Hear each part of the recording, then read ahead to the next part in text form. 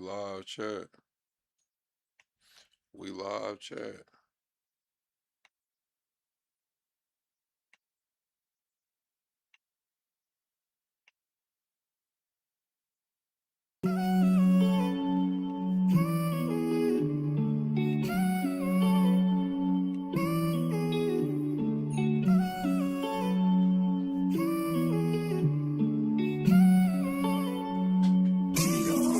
No, we started with nothing in humble beginnings. They wanna fuck with me now cause I'm winning. Chasing this chicken cause I'm on a mission. I'm known for get money and standing on business. Chasing this chicken, I ran up a ticket. Chasing this chicken, I ran up a ticket. Chasing this chicken, I ran up a ticket. Keep that shit coming, they know how we living. Come from the struggle, got lost in the hustle. Straight out the mud, no, I compliment couples. Chasing big bills just to keep this shit subtle. You ain't on my team if you wasn't in the huddle. Chasing this chicken, I ran up a ticket. Chasing this chicken, I ran up a ticket. Chasing this chicken, I ran up a ticket. Keep that shit coming, they know that I'm with it. I fit the description, I'm the definition. I'm what they prescribe like she seen a physician. She wanna ride cause she seen how we getting it. Big ol' booty, she my passenger princess. She like to argue, she don't like to listen. She bougie and toxic, she fine and she picky. Pretty and sedity, she get recognition. Matching nails and toes, man, she always French tip 'em. Parking lot pimping when we in the city. Don't ask her about twine, she twerk on the engine. She eat the dick in the car cause it's tinted. She pay me attention like she get commission. Pimpin' CEO, so I give her the business. She ride on the dick like she doing some fitness. She make the dick disappear like she magician. She like to swallow, man, she love when I finish. Having motion, man, you know I got plenty. Bitches choosing cause they know that I'm winning. See some thousands, now I'm after some millions. So all my houses come with chandelier ceilings.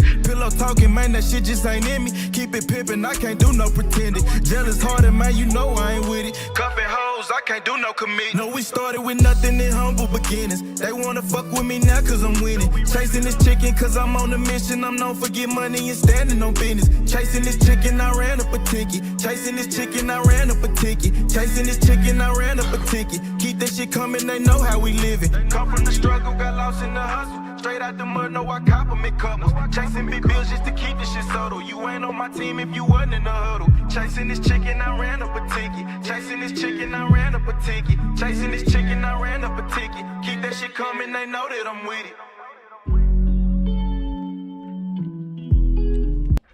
What we doing tonight, chat? Y'all lock, chat? Y'all lock? What we doing tonight, chat, man? Double tap the screen, shut a live out, man. Double tap the screen, shut a live out. We in intro mode. I'm a saint, but I sin. I checked in the game to win. I left, she loving me again. I let her cry out the bins and they say time heal. Mine still felt like it was yesterday. How we're moving fast, probably too fast to even catch the play. Spend some night, she pack a bag, right to me, just getting gas. Coming back, I want it bad. I'ma touch it first, eat it last, it's temporary. Holly damn emotion said it's temporary. My pain deeper than the ocean. Temporary feelings mixed with temporary pleasures. All these temporary moments and these temporary treasures. Temporary circumstances to temporary measures. Temporary friends and even temporary schedules. Temporary smiles and temporary goals. Temporary women sliding on temporary poles. Temporary comments and temporary trolls. I just pray that God bless me. Ain't no temporary souls. I'm a saint, but I sin. I checked in the game to win. I left, she loving me again. I let her cry out the bins and they say time heal. Mine still felt like it was yesterday. How we're moving fast, probably too fast to even catch the play. Spend some night, she pack a bag, right to me, just getting gas. Coming back, I want it bad. I'ma touch it first, eat it last, it's temporary. Holly damn emotion said it's temporary. My pain deeper than the ocean. What we doing tonight, chat?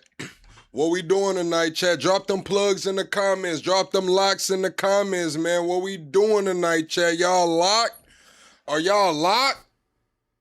Welcome to the greatest damn show on YouTube. Nah, man. Y'all ain't locked, man. Y'all ain't locked, bro. Welcome to the greatest damn show on YouTube.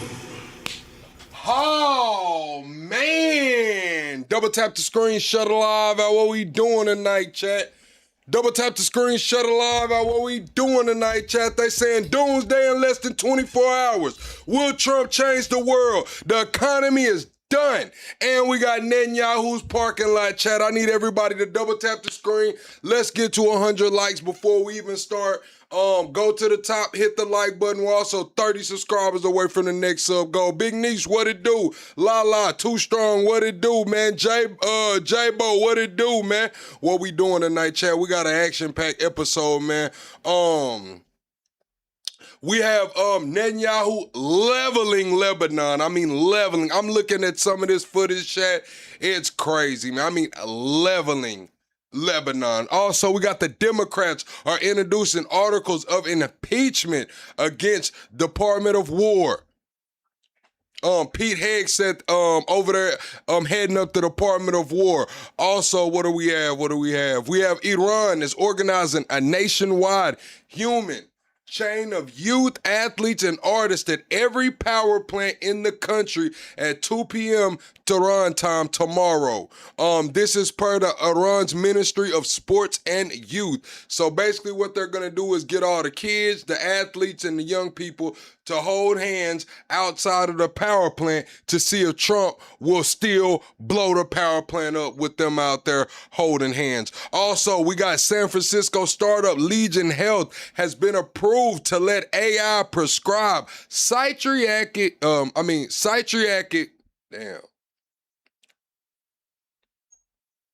Yeah, I'm saying that shit wrong, chat. I'm a little country. Yeah. Psychiatric medications to patients, man. So they're finna let the damn AI prescribe you some psych meds, man. They're about to let the AI prescribe you some psych meds, man. That shit is crazy. They're saying Iran has also delivered its highly anticipated 10-point response to the U.S.'s 15-point peace plan. We're gonna go over what Iran wants. Also, we have Patrick Bet David saying that Luigi, you know, the guy that smoked the United Healthcare CEO, has written him a letter, so we'll cover that as well. Also, people are going to Netanyahu's book from 1993 and saying that the task of Israel's leaders is to try to convince the American government that it is in the interest of the United States to follow policies that cohere with Israeli. We'll get into that as well. That is a clip from Netanyahu's book in 1993. Also, they're saying San Francisco medium home price has jumped to a record $2.5 million. $2.5 million to have a house in San Francisco. I'll pass, chat. I promise you, I'll live in the country for the rest of my life before I go to San Francisco and get an average ass home for $2.15 million. That's the median home price. That's some average shit, man. It's over with, Chad. I will not be relocating to San Francisco ever. Also, France has asked the United States to return 12.5 kilograms of gold bars. They're reporting that maybe the U.S. had already sold them, so the U.S. offered France, you know, hey, we can send you a wire transfer. So France accepted the wire transfer and bought 12.5 kilograms of new gold bars in London. We're going to get into that as well. They're saying Netanyahu urged Trump in a call Sunday not to pursue a ceasefire with Iran, per Axios. Israel has already unalive the accord before Iran formally rejected it. That is crazy. They're saying Microsoft just butchered 10,000 workers and then hired them back as contractors without benefits and for 40% less pay. Workers got terminated in January with the standard difficult business decisions, chat. So 10,000 workers got let go and then they ended up being rehired as contractors with 40% less pay. They're saying the workers got terminated in January with the standard difficult business decisions bullshit email. March comes and Microsoft needs consulting talent for the exact same roles. These people have the same desk, same computer, same projects, but they're just contractors now with zero healthcare, zero PTO, and zero job security, man. Zero job security. They're saying that they were fired, they were getting about $140K, and now they're brought back on as contractors for $85,000. Man, it's a dirty game out here, chat. It's a real dirty game out here. Starbucks has announced that it will expand tipping to make it easier for customers to tip baristas across the United States. What the hell is Starbucks talking about? It's never been hard to tip the barista, man. I mean, every time I try to do tap to pay, as soon as I tap my damn phone, it's like 10%, 20%, 30% custom tip. What do you mean you're gonna make it easier to tip the baristas? That doesn't sound good on my end, Chad. I'm just gonna be honest with you, man. How can they make it easier to tip the baristas, Chad? Drop your ideas down in the comments. I'm just not understanding. Also, it says the company is also adding bonuses for the stores that meet certain goals. Only the stores that are not union, only the baristas that are not union can get this bonuses for the tips, man. This shit is crazy. This shit is crazy. I don't know what Starbucks has going. Trump saying he wants to seize Iran's oil now, and there's nothing that they could do about it. It's another back and forth with them. Also, they're reporting over 2/3 of young adults are not dating regularly. If this trend continues, 1 in 3 young adults will never, ever be married.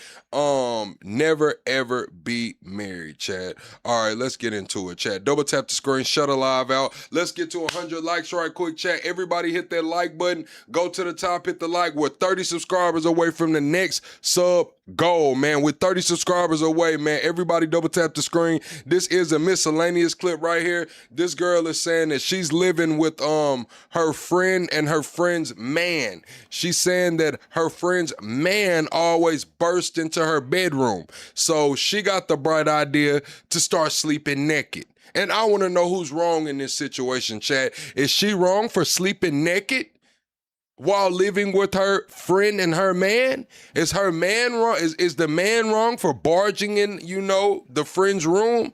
Who's wrong here, Chad? Y'all let me know. Let's get into it. My childhood best friend, and I slept naked to teach my roommate's boyfriend a lesson. I live with my childhood best friend and have for the past 2 years, and things were perfect up until now. She recently just got a boyfriend, and he's been spending a lot of time at our place. In the beginning, I didn't really mind because him and I became good friends, like he's a cool person, but now things... Oh, so they were already living together. Her and her friend were already living together before she got the boyfriend and before the boyfriend started frequenting the house. So that is some good to know. In the beginning, I didn't really mind because him and I became good friends, like he's a cool person. But now things have gotten weird. He seemingly has an aversion to knocking. I mean, he just barges into my room without knocking. This has happened a few times, and fortunately, he has never walked in on me doing anything weird. However, on at least 7 separate occasions, he's been doing it first thing in the morning. Like, he just barges into my room asking me if I want coffee. I sleep naked, but obviously I sleep under the covers, so he's never seen anything. I'm not a very confrontational person, but I have told him that he should knock first. He always responds to it as if I'm joking. He giggles and he says, well, but I didn't. I just needed to teach him a lesson. So last week when he slept over, instead of sleeping naked like I usually do under the covers, I decided that I was going to sleep naked, but on top of the covers. So was she wrong there, chat? Was she wrong there? She said she's not a confrontational person. She asked him to knock first. He's saying, well, I didn't knock. I just was trying to offer you a little bit of coffee. So she concocts this plan in her head to say, I'm just going to sleep naked on top of the covers. Chat, was she wrong in that decision that she made? Was she wrong for purposely? You said it's her room. I see you, J-Bo, but she's doing it with intent. Yes, this is her room. Yes, she should be able to have privacy in her room, but it's the intent that I'm asking about. Is she wrong for intentionally sleeping naked, knowing her childhood friend's boyfriend is going to barge in there? Is she wrong for premeditating sleeping naked? And sure enough, he barges into my room at 7 a.m. and there I am, laying naked on top of my bed. He immediately backed out of the room and didn't speak to me for the whole day. Then later, my friend pulled me aside and she was screaming at me. She was absolutely furious. She thought I was trying to seduce him, which couldn't be further from the truth. They're now talking about this with everyone we know. They're talking to me as if I'm some sick creep who intentionally... So he backed out of the room and went and, told his girl immediately. Is that a W man's chat? Is the man in the right or wrong? Is he wrong for barging in, but right for telling his girl? Y'all let me know. You said she wanted him to see her. Chat, do y'all think she wanted him to see her? Further from the truth. They're not talking about this with everyone we know. They're talking to me as if I'm like some sick creep who intentionally wanted to seduce her boyfriend by laying on top of the bed naked. But on the other hand, I can kind of see where they're coming from. So am I in the wrong here? Who's in the wrong, chat? Who's in the wrong, chat? Is she wrong? Is the man wrong? Or is the girlfriend wrong for telling everybody their business? Who's in the wrong, chat? We're going to get into this Patrick Bet-David talking about he got a letter from Luigi. Let's get into that before we get into the news, chat. Let's get into this. Patrick Bet-David said that Luigi wrote him a letter from jail. I forgot, chat. They said Offset just got shot, too. They said Offset and Lil TJ just got shot. A letter from Luigi Mangione. I said, which Luigi Mangione? He says, D. Luigi Mangione. I said, D. Luigi Mangione from the Metropolitan Detention Center? Yes. In Brooklyn? Yes. The same place that a lot of these guys, Nicolas Maduro's at right now, by the way, Jelaine Maxwell, R. Kelly, Diddy, some of these guys, yes. The guy that got accused of killing Brian Thompson, the CEO of United Health, yes. What's he writing me a letter for? I don't know. Okay. So what do? I open it up and I read through it. And by the way, to tell you how well it was written would be an understatement. This was written as if okay, chat, y'all are saying dude should have respected her privacy and space. She kept warning them over and over. It was bound to happen sooner or later. She just cut to the chase and got it over with. Should she I believe she should have came to her friend. Wouldn't that have been the right thing to do? I see y'all saying locking the door, doing that. Should she have not told her friend like, hey, your man keeps barging in here on me. I don't think he means any harm, but can you tell him not to do that? I think that would have been a crucial conversation, chat. I've been reading the book, Crucial Conversations. That was a crucial conversation that she avoided, and it transpired and spiraled out of control. She held on to how she was feeling, and she premeditatedly plotted to sleep naked on top of the covers so it could stir up some shit. All of that was avoidance. She avoided having that crucial conversation with her childhood friend and her new man. Why? Because that conversation could have led her to be homeless, friendless, a lot of things. So instead of her having that conversation that could have led her to being homeless or friendless, she premeditatedly sleeps naked on top of the covers, knowing this man is gonna come in here, and now guess what? She's friendless and probably gonna be homeless anyway, when she could have just had the crucial conversation. That's my thoughts and opinions on it. Kid went to Harvard or Yale. Good writer, sense of humor, sarcasm, witty, even a riddle in there. He even cut a piece out. Like, go figure it out for yourself. Clips, go watch these clips of these philosophers. You can tell he's very intellectual, deep meaning in the way he's writing his stuff, right? And even in there he talks about, because one day I'm doing a podcast, my phone blows up with a couple hundred messages, Pat, a viral article is going around right now of Luigi Mangione, who turned 27 years old, writing 20. All right, men in here. Where the men in here? Otter. I don't want nobody to lie. Put them kids up. It's plug after dark, man. Put them kids up. All the men in here. Would you have tried her? If she came in, if you opened up her door in the morning trying to give her some coffee and she's ass naked on top of the covers, would you have tried her? Who's going to be honest in here tonight? Would you have tried her? 7 things he's grateful for. And number 7 is you. So number 7, I don't have a connection with him. Yeah, go read it. Number 7, I'm grateful for Patrick Bet-David's book, Your Next 5 Moves. Really? Yes. And he's passing it around in the prison he's at right now. Huh, interesting. How that book made it there, who knows, but it's there. And then in here he says, Pat, out of all the 27 things. Najee comes through supporting the channel via Super Chat. Good evening, plug with the heart. Thank you, Najee, man. I hope you're having a great night, Najee. Thank you for supporting the channel. I wrote that I was grateful for. The one that I got the most hate mail was number 7, Your Next 5 Moves. A lot of girls who are Gen Z were not happy about that. He says, all right, so first off, I wouldn't have just been walking in the room. But if that situation presented itself to me, I definitely wouldn't take the bait. I would be like, man, what the fuck y'all got going on in here? Girl probably be like, what do you mean, plug? Like, damn, man, oh girl just in there ass naked. Like, I thought y'all was trying to do something. What the hell is going on in here? But no, I definitely wouldn't have tried her without, having a look, man. I would have thought it was a setup, man. you have a Gen Z female problem. He says that in the letter. Anyways, he said a lot of other things. So I sat on it and I said, what do I tell this guy?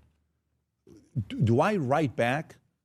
What level of hope does a person have at 27 years old that is accused of killing a CEO of a company, United Healthcare? And we all know the United Healthcare was known for lowest percentage of paying insurance to their clients or the, payouts that they're giving. So it's not like they had a good reputation. But to go and allegedly kill that CEO, what do you tell a guy like that in the letter? What do you tell him? So I sat there and I thought about it. I remember being in military and how much letters meant to us. Till today, my teacher from my high school, health and guidance teacher, that I met her when I was 14 years old. I'm 47, 33 years old. See, Chad, everybody out there that's saying they would have tried it or depend on how serious the relationship, depend on who's hotter, all of y'all, man, would get set up by a woman, man. Y'all, I'm just gonna be honest with you. Y'all wouldn't make it where I'm from. I'm not saying that to sound tough or nothing like that, but everybody who's saying they would have tried that shit would not make it where I'm from, man. They would send a girl at you so quick, man, rob you blind, have you tied up in here butt naked with a damn apple in your mouth, man. Y'all too easy. Y'all too easy. Till today, we write letters to each other. Every 3 months, I get a letter from her. She's got chickens, she's got this, she's got that. But it took me back to when I was in the military, how valuable a response was. So I wrote a letter back to him, and I sent it yesterday with 6 books to him. So I think those other 6 books, he's got time to read. So I sent him the other 6 books to go through as well. The guy's got a sense of humor, even though he knows what he's done. And I have so many questions that I wrote in the letter to him. But made me think about something else. How does this apply to you and I, okay? You and I directly and indirectly. I was a kid back in the days that, I listened to a lot of Tupac. I listened to a lot of Hit 'Em Up. I probably listened to Hit 'Em Up, 500 times. That was my workout song. I listened to... Man, listen, I'm going to tell you like this. Patrick Bet-David, I don't know what you're trying to do right here. Like, just trying to be cool or trying to act like you was just... I don't know, man. What the fuck does anything with Luigi, Luigi, unalive United Healthcare CEO, writing you a letter, what the fuck does that have to do with you bumping Tupac Hit 'Em Up? I'm just asking, man, what the fuck does that have to do with Tupac Hit 'Em Up? Is that sugar, spice, and everything? You just trying to sprinkle some shit on there, Patrick? Man, what's going on, man? The fuck Tupac got to do with this? To Eazy-E, Real Mother, you know what, G's. I listen to RBL Posse. I listen to Rappin' Forte and, Bone Thugs and Harmony and DMX and all these guys. I hung out with guys that were, troubled kids and... I was part of a basketball league that was with Blood and Crip and Black Diamonds and 18th Street and Toonerville and all these guys, TVR. I was in... Man, Patrick Bet-David trying to say that I'm from the hood, man. He's saying that, look, man, I was listening to Tupac, Eazy-E, Bone Thugs and Harmony. I was hanging around some Crips, Blood, some Black Diamonds and shit, man. Patrick Bet-David is really tripping, man. In that community, trying to figure myself out at 14 years old. Parents got a divorce. Life was a little bit interesting. And I went into the military. And so... Where is Patrick Bet-David from, chat? Where is Patrick Bet-David from? He was born in Tehran, and then he went to Glendale, California. Oh, yeah, he was around some Crips, Bloods, and Black Diamonds. I don't think he lying, chat. Yeah, they say he went to Glendale, man. He was around some Crips, Bloods, man. Myself. Yeah, he was born in Tehran, but he moved to Glendale. He moved to Glendale, California, where he's lived since then. So I believe him when he say he was around some Crips, Bloods, and Black Diamonds, man. I ain't gonna lie. Luckily, when I was in those moments of being impressionable and vulnerable. Then he a little older, so they was banging in the 90s. You know, gang banging was different in the 90s, chat. Like them niggas, they was gang banging for real. See, like, once we get to like the 2000s, late 2000s and 2010s and shit, gang banging became a little watered down. But if Patrick Bet-David was 14 running around Crips and Bloods out there in Glendale, man, it was probably the 90s, man. Shit was probably going on, I ain't gonna lie. The right people were in my ear. And so it got me to go back and think about a guy I interviewed who was an FBI. You said, why do you keep stopping the video? Would rather see the video than you listen to you. Go to fucking Patrick Bet-David's page, Guy Kid 420. The fuck are you talking about? Do you not see what channel you are? What is the name of this channel, bro? What are you talking about? I'm gonna pause this bitch 1,000 times if I want to, man. Swipe up on the live, go elsewhere, man. That's why nobody wanted to take you grocery shopping when you was a little kid, because you always open your fucking mouth. They just left you at the house. Criminal profiler, this guy would talk to you right after a person killed their wife. He was the first person that interviewed the husband that's accused of killing his wife. Vice versa. Wife accused of killing the husband, he's interviewing the wife to see what happened. What got you to the point of killing your wife? What was it? Was it cheating? Did he hit you? Did he remind you? Did she do this? What gets you to a point of killing? And we all read or see these movies or the stories we go through, right? What got you there? And I said, Jim, what makes somebody do this? He says, Pat, 22 years of doing this, you know, it comes down to three things. I said, what is it? He said, genetics loads the gun. Genetics, mom and dad. What's up, Sativa Burns? What's up, TG? Welcome back, TG. Yeah, I crash out. I do rants. I do all of that shit, man. This right here, man, is the greatest damn show on YouTube, man. Y'all are witnessing a run right now, chat. And when people come in here and like, hey, pause the video. I don't want to hear you talk. I don't give a fuck. That's the thing. I don't give a fuck, man. Swipe up on the live, big dog. Loads the gun. He says your personality aims the gun. But he said life experiences pulls the trigger. So, life experiences. This guy had back issues. He had certain health problems. His grandpa was a very successful businessman, made a lot of money. He had the trajectory of, he was a valedictorian. This is not a regular kid. He was a valedictorian. Could have been a net positive to society.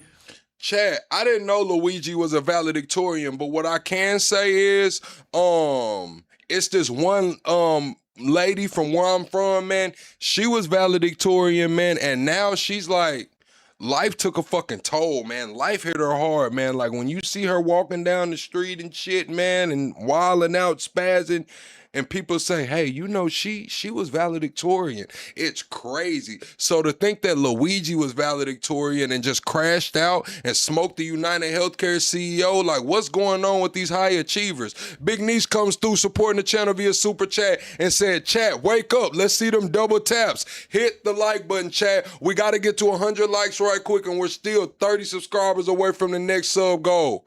We're still 30 subscribers away. You said Pasadena has the Bloods, Crips, Glendale only has Serenos.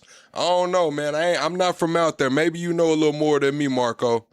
Working, building a business, creating jobs, maybe getting involved in politics, doing something positive for the world. He had that brain to do it. He had the genetics to do it. But those life experiences, Oh, yeah, chat. We had 40 likes, bro. Y'all gonna piss me off here tonight. I expected so much more from my chat.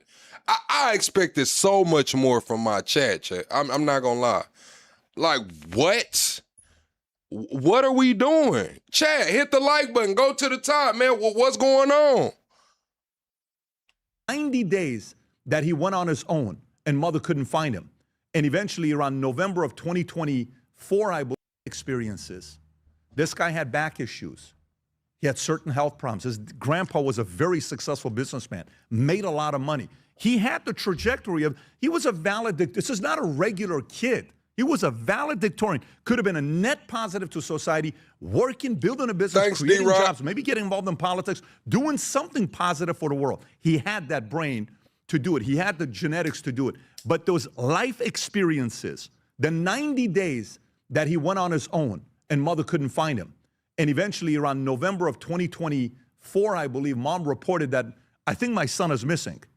And then December 4th is the day he's accused of killing Brian Thompson. We've all seen the videos and the day they caught him. So what happened during those 90 days?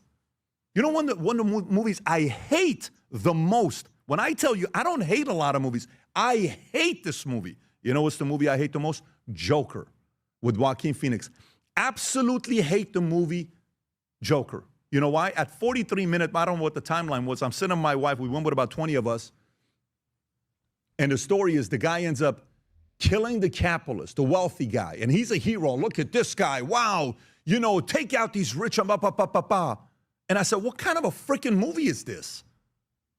How many kids is going to watch this and they're going to be like, you know what? I'm going to be a hero. Let me go take out somebody in power. That could have been what? That could have been him. Luigi Mangione could have watched Joker while he's away with somebody else and somebody's in his ear. You know what? Look what they're doing and what happened with you with insurance and this is not fair and blah, blah, blah, blah, blah. And all of a sudden you're like, I am right and the system is wrong. And when you get to that point, that's a very dangerous place to be because you're almost giving yourself permission to justify doing something crazy like this. Now, I'm going to say that Patrick Bet-David is reaching right here because just because you have a problem with the system doesn't mean that you're radical and you're going to do something irrational. That doesn't always go hand in hand, chat. Y'all know I'm anti-establishment. I'm all of that, man. I'm for privacy rights and all of that. But that doesn't mean I'm going to go out here and do some, you know what I'm saying, crash the fuck out. I know y'all want to see me crash, but nah, man, we can't just automatically say because you're anti-establishment, you're a fucking crash out. What?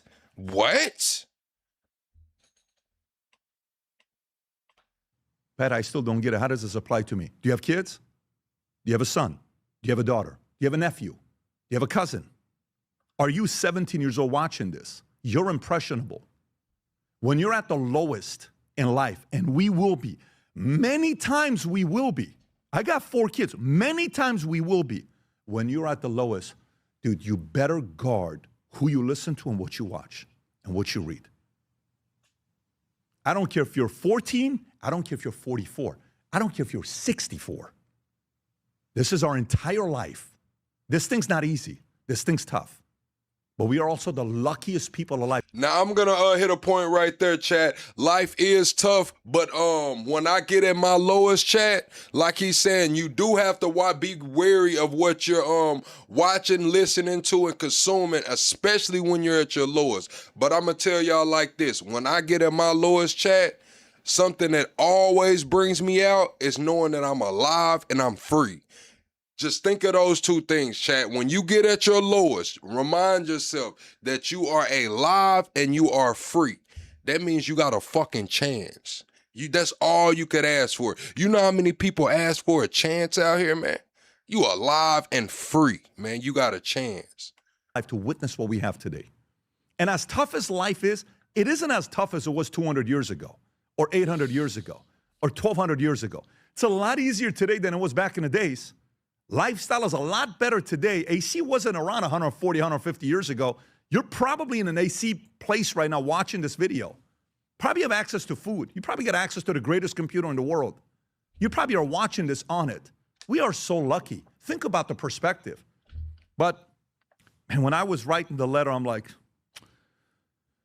you know, this could have been a friend of mine. I lost a friend when I was younger. Till today, I think about him all the time. See, Logic Tremble, you say you think you're free. Wow, you actually haven't learned anything from watching all these videos these years. Logic Tremble, take your ass to the Arkansas Department of Corrections. Go to the county jail. Do some time and get out and tell me the difference between freedom. That's what I mean. When I say alive and free, I mean you're not incarcerated. So yes, you're alive and you're free because your ass in here on the phone right now. That's what I mean, man. You have a chance. You can go get a job. You can go start you a business. You can go cut some grass. You can go help out in your community. You can go give back. You can lay the fuck up and sleep all day. You have that choice. But when you're incarcerated, your ass up at 5 in the morning, it's lights out at a certain time. You don't have a refrigerator. You can't open the door, go outside and see grass. So when I say alive and free, please don't confuse what I mean. This is someone's friend. This is someone's son. This is someone's cousin. This is someone's grandson. Someone got to him at 25, 26 years old that made him believe this is the right thing to do. What was the third one? Experiences does what? Pulls the trigger. I don't know. So, you know, what I would take from the message if I'm you is, I promise you, this either made you think about you or it made you think about somebody else. Whatever you could do, make a list of 2 or 3 different people right now and just send them an audio message and lift them up. Lift them up. Just send a message and say, hey, I just want to let you know, I believe in you. It's all going to be fine. Share scripture with them. Encouraging message. Something that could lift them up. You would be amazed how many times we just need a message like, wait, where did this come? Don't even tell them what inspired you want to send this to them. Just tell them. Tell her. You would be amazed how much of an impact you can have on 3 people today. That's it. So imagine if 1 million of us do this.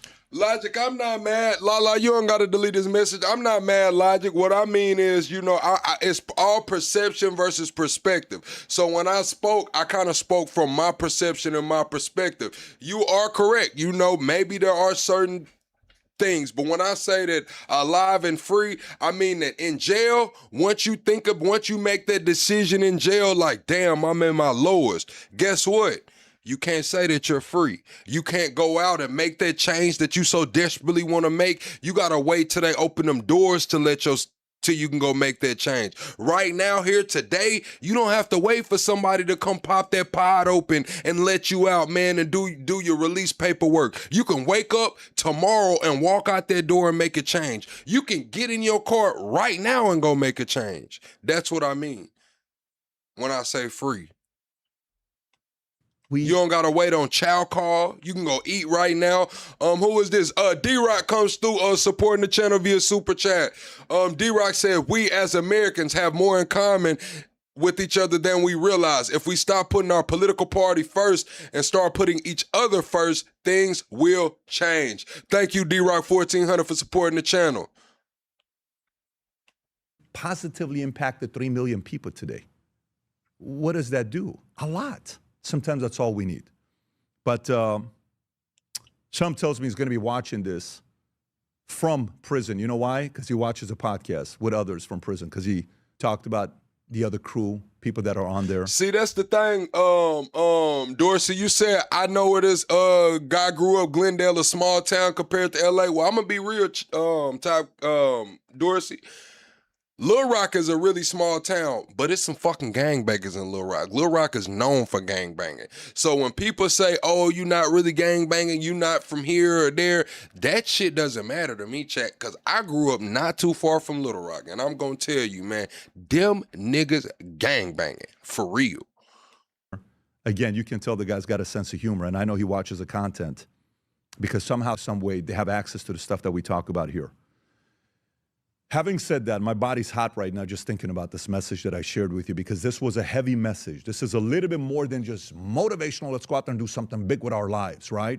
No, this is heavy. A lot of people are dealing with the wrong people being in their ears, and we want to make sure we prevent them from becoming a story that we read about in the paper. If you got value out of this... All right, man. That's Patrick Bet David. We done with that. He read his letter from Luigi. Appreciate him for that. But we finna get into Trump taking questions, man. Trump took some questions today. Thank you very much, Mr. President, for this great... Chat, we got to get to 100 likes right quick, man. Everybody hit the like button right now. Double tap the screen. Go to the top. Hit the like button, man. We have to hit that like goal, man. Y'all know we keep hitting the like goals. We stream longer. We don't hit the like goals, I go to fucking sleep, man. It's that simple. Great opportunity. Country it has super army. You make a difference, Mr. President. Thank you for your greatest leadership. Thank you. I have 2 quick questions, Mr. President. What was your reaction when you learned that Kurdistan region had resumed exporting oil to the international market with your support as United States of America? Well, I expected that. We've gotten along with the Kurds for a long time, so I expected that. Another question, what would be your reaction if the Iranian people rise up against their My bad, regime chat. during a case fire, Mr. President? Well, they should do it, but again, the consequences are great. I mean, they were told if you protest, you will be shot immediately. You saw what happened to the young wrestler. He was a great champion, by the way. He was a great wrestler, one of the top in the world. And he and his two friends were hung. And all they did was say a little bit about liberty. They wanted liberty, and they were violently executed. Chat, do y'all think that Trump's gonna hit the power tomorrow? Do y'all think Trump's gonna hit the power plants tomorrow? They're saying that Iran wants the youth and kids to go make human change. They're gonna be holding hands around this power plant. Do y'all think Trump still hits the power plant? But the number is up to probably 45,000 people were killed. So, you know, when somebody stays in a house, when they know if they walk out of the house to protest, they'll be immediately shot and killed. And they issued that, you know, that was publicly issued. It's not a secret. That's why so many people say, oh, well, why are you doing this way? We can't let Iran have a nuclear weapon. You know, we got regime change. We do. We're dealing with a much different regime than before. We're dealing with different people. They're smarter. I think they're sharper and far less radical. We have regime change, but we didn't do this for regime change. We did it for the fact, and my view was very simple. I saw somebody said, oh, he doesn't have a plan. I have the best plan of all, but I'm not going to tell you what my... Yeah, I'm gonna be honest. If he hits those power plants, chat, the world as we know it is done. When I say done, I don't mean ended. I mean the world as we know it. It's gonna be man. If you're in the prepper community, chat, you understand what total power loss is. Chat, how long have we been over here doing this? Almost 2 years now. How many times have y'all heard me talking about 10 days of darkness? Can you survive 10 days of darkness? Can you survive 2 weeks of darkness? Now, we have a situation tomorrow where Trump has promised to send Iran into total darkness. How many times have y'all heard me ask that? We've had whole live streams about it. Are you prepared for 10 days of darkness? Do you have your life straws? Do you have a generator? Do you have solar panels? What's up, Delphine? The plan is, you know, they want me to say, here's my You plan. talking We're about- going to attack at 9:47 in the morning. You said you act like the sun don't come out. See, that's the difference. You don't understand how much electricity and power affects your life. You don't understand how much, the sun's gonna come out for sure. Hope you got a solar panel or two, nigga. Morning, and then we're going to do this, and then we're going to, and if you don't do that, they say, I have a plan. These people know what the plan is. Everybody here knows what the plan is, but it's very unfair to say, we don't, because I don't mind being insulted. I've been insulted for many years by the fake news, but you can't. It's so bad for people that are so you just so too great. And You say, am I preaching doom and gloom? Sometimes, Sam, sometimes, but this shit is going on. I didn't say I was gonna send Iran back to the Stone Age. Trump did. And what does that mean? It means attacking the power plants. Isn't that what he said? We're gonna attack their critical infrastructure, bridges, power plants. So what happens when the fucking power is out, chat? Quality of life goes to shit immediately. Quality of life goes to shit immediately. What are we talking about? John Ratcliffe, 3 unbelievable people. They have a plan. Every single Superstar comes in via super chat. Thank you, Superstar, for supporting the channel. thing has been thought out by all of us. But I can't reveal the plan to the media. So, you know, but we're just thrilled by the success of this operation. Yes, please. Thank you, Mr. President. You said Iranians would be mad if you stopped these attacks, but why would they want you to blow up their infrastructure, to cut off their power? Wouldn't that be punishing Iranians for the actions of the regime? They would be willing to, and it's suffering, they would be willing to suffer that in order to have freedom. The Iranians have, and we've had numerous intercepts. They would be willing to suffer that in order for freedom. Who the fuck said that? Who said that, chat? I'm just asking. Like, I honestly have not heard anyone say that. Who the fuck said that? Who said that they will be willing to have their critical infrastructure decimated for freedom? Who said that? Bridges knocked out. You're isolated from your family. You'll probably have to move. No power. Newborn babies. Hospitals. Who said that? Please keep bombing. Bombs that are dropping near their homes. Please keep bombing. Man, the Iranians did not say that you could blow this motherfucker to smithereens as long as we free. That you could blow up all of our civilian infrastructure as long as we free. Who said that? I've heard it myself with my own eyes and ears. From who? From who? From who?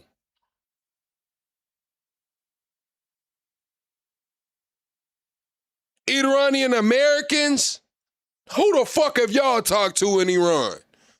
Who the fuck have y'all talked to in Iran? Talking about I heard it. They said, what contacts do you have in Iran? The fuck are we talking about? Do it. And these are people that are living where the bombs are exploding. And when we leave and we're not hitting those areas, they're saying, please come back, come back, come back. These are the people. I don't know what they do. All I can tell you is they want freedom. They have lived in a world that you know nothing about. It's a violent, horrible world where if you protest, you are shot. Remember the great woman protests where they had 400,000, 500,000 women, and they were all enthused and they were going to protest, and everybody said, oh, the regime's going to come to an end. You said bro needs to talk to Tuesday. Tell Tuesday to bring me on his damn show then, man. I see Tuesday sometimes, man, but listen, I don't know, man. I don't know, chat. I'm going to have to hear it, man. One or two people, I mean, of course, man, but I don't see these people saying you can blow. Now, they might say they want to be free. They might say they want regime change, right? But I don't think that they want their fucking colleges, the power plants, the bridges. I don't think they signed up for all of that shit. Nobody's gonna make me believe that they signed up for all of that shit. And then all of a sudden, boom, boom, 5, 6 different areas. A woman would go down right between the eyes. They had snipers. They had 5 snipers. That's all it took. And those 400,000 or 500,000 women said, oh my God, what's that? Oh, look over there, what's that? A woman shot right between the eyes. And after 5 or 6 of them go down, then you start hearing the purr through the vast number of people. And then they said, oh my God, who would do that? And they're incredible people, but they've lived so horribly. They've lived so horribly. You know, Iran was a great country if you go back 25 years ago or so. The Persian people, they're incredible, smart, brilliant, actually. And I know so many. I know coming from New York, originally, I know so many people from... All right, chat, these are the points that Iran wants. These are the points that their press is putting out that Iran wants for the ceasefire as of a couple hours ago. Guarantee that Iran will not be attacked again. Permanent end to the war, not just a ceasefire. End to Israeli strikes in Lebanon. Lifting all U.S. sanctions on Iran. End to all regional fighting against Iranian allies. In return, Iran would open the Strait of Hormuz. Iran would impose a Hormuz fee of $2 million per ship. Iran would split these fees with Oman. Iran to provide rules for safe passage through Hormuz. Iran to use Hormuz fees for reconstruction instead of reparations. So how do y'all feel, chat? Is that fair or is that not fair? They said we're gonna tax $2 million a ship and y'all don't have to give us $100 billion in reparations. Trump said Why don't we control it? Why can't we put the toll on Iranian oil? Chat, is that a good deal?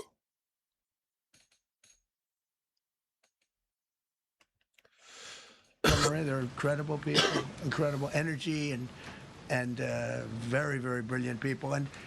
But when you're standing in a group and protesting, and you have a woman, in the case of a woman, remember the Great Woman March? Everybody was saying, "Oh, this is the end of the country," and then snipers selectively picked. Every single one was shot right between the eyes from a long distance. They were on top of buildings. Nobody even knew where they were, where they're coming from. This wasn't like a machine gun, which is also very bad. They've done that too. They did that recently. This was snipers sitting on the top of buildings, aiming and hitting women. And when they see people go down, and all of a sudden there's a riot. Trump said that. I didn't ask why we get. Trump asked why. Trump says that. What? Here it go. I got. He finna say it in a minute. It's finna come up in a minute. Hold on. Trump says he wants to seize Iran's oil and there's nothing they could do about it. That was this morning at 8:34. Then today, he was saying that, why can't we put a toll on it? It sounds better if we put a toll on it. Man, Trump's not bullshitting right now, Chad. Tomorrow might be the fucking day. And I'm just going to tell you like this. If they're out there holding hands, locking step, man, and a fucking airstrike comes through, the world is not going to be the same, Chad. I'm just going to be honest with you. If we have any doubts whether this is going to be a long, drawn-out war or not, man, tomorrow will probably be the fucking tell. I'm just going to be honest with you. Tomorrow will probably be the tell. Talking about they finna go out there at 2 p.m. Tehran time and start holding hands around the power plants. Man, if he blow them people up around them power plants, man, the world is not going to be the same, Chad. I'm not going to lie. That shit's going to be televised. The world's going to see it, man. In the reverse direction. And they never came out again. And a lot of the news doesn't talk about that. They talk about, oh, women's rights. You want to see women's rights? You're not going to see it there. It's amazing when I see some of the stupid people like, AOC plus 3, all that group. They talk about, oh, freedom for Iran. They don't tell you the real facts. Women, men, gays. How about gays for Iran? They kill the gays. They throw them off buildings. So I wonder what's going on. I can only say this. Nah, money, that's not cap. Look, here it go right here.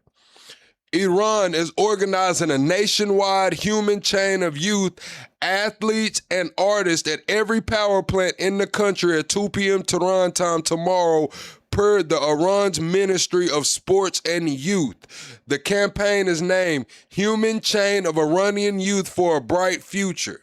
So according to Iran's Ministry of Sports and Youth, they're supposed to be gathering around the damn power plants on tomorrow.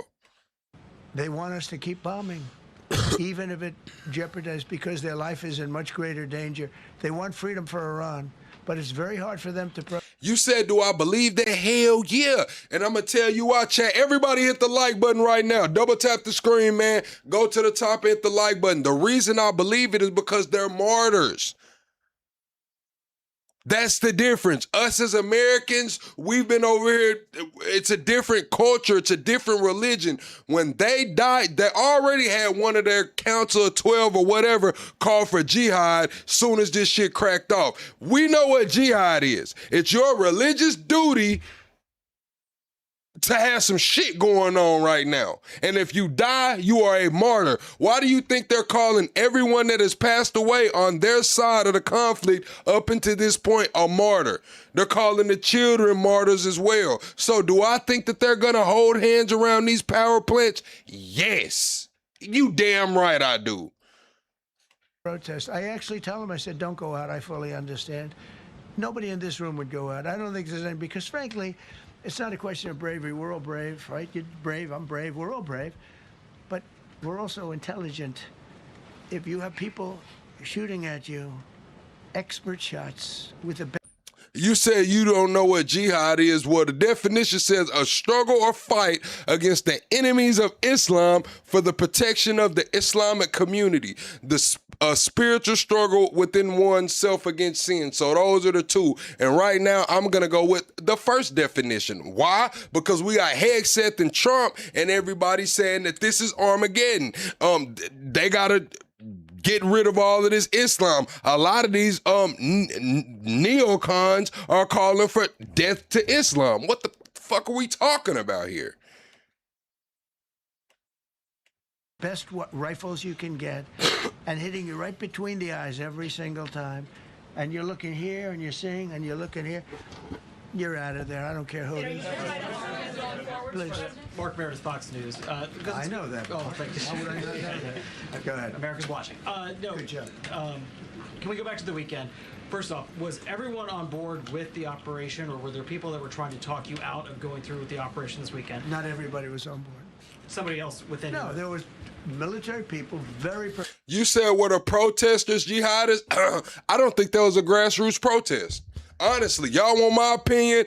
We got reports coming out that the Mossad was trying to make basically start the uprising over there. We had Netanyahu claiming that he wanted the protesters to go back out there and try to overthrow the regime. Trump said, no, I don't want protesters to die. That was the whole reason for us to stop all of the hangings and shit. So do I think the protesters that were unalived were jihad? No, I don't think it was grassroots. What else did we hear? Trump said, oh, I gave the Kurds the guns. They were supposed to pass them off to the protesters. I think they kept them. I don't think this shit was organic, brother. I'm just gonna be honest. Professional that preferred not doing it. These two were totally on board, which was very important. They weren't, it would have had a little difficulty. But no, there were military people that said, you just don't do this. You don't go into the heart of a very powerful military. You know, this is, hey, you have countries and countries. You have some countries where military is not there. You said, what about Iran before Islam took over? It was still their business.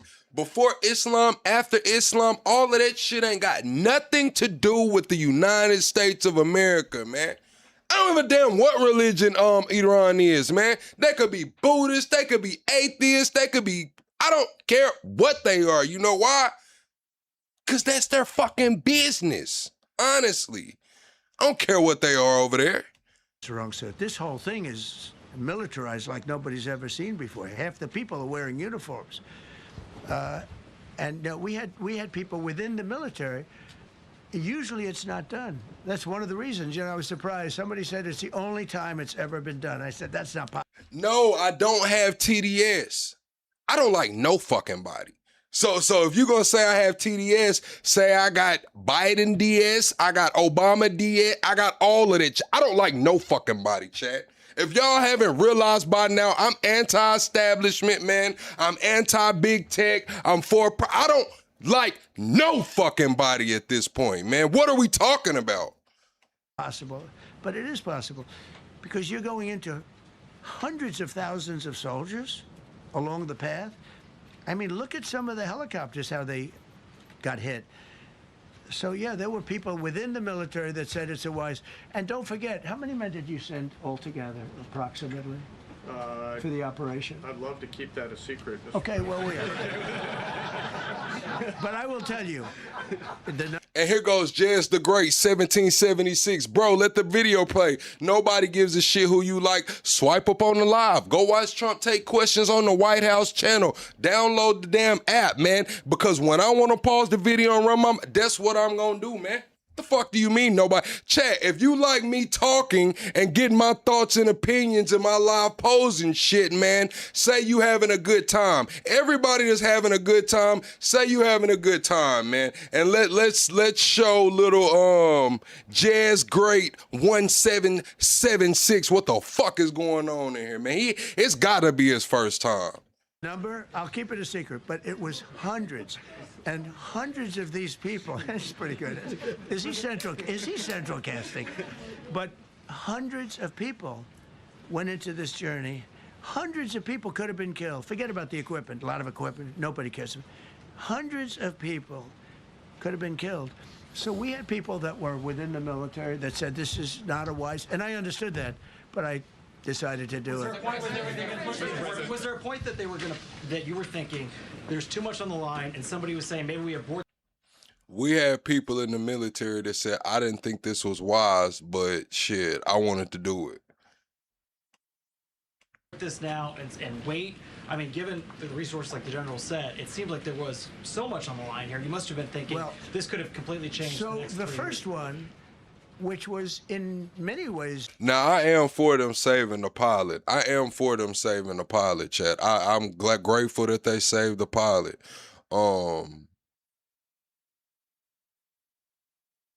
155, what was it, 155 aircraft? I forgot. He's going to say what all went into this mission. It's just kind of crazy. as dangerous as the second, I guess it gets, because we're flying over daylight. You know, we're the best at the world at night. We have goggles that nobody, we have goggles, I've tried them, they're unbelievable. I see better with the goggles at night than I see without them during daylight. I mean, daylight today, we have a beautiful day. You see just as well with goggles. In many ways, it's enhanced. So we have the best in the world. So it's much safer for us to do it at night, whereas other people, no other country has that capability. They don't have that particular piece of equipment like we do. But when I was flying and in daylight, I think we flew 7 hours over Iran, and that's a long time, over unbelievably hostile territory. So he said they flew 7 hours. So we know that a lot of those countries, Austria, France, was it Spain? It's like 4 or 5 countries that has restricted their airspace. So the United States cannot fly over their airspace to resupply, and they cannot stage attacks from there as well either. So when he says they were in the air 7 hours, we got to keep that in mind. Yoshi comes through via super chat saying issuing fatwa on the POTUS made it our business. They already tried to unalive him. They admitted on U.S. News they had the uranium. It had to be done. Okay, Yoshi, thank you for your opinion. You said that they admitted on the U.S. That they had the uranium. Why do you think that they tried to unalive him? I've heard that reports came from Israel that they said Iran was trying to unalive him, but I haven't heard anything else about Iran trying to unalive Trump. I'm just going to be honest. Where they have nothing but weapons. We took out their anti-aircraft, which is great. We took out their radar, which is great. We took out a lot, but they still have, you know, what hit this one was a handheld shoulder missile. You said some of us know that some of those planes don't have the ability for the pilot to just push a button and get out. Didn't make it, and we know it. We are heartbroken and furious. I did hear one analyst saying that there was no eject, that like the plane, like there was no signs of the something being ejected from the plane.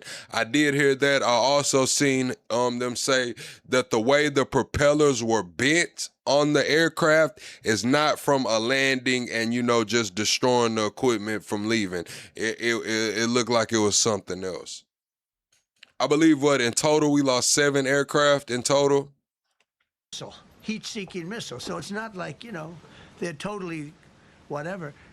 But and they have probably a little luck, because you got to get lucky. But they shot it and it got sucked in right by the engine. But these guys were out of there. They were great. Their timing. No, that wasn't Iran that said that. That was actually a former U.S. pilot that was speaking about how the propellers, when you look at the plane crash, the way the propellers were bent is like it was hitting the ground or something. That was actually a U.S. analyst. It was great. But no, I was told that this is a very dangerous mission. I understand. They didn't say it's a foolish mission. They said, you know, we're going to be sacrificing hundreds of people do this. This is, I mean, you have tankers that are flying over this area so that the flight was so long they had to refuel. It's a very dangerous mission. I just felt it was worth it. If you would have told me that what's up, 11? We would have been successful, gotten both, and nobody was even essentially injured, I would have said that would be impossible. Yeah, Bruce. Mr. President, thank you very much. Thank you, sir. Oh, we'll come back to you. Okay, thank you. Given that you are now dealing, you say, with a more reasonable. Nah, not the one where they were ejected. So in total, we lost 7 aircraft. I believe some of the aircraft they said were supposedly landed and then destroyed, so they couldn't get the technology. But from pictures, the analysts were saying if you look at the pictures of the aircraft that they say landed safely and was destroyed for purposes of not giving up the technology, he said the propellers were bent in a way that doesn't happen unless there was a crash. Less extreme leadership in Iran. What does that mean for the protesters, for the human rights movement in that? Chat, we got to get the likes up too, chat. We got to get to 150 likes right quick. Everyone double tap your screen or go to the top and hit the like button. We're also 7 subscribers away from the next sub goal. What's up, All Truth? What's your expectation? Yeah, if they assume control, if we do something and they assume control, I think it's very positive, a big step. I don't think you'd see the radicalization that you have seen in the last. Look what happened. I mean, women are being executed because they're not properly clothed, they say. They're not properly clothed, and they execute the women. They shoot them right on the street. No, you have a much different group of people. Now, I'm not saying we are dealing with them. Essentially, they have till 8 o'clock tomorrow night, Eastern time. But we are dealing with them. I think it's going well. Mr. Witkoff is here, and JD's involved in the dealing. Mr. Witkoff is sitting right here, and I think it's going fine, but we'll have... I'm going to make a prediction, chat. This is the prediction. It's going to be Trump's going to say that they worked out a deal or they're really close to a deal. Iran's going to come out and say, we haven't spoke with the U.S. Or I don't know, chat. It might go down because Iran, when you actually look at what Iran is asking for now, it's not crazy. They're really not asking for anything too crazy. Now, I don't know if they can give guarantees with what Israel has going. That's going to be the kicker. That's going to be the kicker is if they can give guarantees to the points that involve Israel. Iran wants guarantees that they won't be attacked again. They want a permanent end to the war, not just a ceasefire. They want to end Israeli strikes in Lebanon. And Israel was blowing shit up in Lebanon today. I'm talking about entire damn villages. They want lifting all U.S. sanctions on Iran, all the sanctions, into all regional fighting against Iranian allies. And in return, Iran will open up the Strait of Hormuz.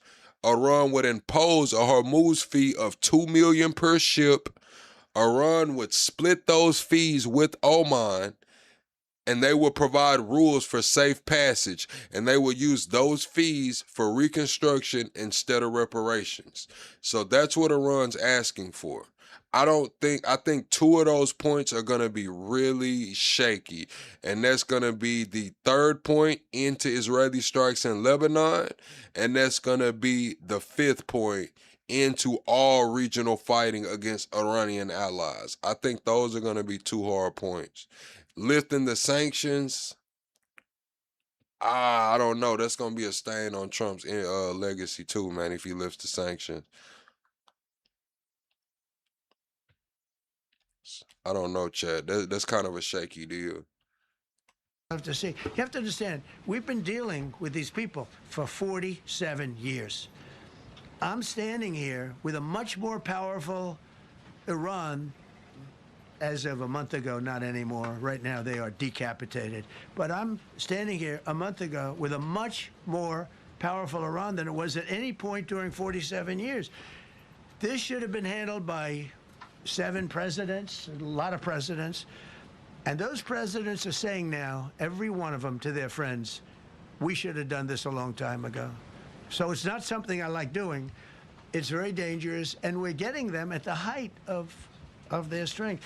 If I didn't terminate the Barack Hussein Obama Iran nuclear deal,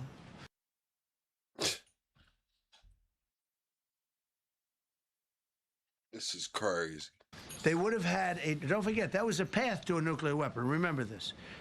He chose Iran over Israel, pure and simple.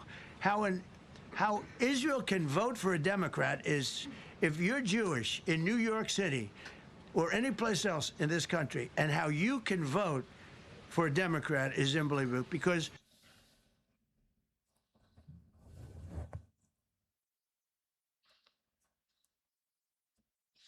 that man just said he chose Iran over Israel. Chat, I gotta get the little soundboard so I can do the little sounds, man. Like boom, like what? What? He chose Iran over Israel.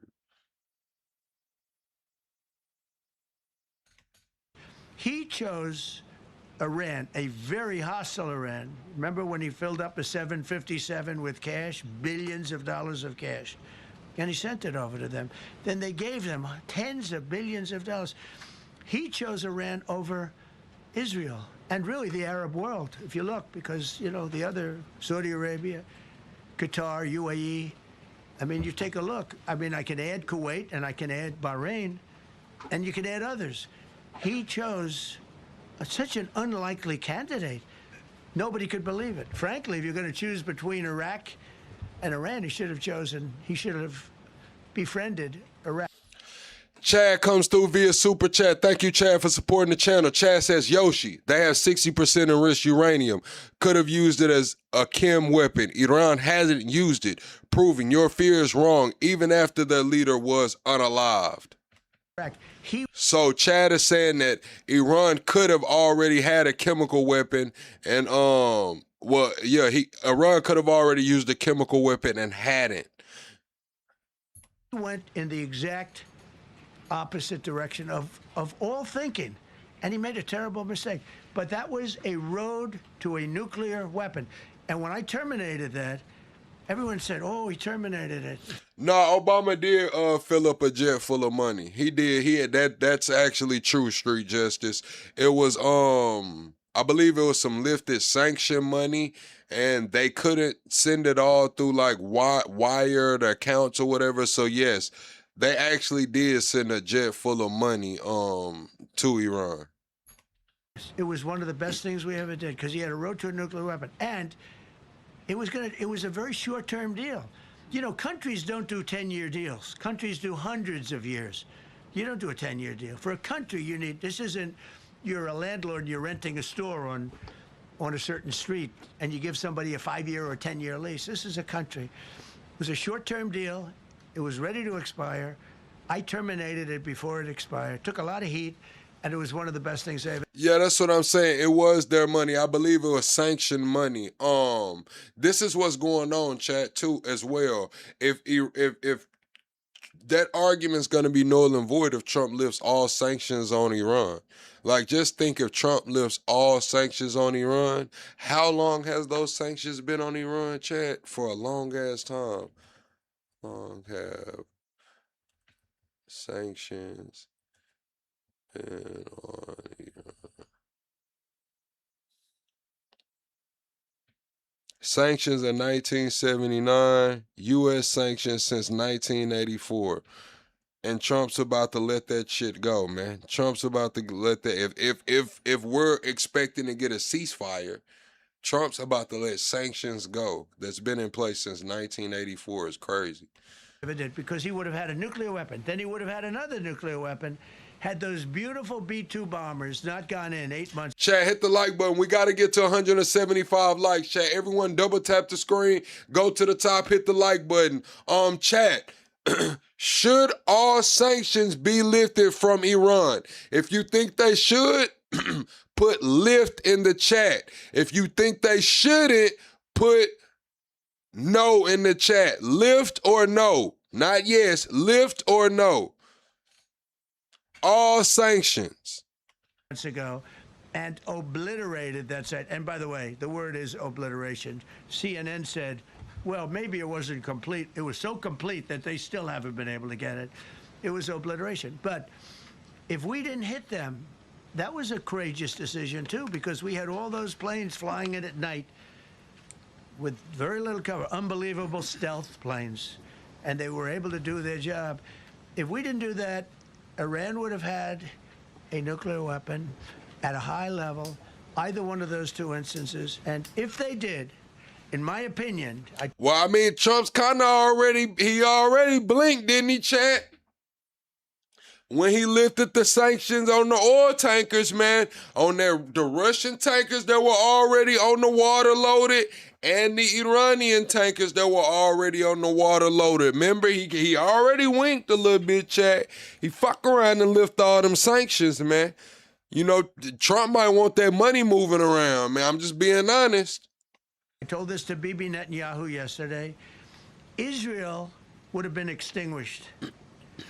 Large portions of the Middle East. You said, why did he lift the sanctions on Russia? Well, the oil tankers was because of the energy crisis.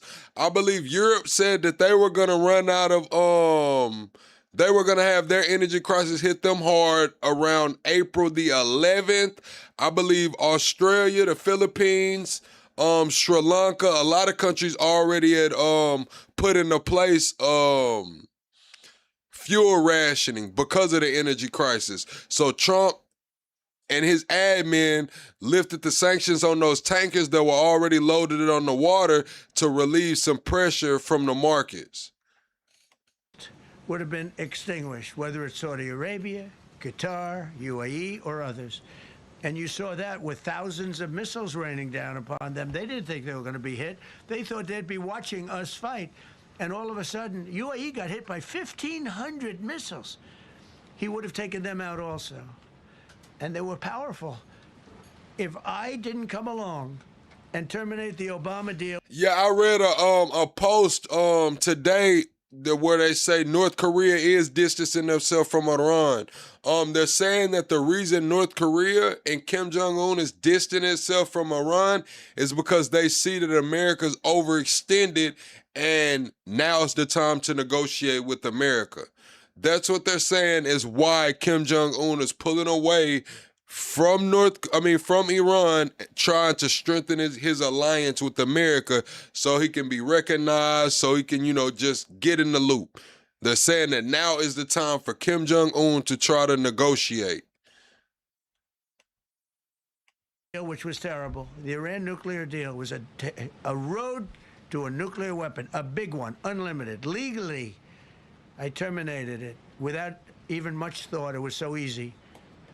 I terminated that, and then the B-2 bombers. And I did one other thing. I had killed Qasem Soleimani, who was an evil genius. And the reason I did it, I heard he was going to knock out 5 of our military bases. And had he lived, I believe we would be fighting perhaps a different Iran right now, because he's never been replaced, And I did one other, but this one was not picked up. Osama bin Laden. If you read my book, I said you got to take him out 1 year before the World Trade Center came down. So I wish you'd read the book. But you, as a president. Okay, so you said what would Iran want to negotiate? Security guarantees, and they also Kim Jong-un wants North Korea to be recognized as a nuclear-armed state. So that's what Kim Jong-un wants to be recognized as a nuclear-armed state, and he wants to security guarantees. To be a good president, I believe you have to have good instincts, and a lot of this is instinct. Yeah, please. Thank you so much for taking my question, Mr. President. Mr. President, last week you suggested that Europe should take the lead on reopening the Strait of Hormuz. Has circumstances changed now that you're issuing a direct 48-hour ultimatum? And secondly, the United States does not recognize them as a nuclear-armed state. This is from April 2026. North Korea is ready for peace or war with the United States, leader Kim Jong-un said, but emphasized that any bilateral talks would require the United States recognizes North Korea as a nuclear-armed state. So yes, as of now, formally, North Korea is not recognized by the United States as a nuclear-armed state. Would a new ceasefire include Israel, or would it just be between Iran I can't and talk US? about ceasefire, but I can tell you that we have a active, willing participant on the other side. They would like to be able to make a deal. I can't say any more than that, but they would like to do it. Oh, and that's from the Arms Control Association. That's from the Arms Control Association. North Korea, armscontrol.org, Act 2026. 04 News, North Korea seeks nuclear recognition, U.S. talks. So yeah, y'all goes to the Arms Control Association for that article. Mr. President, thank you so much. You've listed the goals. Excuse me. Please, go ahead. You've listed Thank the you, Mr. goals. President. Who you with? Who you with? My name is Diakur. I'm with the largest Kurdish media outlet, Ruda Media Network. It's based in Iran. Go ahead. This is the thing you said, bro. You don't know what you're talking about. Iran doesn't want to. Iran does not want to negotiate. They're trying to bring the petrodollar down. Who are you talking to? I just read their 10-point plan. I'm assuming they've been trying to negotiate, then they haven't been trying to negotiate. It was like shit. They tried to negotiate from the beginning and got fucking 88 people blew up. The Ayatollah killed. Damn, it's a little hard to negotiate, man. It's a little hard. Mr. President, you said before that you don't want the Kurdish forces to enter Iran and be harmed. Do you still want them to stay away? Or what role do you expect them to play now? I'd rather have them stay away. I'd rather have them stay away because I think they bring with them some problems and some difficulties. And I don't think they bring death, to themselves. But I'd rather have them stay away. Go ahead. Thank you, Mr. President, for the question. Deliberate attacks on civilian infrastructure violate the Geneva Conventions and international law. Who are you with? I'm with the New York Times. Zolan from the New York Times. Are you failing? Are you concerned? Circulation way down at the New York Times. Are you concerned that your threat to bomb power plants and bridges amount to No, not at all. No, I'm not. I hope I don't have to do it. But again, I just said 47 years they've been negotiating with these people. They're great negotiators, and because they're not going to have a nuclear weapon. And if somebody that takes my place someday is weak and ineffective, which possibly that will happen because we had numerous presidents that were weak, ineffective, and afraid of Iran, we're never going to let Iran have a nuclear weapon. And if you think it's okay for people... All right, chat, let's have a fun poll. Who is the weakest actual contender? Who is the weakest potential candidate for 2028? The weakest. Don't just name some random motherfucker, man. Give an actual candidate that you think would just be so bad for the country, like just piss poor. Chat, we're also 25 likes away from the next like goal. Double tap that screen, go to the top, hit the like button, man. Who would be the weakest candidate? That are sick of mind, that are tough, smart, and sick. Really sick, from a policy standpoint, from a any which way you want to say, mentally, these are disturbed people. If you think I'm going to allow them, and powerful and rich, to have a nuclear weapon, you can tell your friends at the New York Times, not going to happen. Means violating international law. Quiet. You no longer have credibility at the New York Times because the New York Times said, oh, Trump won't win the election, and I won in a landslide. I won every swing state. New York Times said, oh, Trump won't win the election. New York Times says Carpe Diem, what's up? The credibility they have is it used to be all the news that's fit to print. The old gray lady, it was great, but they're running on past fumes, and you can't keep... All right, chat. Everyone double tap the screen, shut the live out. Carpe Diem, what's up? What's up, lover of light? I'll see y'all in here, man. I see y'all in here. What's up, Canadian guy? What's up, D-Rock?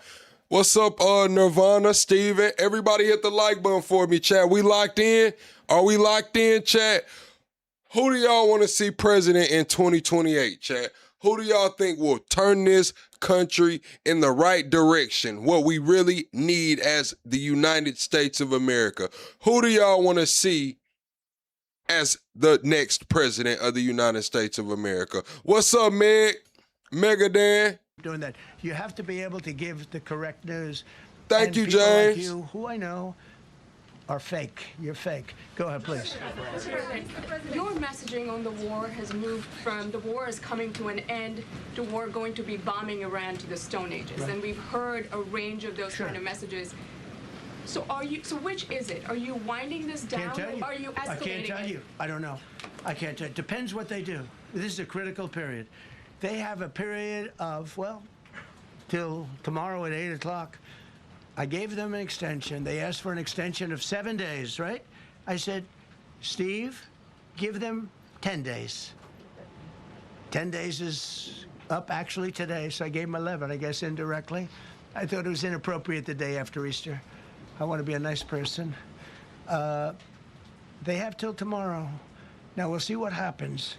I can tell you they're negotiating. All right, I'm going to say Bernie Sanders already said he too old. Bernie Sanders said he too old.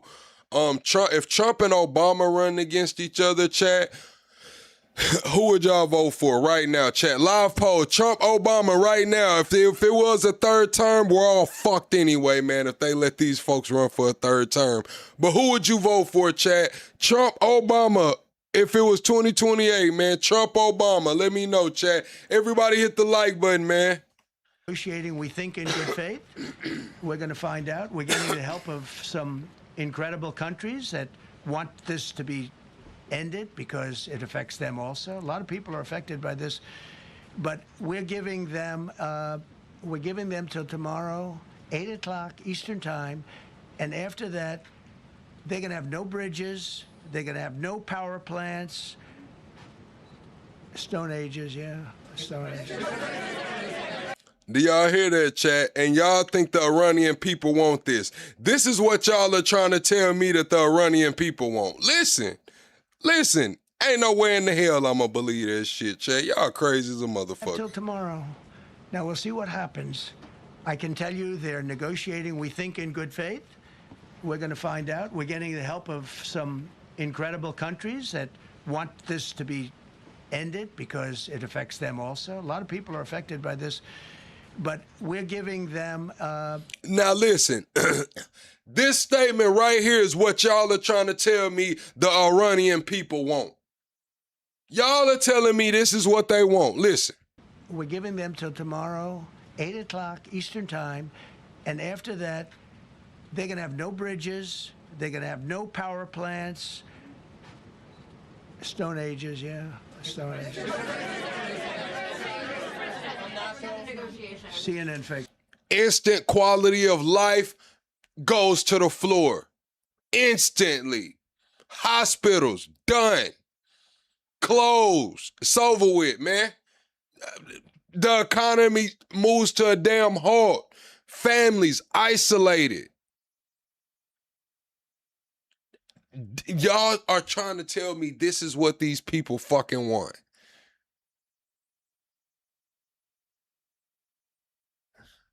Crazy as hell. Are you willing to make a deal that does not include reopening the Strait of Hormuz, or is that now a top priority? I would say it's a very big priority because, see, that's one thing that's a little different than other things. We can bomb the hell out of them. We can knock them out for a loop. But to close the strait, all you need is one terrorist that somehow has a truck loaded with, because you can carry them in trucks, large trucks, a water mine, drop them in the water, and now you tell people that own ships that cost $1 billion to don't worry about the mine. You can do that even just by saying we put... So this one is for all the MAGA fans, MAGA out here. Everybody in here that's MAGA, Republican, conservative, I'm asking y'all this and y'all this only.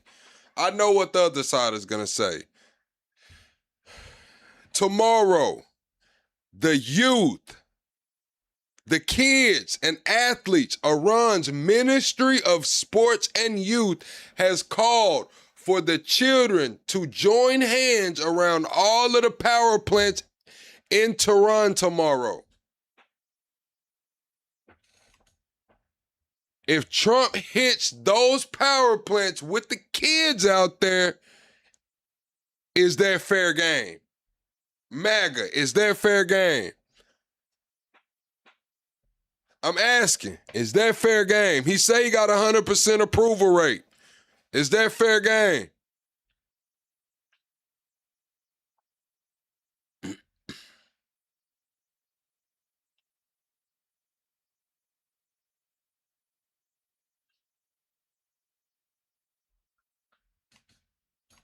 mines in the water. So it's not like the rest. We can knock out their military. We already have. We've knocked out their Navy.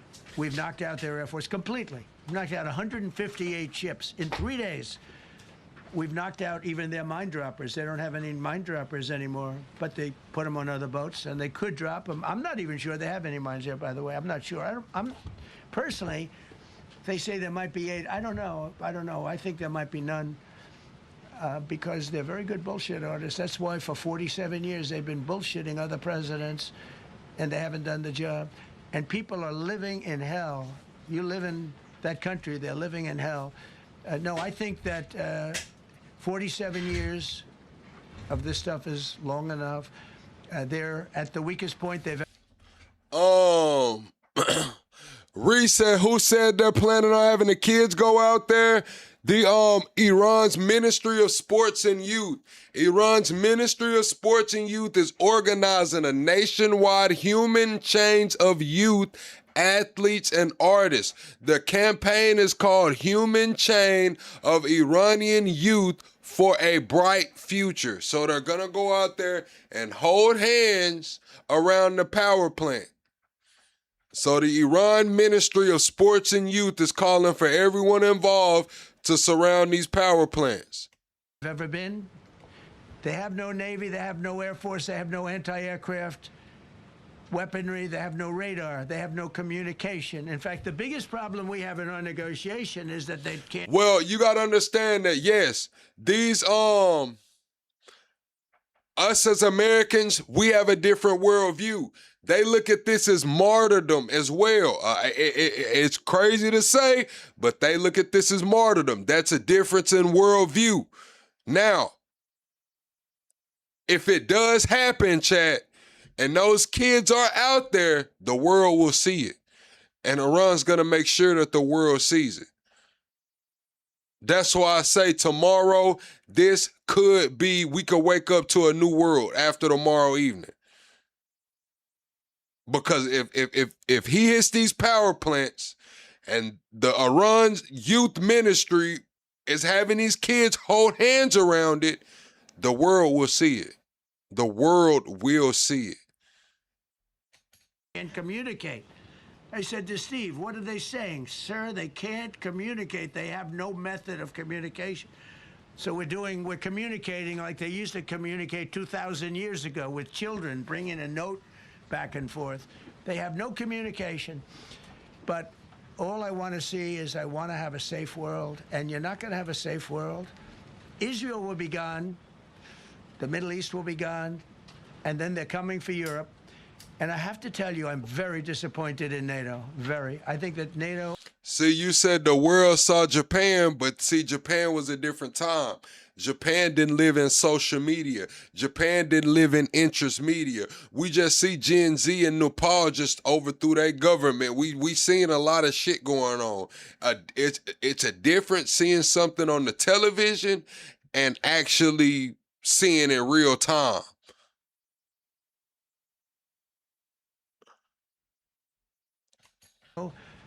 I think it's a mark on NATO that will never disappear in my mind. You know, they're coming to see me on Wednesday. They're going to say, oh, we'll do this, we'll do that. Now they all of a sudden want to send things, you know. But they said it loud and clear at the beginning when I spoke to UK of all. I would have said they would have been the first. You said you want a source? The source is Iran's Ministry of Sports and Youth. I just told y'all that. Iran's Ministry of Sports and Youth is organizing a nationwide human change of youth at every power plant in the country at every power plant at 2 p.m. Tehran time tomorrow. I mean, they're calling for it. They just said, hey, everybody that's involved, man, all the youth, athletes, and artists. Campaign is called Human Change of Iranian Youth for a Bright Future. This shit is crazy. This shit is crazy, chat. Wow. I think they're gonna do it too.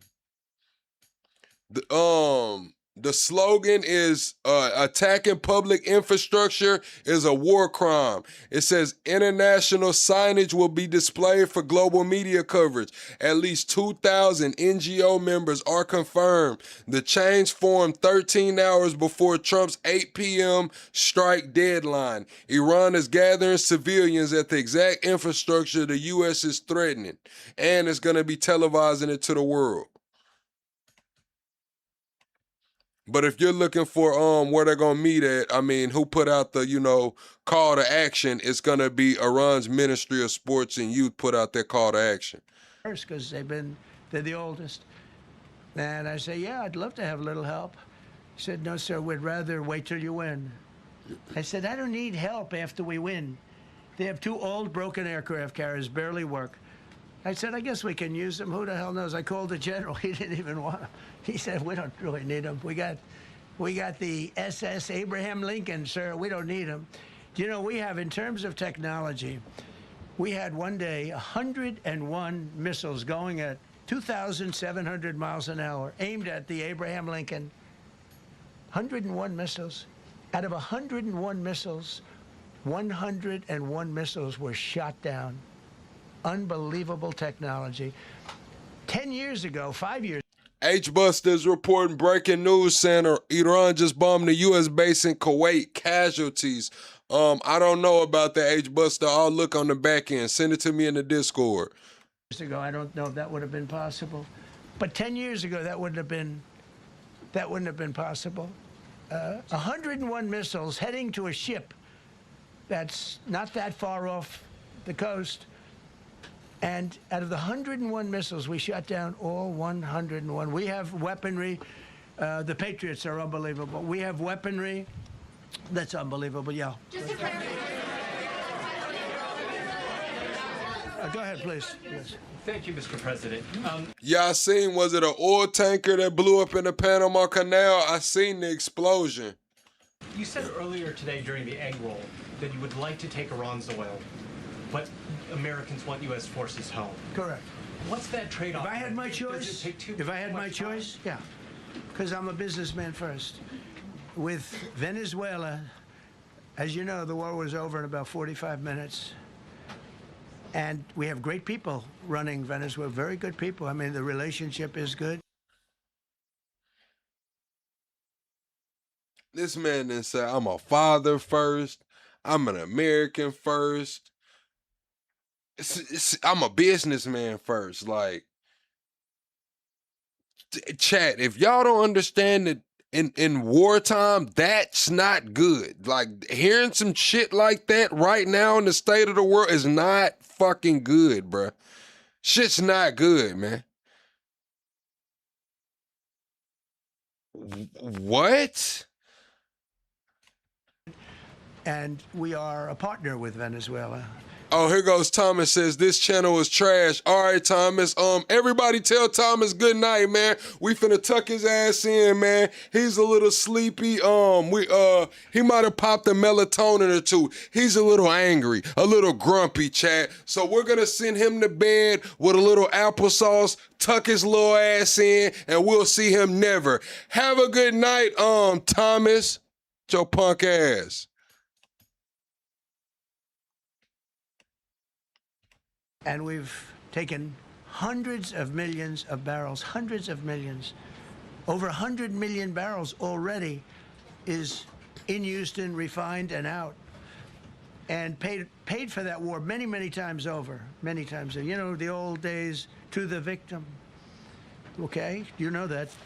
To the winner belong the spoils, go the spoils. And I've said, why don't we use it? To the victor go the spoils, and we don't have that. We haven't had that in this country probably in 100 years, because even the Second World War, you look at the Second World War, we didn't have it with the Second World. We helped rebuild all those countries. We rebuilt Germany. How about Germany telling us that... Yeah, Chad, we have fun over here, but we got to put the kids up. I'm telling y'all, this is why we call it Plug After Dark. We got to put the kids up. Thomas was fighting his sleep, so we just went on and put him to bed, man. We won't see him over here. Well, it's not their war. We had nothing to do with getting. They wanted me to go and tell them everything I was doing. We didn't know anything about it. Well, if I would have told them, they would have leaked it, and we wouldn't have been nearly as successful, possibly, right? But to the victor belong the spoils. So we haven't heard that in What's up, I think David? maybe hundreds of years. Now with Venezuela, and we just so you understand, the people of Venezuela, they say if I ran for president of Venezuela, I'm polling higher than anybody has ever polled in Venezuela. So after I'm finished with this, I can go to Venezuela. I will quickly learn Spanish. It won't take too long. I'm good at language. And I will go to Venezuela. I'm going to run for president.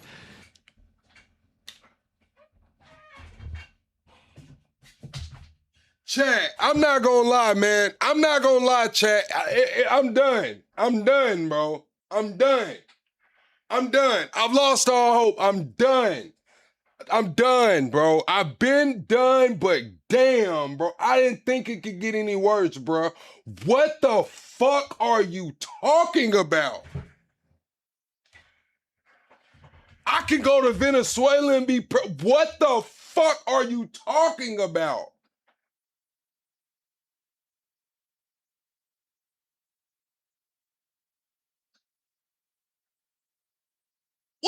We got unalive soldiers. We got an energy crisis, $800 car notes, and this man is talking about running for the president of Venezuela.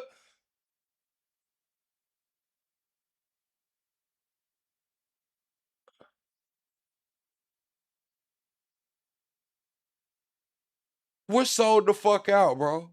We're sold out, bro. Oh my God. Oh my God, bro. Oh, this is so bad. But we're very happy with the well, it's not their war. We had nothing to do with getting. They wanted me to go and tell them everything I was doing. We didn't know anything about it. Well, if I would have told them, they would have leaked it, and we wouldn't have been nearly as successful, possibly, right? But to the victor belong the spoils. So we haven't heard that in, I think, maybe hundreds of years. Now with Venezuela, and we just so you understand, the people of Venezuela, they say if I ran for president of Venezuela, I'm polling higher than anybody has ever polled in Venezuela. So after I'm finished with this, I can go to Venezuela. I will quickly learn Spanish. It won't take too long. I'm good at language. And I will go to Venezuela. I'm going to run for president. But we're very happy with the president-elect that we have right now, the people that are running it.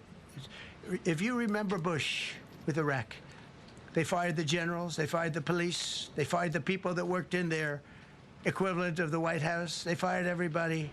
And you know what they had? They had a mess. And you know what happened? ISIS formed. Those generals and those soldiers got together. Man, nah, bro. Nah, bro. No, bro. No, bro. Nah, bro. Y'all saying chill, it's just humor, hyperbole's a thing, and bro, where the fuck have y'all been for the last year? Do we not realize this man's not fucking playing?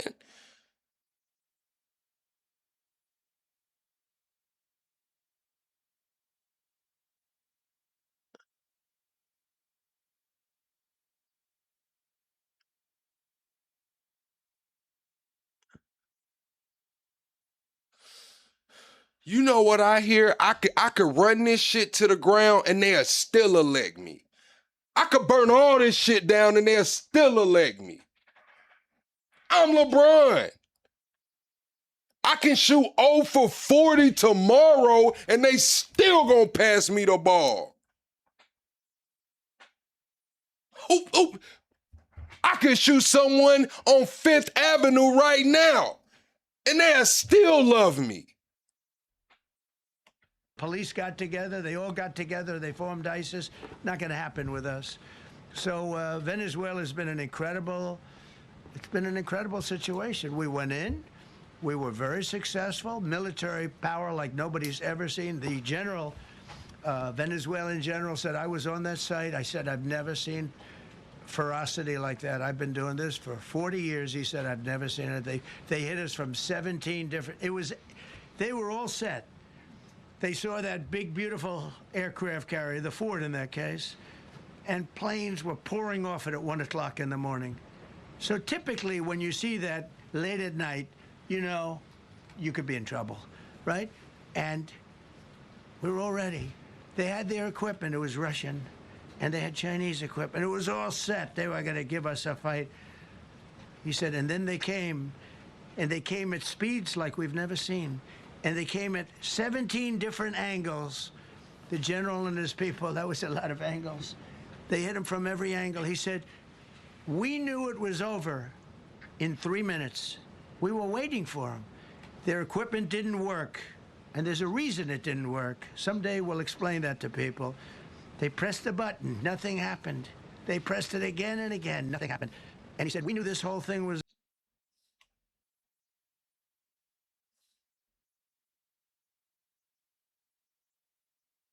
Chad, we got higher gas. We at war. Spending's up. Groceries higher. Clothing's higher. Dow Jones isn't at 50K anymore. I think it's something like less than 20% of people going into computer tech are getting a job out of school now. AI is coming. Everybody's laying off. The average entry-level job application is getting 241 applicants. We're fucked, bro. Like, we're fucked, bro. Golly, bro. It was over in 3 minutes. We've never seen any. He used the word. This is gonna be the greatest rug pull in history, bro. This will go down as the greatest rug pull in the fucking world, bro. Ferocity. The ferocity of these planes from 17 different angles, and it was over. They went inside, and remember, that was on a military base with thousands of soldiers. And those soldiers looked and they said, get the hell out of here. Thousands. We didn't have thousands. We had like 200 people. So we have a great military. And I'll tell you what, somehow this rescue What's up, Spitfire? The world's attention. More so than normally. You're talking about 2 people. But this rescue captured the world's attention. But we did it in Venezuela. That was amazing. And now we have a very bad man in. Oh shit, Shell, I didn't see the super chat. Shell came through via super chat.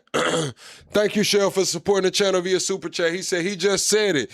To the victor belong the spoils. He will not stop. He just said exactly what he's doing. He's going to do in Iran. May God have mercy on all of us. He will not stop for any of us. Shell, man, I don't know. Tomorrow's gonna be a telltale day. Tomorrow's gonna. We'll probably find out tomorrow, man, if we're going to be in another forever war, man. We'll find out tomorrow. Prison and going to trial. Thank you, Shell. He released, aside from the drugs, which he was terrible, Maduro released hundreds of thousands of people from jails into our country. Drug dealers, murderers, the worst people. Chat, we're 23 likes away from 300. Let's get to 300 likes right quick. We're also 25 subscribers away from the next sub goal. We go live every single night over here talking politics, current events, and entertainment. Be sure to subscribe to the channel.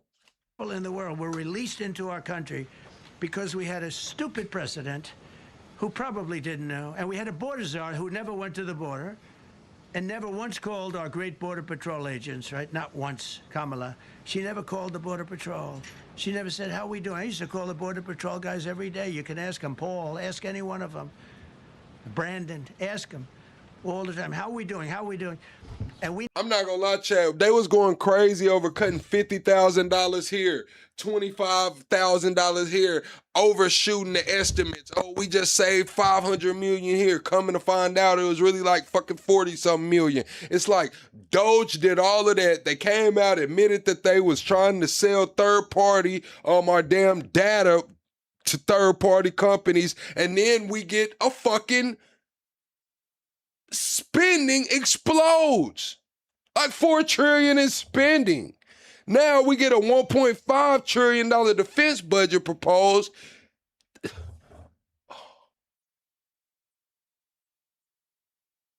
Everybody forgot what Doge was about, right? Everybody forgot that, right? We now, I'm proud to say, have a totally sealed border. 9 months, nobody is coming through our border. And nobody even tries because they know they're not going to get through. So we don't have caravans anymore. So maybe 1 or 2 more and we'll be done. No, the fuck it wasn't. You said, why you act like things weren't bad prior to last year? I don't. Things were bad, and I was talking about it then. I was talking about when our strategic oil reserves were already low. I was talking about when Biden was stunning shaded the fuck out, eating ice cream on the beach. I did all of that, man. What do you mean? Biden's era was worse? No, the fuck it wasn't. That's a fucking lie. That's a lie. At this point, I don't want to hear that shit no more. Biden's era was worse. No, the fuck it was not. I don't want to hear that shit no more. You're lying. You're lying. This shit is bad, man. This shit is bad. $774, the average car note. We got rates going back to 7%. They're floating 50-year mortgages. This man just sat up there and said he's going to do everything in his power to keep home prices high. A little gas price being it never hurt anybody. We got credit card debt at an all-time high, student loan defaults at an all-time high, and you trying to tell me it was better?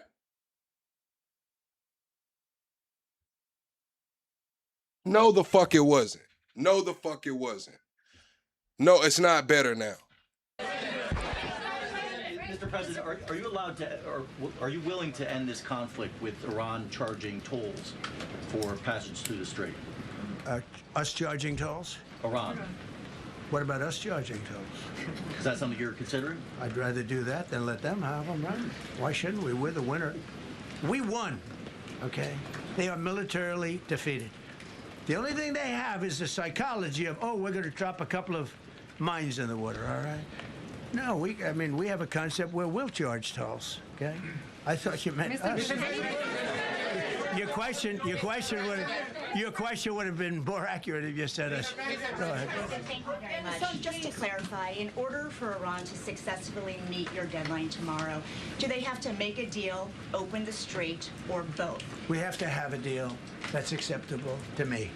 And part of that deal is going to be we want free traffic of... Like, the proof is in the pudding, chat. They just issued a damn caution. They just told everybody, every United States citizen to be cautious when traveling abroad. At this point, they're not even specifying countries. They telling you if you take your ass outside of these borders, watch your fucking back. If that's not a telltale sign, I don't know what the fuck is.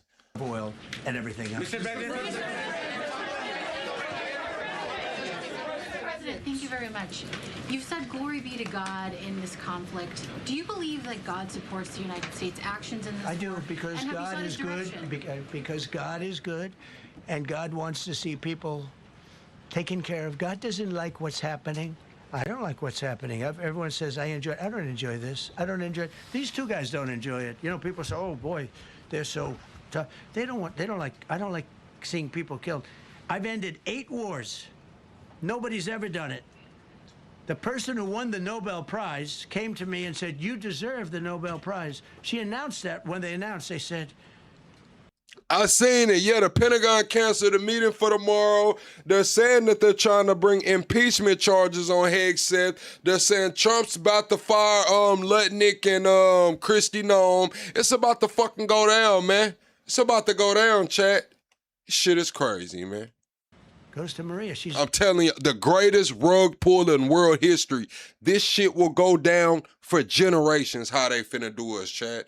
The greatest rug pull in fucking world history. Watch, bruh. It's crazy. And we just gotta sit here and get hit in the fucking mouth day after day. Hit in the fucking mouth. Great person, really a good person. She said, no, this is ridiculous. They gave me the Nobel Prize. President Trump ended 8 wars. I could go over every one of them, including India and Pakistan, where the Prime Minister of Pakistan said President Trump saved from 30 to 50 million lives. That makes me much happier than what we're doing right now. That makes me much happier. We have one more to end, by the way. President, you called yesterday in your Truth Social, you called the Iranians crazy bastards. True. What is your response to critics who say that I don't care about critics. What is your response to critics who say that it is your mental health that should perhaps be examined as this war continues? I haven't heard that. But if that's the case, you're going to have more people like me, because our country was being ripped off on trade, on everything. Oh, yeah, I didn't mean Chris. You know, y'all know I meant Tulsi Gabbard. My bad, Chad. For many years until I came along. So if that's the case, you're going to have more people. Dasha, go ahead. You said that very little is off limits in Iran as far as targeting, including power plants, bridges. You've mentioned those. Very little is off limits. Are there certain kinds of civilian targets, though? I'm thinking schools I don't want to tell you that. I don't want to tell you that. We have a plan, because of the power of our military, where every bridge in Iran will be decimated by 12 o'clock tomorrow night, where every power plant in Iran will be out of business, burning, exploding, and never to be used again. I mean, complete demolition by 12 o'clock. And it'll happen over a period of 4 hours if we wanted to. We don't want that to happen. We may even get involved with helping them rebuild their nation. And you know what? If that's the case, the last thing we want to do is start with power plants, which are among the most expensive thing, and bridges. You saw the bridge. The bridge went. We were very close to a deal. And then I got a call from Mr. Witkoff, Mr. Kushner, and JD saying, I think they're breaking the deal. I said, tell them that's okay. Don't worry about it. But tell them to look out their window and watch. And within 45 minutes, I gave the order to knock out the biggest bridge. I gave the order, knock out the biggest bridge in, I believe, the Middle East, but the biggest bridge in Iran. And within 10 minutes after I gave that order, that bridge was over. So do I want to do that? No. Do I want to destroy their infrastructure? No. It will take them 100 years to rebuild. Right now, if we left today, it would take them 20 years to rebuild their country, and it would never be as good as it was. And the only way they're going to be able to rebuild their country is to utilize the genius of the United States of America. You voiced your displeasure with NATO in the past. Is there a danger to the U.S. not being the de facto of the leader of the alliance, and then other powers within the alliance then getting the decision-making when it comes to wars and nuclear weapons? No, it's not a danger. Look, we went to NATO. I didn't ask very strongly. I just said, hey, if you want to help, great. No, we will not help. I said, that's all right. You don't want to help? Because I've always said NATO's a paper tiger. See, NATO's a paper tiger. Putin's not afraid of NATO. Putin's afraid of us, very afraid of us. And he's explained it to me a lot of times. I got to know him very well. I know him very well. NATO's a paper tiger. NATO is us. And when we needed them, but we didn't need them, by the way. We didn't need them, obviously, because they haven't helped at all. Just the opposite. They've actually gone out of their way not to help. They didn't even want to give us landing strips. Think of it. And it's not just NATO. You know who else didn't help us? South Korea didn't help us. You know who else didn't help us? Australia didn't help us. You know who else didn't help us? Japan. We've got 50,000 soldiers in Japan to protect them from North Korea. We have 45,000. Oh, I missed the super chat. Hold on, chat. J-Bo says, I'll tell you what's crazy. This channel is less than 2 years old. Where were you before that? J-Bo, I had another channel. I've been doing, I had a vlogging channel like 2017. I used to do music. So yeah, I've been on YouTube. I just, this channel is new. That's what I tell y'all. I'm not new to this. I'm new to this channel. Appreciate that, J-Bo, for that support.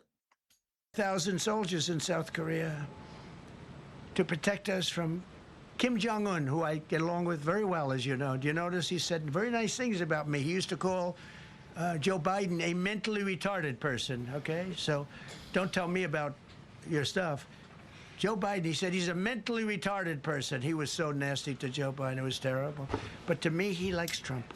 And do you notice how nice things are with North Korea? It's very nice. But we have 45,000 people, soldiers, in harm's way, and right next to Kim Jong-un with a lot of nuclear. Here we go. Right here we go. Chat. Should America strengthen its relationship with North Korea? Yes or no, chat? Should America strengthen its relationship with North Korea? Everybody hit the like button, chat. We're 25 likes away from the next like goal. We're 20 subscribers away from the next sub goal. Should we strengthen our relationship with North Korea as a country? Nuclear weapons, 45, which should have never happened if a certain president, I'm not going to mention this president because I happen to like him, believe it or not, but if a certain president did his job, Kim Jong-un would not have nuclear weapons right now. But they're all afraid to do their job properly. But just to conclude and just to finish, Japan didn't help us, Australia didn't help us, South Korea didn't help us, and then you get to NATO. NATO didn't help us. There were some countries that did. Now, countries that have been good, now you could also say they're got to be a little bit more involved. Thanks, D-Rock. Have a good night, man. We'll see you on the next one. Excellent. Qatar has been excellent. UAE has been excellent. Bahrain, Kuwait. I mean, Kuwait did shoot down 3 of our planes. The only planes, really, that we lost with. Yeah, Chad, because I want to see how this is going to go. Because especially all of you people, all of the ones that are saying, do it, Trump needs to do it, Trump needs to do it. Y'all know that all of those people are about to come to America, right? You know that there will be refugee status, right? Y'all know that, right? So after they blow up all of this infrastructure and send them back to the Stone Age, where the fuck do you think they're going to go? Do you think that they're going to deny them coming into America? No, they're going to be living right next to your ass. Fuck. Friendly fire, they call it. I call it unfriendly fire. They unfortunately didn't know how to use our great Patriots. The pilot said, what kind of a missile's coming at us? Patriot. Boom, they got out. Because they know a Patriot never misses. So they had beautiful Patriots. There were planes heading in their direction. Unfortunately, they decided to shoot those planes. They were our planes. So, no, NATO is a paper tiger. Now, he's coming to see me on Wednesday, as you know. He's a wonderful guy. Secretary General is great. And Mark Rutte, he's a great person, but he's got... And you know, it all began with, if you want to know the truth, Greenland. We want Greenland. Yeah, chat, I don't think y'all thought that through. All you warmongers, all you ones that saying, make that shit a parking lot. I'm finna pull up the videos of Lebanon after we hear what Hegseth said today, too. But I'm gonna be honest with you, chat. Where do y'all think they're gonna go? I'm just gonna be all the way honest with you. A lot of those people will apply for refugee status in America. And guess what? They're going to be granted it. Why? Because Trump is telling the world that he's about to blow up all of their infrastructure. It'll take them 100 years to get power. No bridges. Man, by the time they get up out that country, they ass is going to be living down the street from you. Mad as hell. They don't want to give it to us, and I said, bye-bye. Okay, thank you very much, everybody. Thank you. Thank you, Ray, for watching from the Philippines. All right, that's the end of Trump right there. We finna listen to what Hegseth had to say. Hegseth spoke, and then I'll show y'all what's going on in Lebanon. Usually not attempted as much, and bad things happen to that one or two. And man, they said Trump was talking to some kids today, chat, with the Easter bunny next to him about the damn war, man. I'm not gonna lie, it's crazy. Next to the Easter bunny, man, kids. This case we did too, and it might not have been attempted before, but we did. And we had great talent, but we got a little luck too, I would say. And we were helped by a lot of people, a lot of great people. and it was an honor to be involved with it. It's very historic. This is a rescue that's very historic. It'll go down in the books late Thursday night. Hey, Chad, they also said Trump never said Happy Easter one day yesterday, or on Easter, never mentioned Jesus. He said, praise be to Allah. They said he didn't put his hand on the Bible when he swore in. I'm just going to be honest with you, man, Chad, man. Hey, Trump might be on some other shit right now, man. Trump might be on some other shit. An American F-15 fighter jet went down deep inside enemy territory in Iran while participating in Operation Epic Fury, where we're doing unbelievably well, well at a level that nobody's ever seen before. The entire country can be taken out in one night, and that night might be tomorrow night. Both members... Y'all saying he's not a Christian. Why would he? Hell, Mamdani not a Christian. He acknowledged Easter. Mamdani not a Christian, man. Acknowledged Jesus and everything. Of the crew ejected from the aircraft and landed alive on Iranian soil. I immediately was asked to make a decision. I ordered the U.S. Armed Forces to do whatever was necessary to bring our brave warriors back home. A risky decision. Nah, they might try to roll me up. Chat, should I interview a Trump impersonator? Chat, if y'all think I should interview a Trump impersonator, put interview. If y'all don't think I should interview a Trump impersonator, put don't interview. I'm not gonna lie, Pratt, I think they might roll me up, man. If YouTube might get me up out of here if I interview a Trump impersonator. They might just get the channel up out of here for that shit. Because we could have ended up with 100 dead as opposed to 1 or 2. It's a hard decision to make.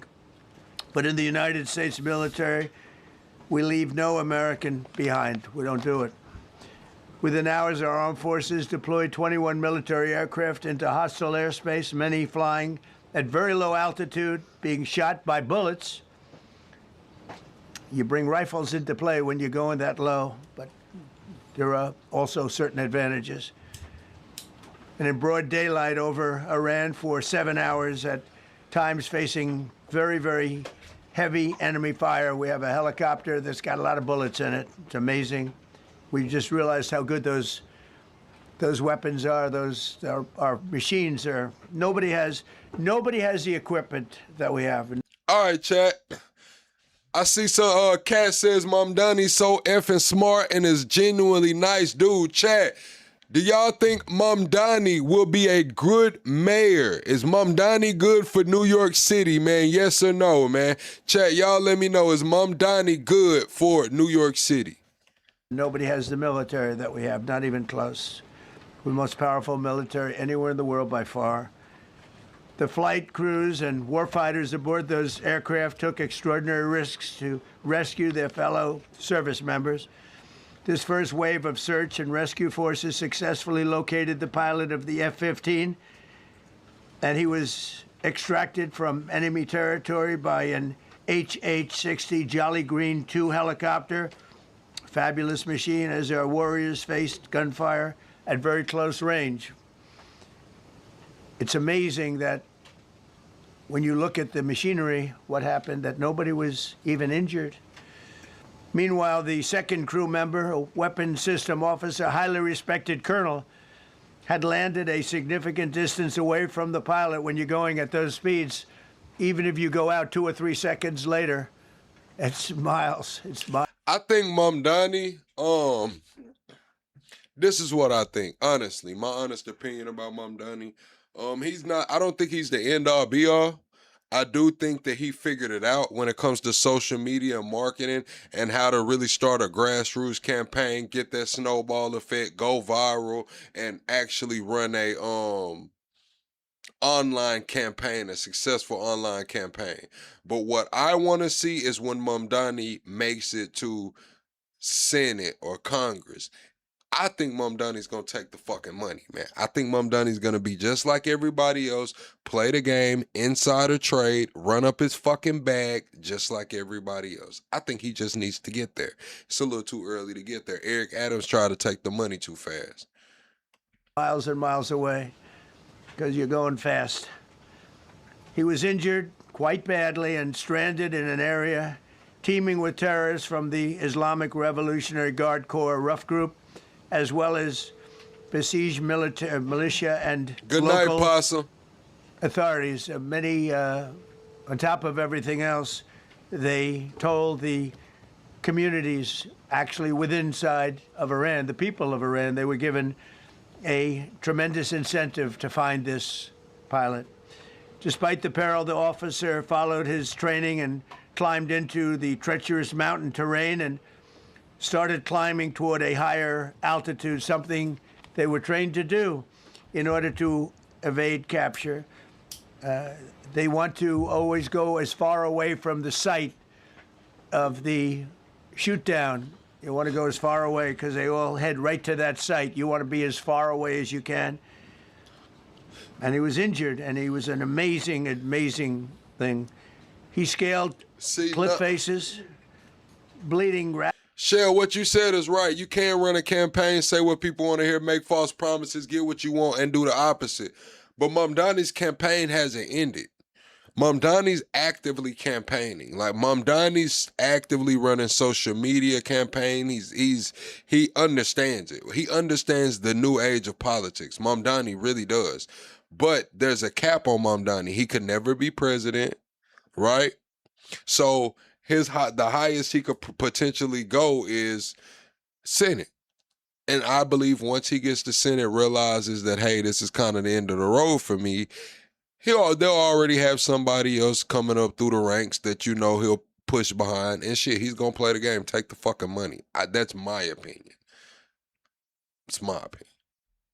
Rather profusely treated his own wounds and contacted American forces to transmit his location. They have a very sophisticated beeper-type apparatus that is on them at all times.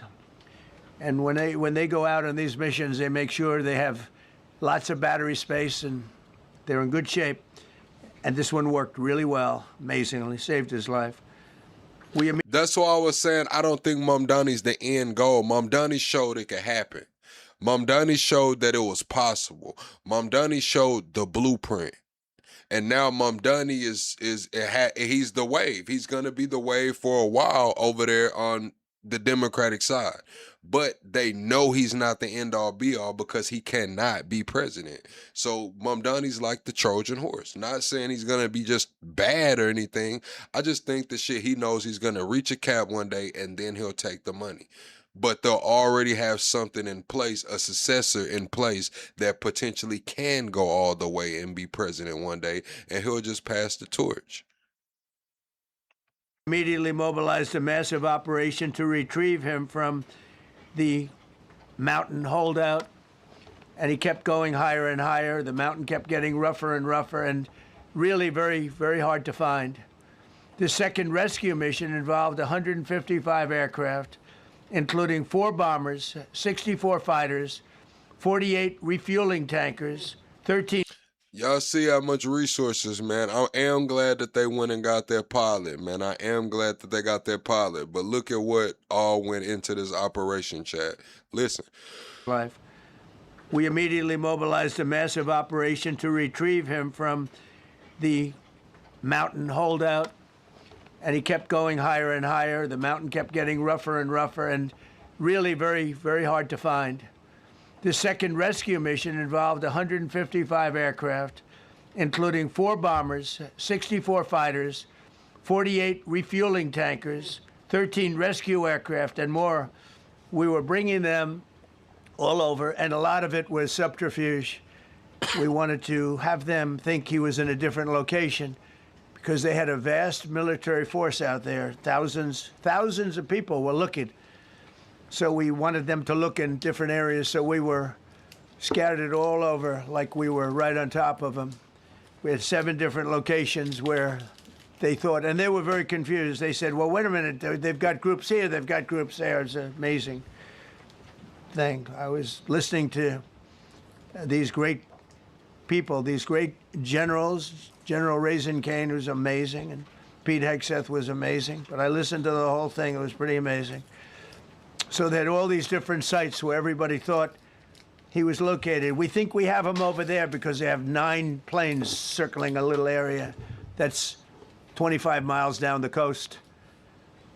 So in a breathtaking show of skill and precision, lethality and force, America's military descended on the area, the real area, engaged the enemy, rescued the stranded officer, destroyed all threats, and exited Iranian territory while taking no casualties of any kind. The heroic F-15 weapon system officer had evaded capture on the ground in Iran for almost 48 hours. That's a long time. Chat, everyone hit the like button, man. We got to get to 375 likes, man. Everyone double tap the screen. Go to the top, hit the like button, subscribe to the channel. No, Mamdani could never be vice president either. Because in the event something happens to the president, the vice president will have to be sworn in. So Mamdani could never be the vice president either. When you're in tough shape and when you're bleeding, it's a long time. When we left, as you probably know, we had 2 large planes, pretty old planes that carried a lot. We needed a lot more equipment going in than coming out, obviously, because going in, we needed to be able to scale mountains, and we had a lot of equipment. But the sand was sandy, wet sand, so we thought there may be a problem taking off because of the weight of the plane, and then we also had all the men jumping back onto the planes, and they got pretty well bogged down, and we had a contingency plan, which was unbelievable, where lighter, faster aircraft came in, and they took them out. We blew up the old planes. We blew them up to smithereens because we had equipment on the planes that, frankly, we'd like to take, but I don't think it was worthwhile spending another 4 hours there taking it off. So we didn't want anybody to have, we have the best equipment anywhere in the world. We didn't want anybody examining our anti-aircraft and other equipment. So these were large planes that were old and pretty old, and we blew them up. And we had faster, lighter planes come in, and they were able to land on the sand. We needed the bigger planes because we had so much equipment that we needed. We took 3 helicopters over there, which were very strongly used and couldn't have lived without them. Iran is alleging that a passport was found at the scene, and they actually doxed the woman, I believe, and they said that she works with nuclear products, nuclear stuff. So Iran is reporting that a passport was left on the scene of a woman, and yeah, she wasn't a pilot or a fighter. They did, and they performed unbelievably well. And if you'd see it, you wouldn't believe it. They came off the plane, and these guys had them. The rotors were off. They rebuilt these helicopters in less than 10 minutes. And that was one of the more amazing things. These are helicopters, small, unbelievably powerful, but small, very small, so it can get into certain areas. And they got them off the plane, and they rebuilt all 3 of them in a matter of less than 10 minutes. It's pretty amazing what the genius of these people. Who would think that? You'd think it would take 5 days to build them. And in some companies, it would take 5 days, and they wouldn't do it well. But they served us well. As Commander-in-Chief, I never forget the extraordinary risk taken by the warriors that we send into battle, and the genius. I mean, think of it, having a contingency of 3 planes waiting because we think the sand is so bad that we probably won't be able to take off. And the planes really got bogged. This was not much of a runway. This was a farm, not a runway. It's a farm, but it did the trick. But to have a contingency as opposed to having to wait 2 days, can you imagine, right in the middle? This was central. This was right, you would call it central casting if you were doing a movie for location. And probably the toughest area of Iran where we'd be sitting there. So these planes came in, those pilots came in so fast and so quick and got out of there. Everybody got aboard and just got 15-minute intervals. 1 load out, 1 load out, 1 load out. It happened And we were watching, and we said, that's amazing. It's, in many ways, I was almost more impressed by the contingency that we had than the fact that, you know, if we would have had a runway or decent soil, but it was an amazing thing. But we thank God for every single one of them and the talent. The genius is not even talent, it's genius. It's the whole ball game, every one of them. If you look at what we did with Maduro, we went into a military compound, a massive, with thousands and thousands of soldiers, and within a matter of minutes, and he lived behind iron doors. There were steel doors, broke them down so quickly, and within almost minutes, he was in the back of these planes. It was a similar group. Incredible. We have incredibly talented What's up, people. Gunby? And if the time comes, we move heaven and earth to bring them home safely. We're going to bring our people home safely. I want to thank every member of the U.S. Armed Forces involved in these historic operations. They really were historic. It's just not something that's done. And you'd understand it. Not that they don't want to do it, but when you're going into... Chat, everyone hit the like button, man. Everyone hit the like button. Double tap the screen, hit the like at the top. We gotta get the next like goal, man. We gotta get to the next like goal. Chat, do you think this war escalates tomorrow? If you think it escalates, put escalate in the chat. If you think it de-escalates, put de-escalate in the chat. Areas, when you look at these helicopters, when you look at the amount of bullets and everything else that they took, when you go into these areas, you don't come out like we came out. God was watching us. I tell you, well, it was the Easter, we were in the Easter territory, I guess, but God was watching us. Amazing. Because when you look at the machinery, they took damage. It tells you, first thing I said is, these are unbelievable machines, how they flew What's back. up, Matt? Not even much of a problem.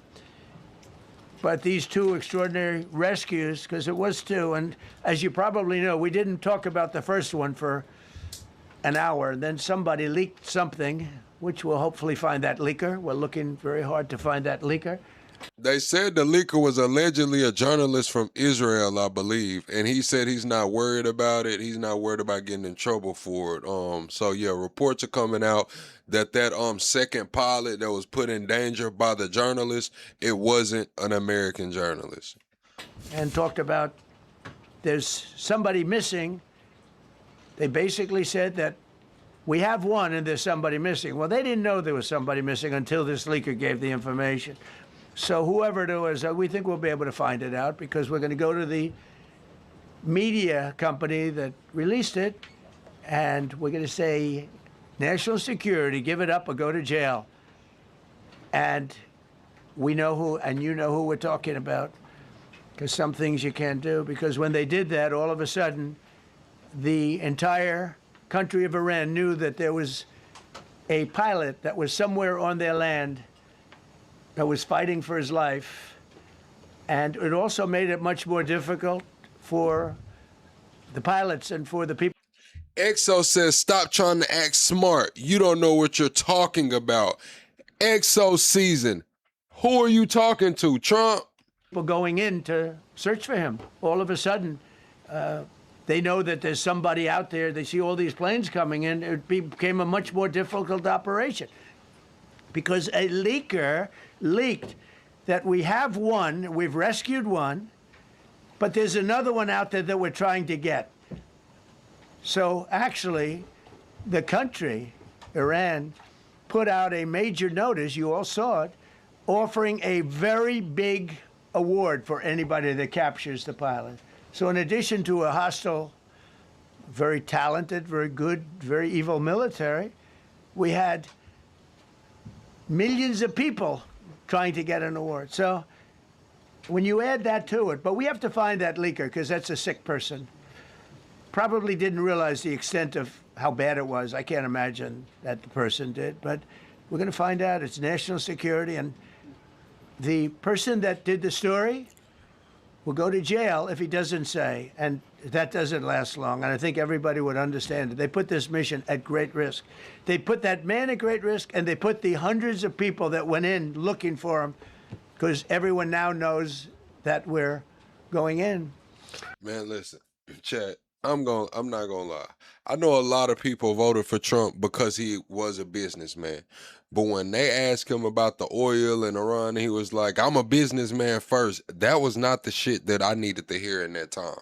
And during this war, I needed to hear I'm a father first. I needed to hear I'm a president first. I needed to hear that I'm a God-fearing man first. Like, hearing I'm a businessman first sounds to me like I will sell all you motherfuckers out. Everything's for sale. Everything. As a businessman, it's a price on every motherfucking thing, man. I didn't need to hear that right there. I'm just gonna be honest with you. Over the past 37 days, America's armed forces have carried out more than 10,000 combat flights over Iran, unheard of, striking more than 13,000 targets. The F-15 we lost last week was the first manned aircraft downed by the enemy in this entire operation, with thousands and thousands of flights. They got lucky. It was a lucky hit. You know, eventually you get lucky. But we got lucky too because we got both of them back. But it's a record that is unparalleled in the history of military air operations. Nobody's ever seen anything like it. It's such an honor to be involved with it. We were up late at night. No, I didn't vote for Trump. I only cast one vote in my life, chat. Y'all know I just got my voter rights back. I was sidelined for over a decade to where I couldn't vote. So the only vote I've cast in my life was Obama. I voted for Obama one time and then I couldn't vote anymore. But I just got my voter rights back.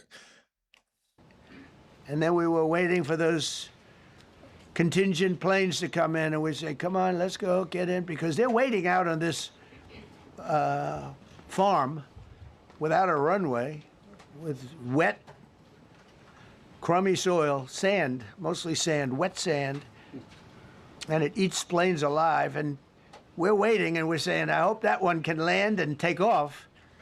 And they came in like magic, boom, boom, boom, one after another. It was like genius. Nah, I'm not a Democrat, man. I'm anti-establishment, man. I'm for privacy rights, chat. I'm not a Democrat. I'm not a Republican. I am the voice of the politically homeless. I don't care if you far left, far right, liberal, conservative, Marxist, fascist, or alien NPC. When you come into my chat, just come in here with some damn decorum. Do you hear me? So impressed by that, because we were a little concerned. We said, boy, if they don't get in and get up fast, we're sitting in them. And that's called Iran Prime, right, General? That's where the whole bet is. And here we are sitting there waiting for a plane. But they came in so fast and so hard, and these guys knew exactly what to do. Let's go, come on, get in, let's go, Pwah.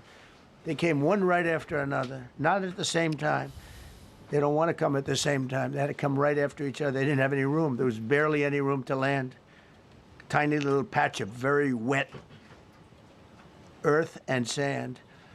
So I'm so proud of the people that I have standing up here with me, and many others that worked. I mean, so many. Steve Witkoff's over here. He's doing fantastically. Jared Kushner.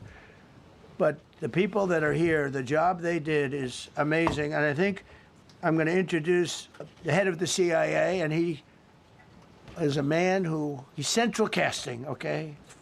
If we cast a movie, he's going to play the head of the CIA. He's one of the few. John Ratcliffe, he did a phenomenal job that night. He did something that I don't know if you want to talk about it. If you want, you can. I'm not sure you're supposed to. I'm not going to talk about it. But the CIA was very responsible for finding this little speck. It's like they used an expression on one of the shows. A general was talking about, it's like finding a needle in a haystack, finding this pilot. And the CIA was unbelievable. And you may, if you can, you'll talk. It might be classified, in which case I'd have to put him in jail if he talks about it. And I don't want to put him in jail. He doesn't deserve that. So, John, do you want to say a few words? Thank you. Thank you, Mr. President. It's a privilege to be here with you today to share what we can about this exceptional mission and to recognize the ingenuity and bravery of those who executed it, as well as the leadership and resolve of the president who ordered it. One thing that has been clear to me in this role is that the flawless military operations that the Department of War is known for are hostage to flawless intelligence. We saw that in the skies over Iran in Operation Midnight Hammer last summer. We witnessed it in Venezuela during Operation Absolute Resolve. We've seen it against the cartels in the Western Hemisphere, and we're seeing it every day in Operation Epic Fury, including this mission to rescue an aviator buried deep behind enemy lines. Because it is the unique tradition of the U.S. Armed Forces that we leave no man or woman behind, this was a no-fail mission. That was the spirit in which the President put us to work, and we were determined not to let him down or our airmen down. As an agency, the CIA possesses unique capabilities that only the President can deploy. Some of these capabilities fall under covert action authorities. Y'all said, who would I have voted for? Man, listen, I wouldn't have voted for Kamala. For sure, I wouldn't have voted for Kamala. But I had questions about Trump because we used to talk about that Project 2025. And that Project 2025 shit had me scratching my head, Chad. I'm not going to lie. So it probably came down to like either not voting or shit, man. That Project 2025 was big over here. We got in a lot of heated debates and arguments about this shit. I ain't going to lie, Chad. And because covert means exactly that, I'm not going to be able to tell you everything that you want to know. At the President's direction, we deployed both human assets and exquisite technologies that no other intelligence service in the world possesses to a daunting challenge, comparable to hunting for a single grain of sand in the middle of a desert. This was also a race against the clock, as it was critical that we locate the downed aviator as quickly as possible, while at the same time keeping our enemies misdirected. For that reason, in addition to the human and technical assets deployed by the President to find our airmen, CIA executed a deception campaign to confuse the Iranians who were desperately hunting for our airmen. On Saturday morning, we achieved our primary objective. All right, they got a Project 2025 tracker, chat. Right now it says the overall progress, 53% of Project 2025 is completed. They're tracking 320 total number of objectives. They got a timer. They say it's 34 agencies involved. 1,019 days left. So they're saying that Project 2025 is about 53% done. And yeah, that's what I was a little worried about that Project 2025. By finding and providing confirmation that one of America's best and bravest was alive and concealed in a mountain crevice, still invisible to the enemy, but not to the CIA. That confirmation was relayed by Secretary Hegseth to the President, and the operation quickly moved to the execution phase. Following the successful exfiltration on Saturday night, our intelligence reflects that the Iranians were embarrassed and ultimately humiliated by the success of this audacious rescue mission. When the President asked me to lead the CIA, he made it clear, get back to basics, no politics, no agendas, tackle the hardest problems, and execute the toughest missions. This President is about results. And now, that's what his CIA is about too. The professionals at the agency and at the Department of War deserve immense credit for their flawless execution during this daring mission. Their skill, creativity, and courage are unmatched on the battlefield wherever they step. You said what problems that I have with it. It was a lot of shit, just being a black American, it just Project 2025 really wasn't for the black Americans. Like, let's just be honest with it. But outside of that, me being anti-establishment and me being from the South, it was more of like being against big government. And it's like Project 2025 was kind of trying to, consolidate a lot of power towards the top. And it was just like, for me, that's never good, That's never good. I wasn't with all that consolidating power, threatening, you know, the Constitution. But none of that matters. And all of that is wasted without a president with the political courage to put them into action. Mr. President, I've had the privilege of seeing you act with... You said even now, would you still not vote for Kamala knowing what Trump's done? No, I still wouldn't vote for her. I'm just going to be honest with you. Because we would still be in this war, especially seeing the clips of Kamala talking about Iran and Iran being the biggest threat to America, saying Iran has American blood on their hands. We would still be in this conflict. I mean, honestly, if they had a credible threat assessment that said Iran was 30 days, 60 days away from having a nuclear weapon, they asked her, would she commit to, you know, military action? And she said, I'm not here to discuss that right now. So that tells me that shit, we will still be in this conflict, honestly. Now, would other things be different? Yeah, probably. But we would still be in this conflict. It would still be an energy crisis going on. It would just, you know. Political courage in the best interest of the United States up close on a daily basis, and I'm grateful that this successful mission has given the American people a window into that as well. The Secretary and Chairman will tell you that our service members' confidence is boosted by a Commander-in-Chief who has their back the same way they have yours. And I know that the confidence of CIA's officers is boosted by the knowledge that their work is informing a president who's not afraid to make the hardest decisions when the stakes are highest.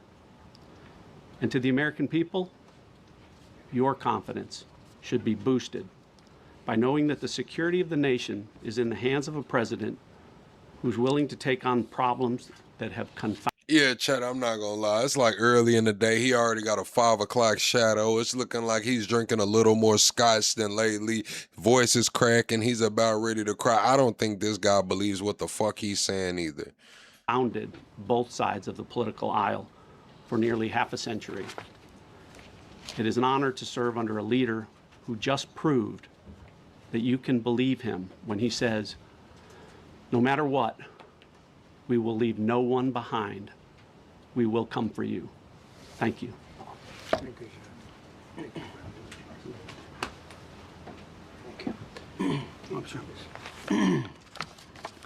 Well, John, thank you for the collaboration with the CIA as well. Incredible and ongoing partnership.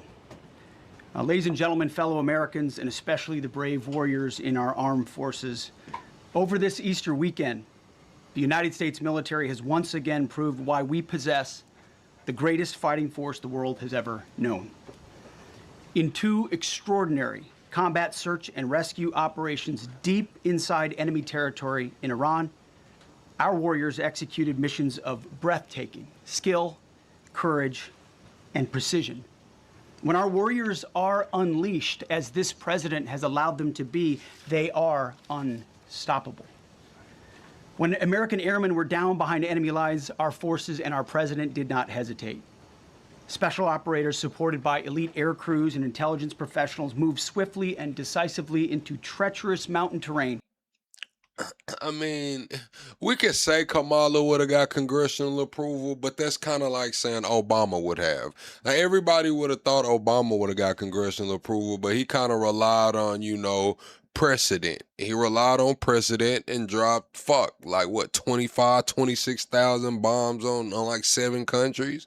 What are we talking about here? We can say Kamala would have got congressional approval, but do we really know that?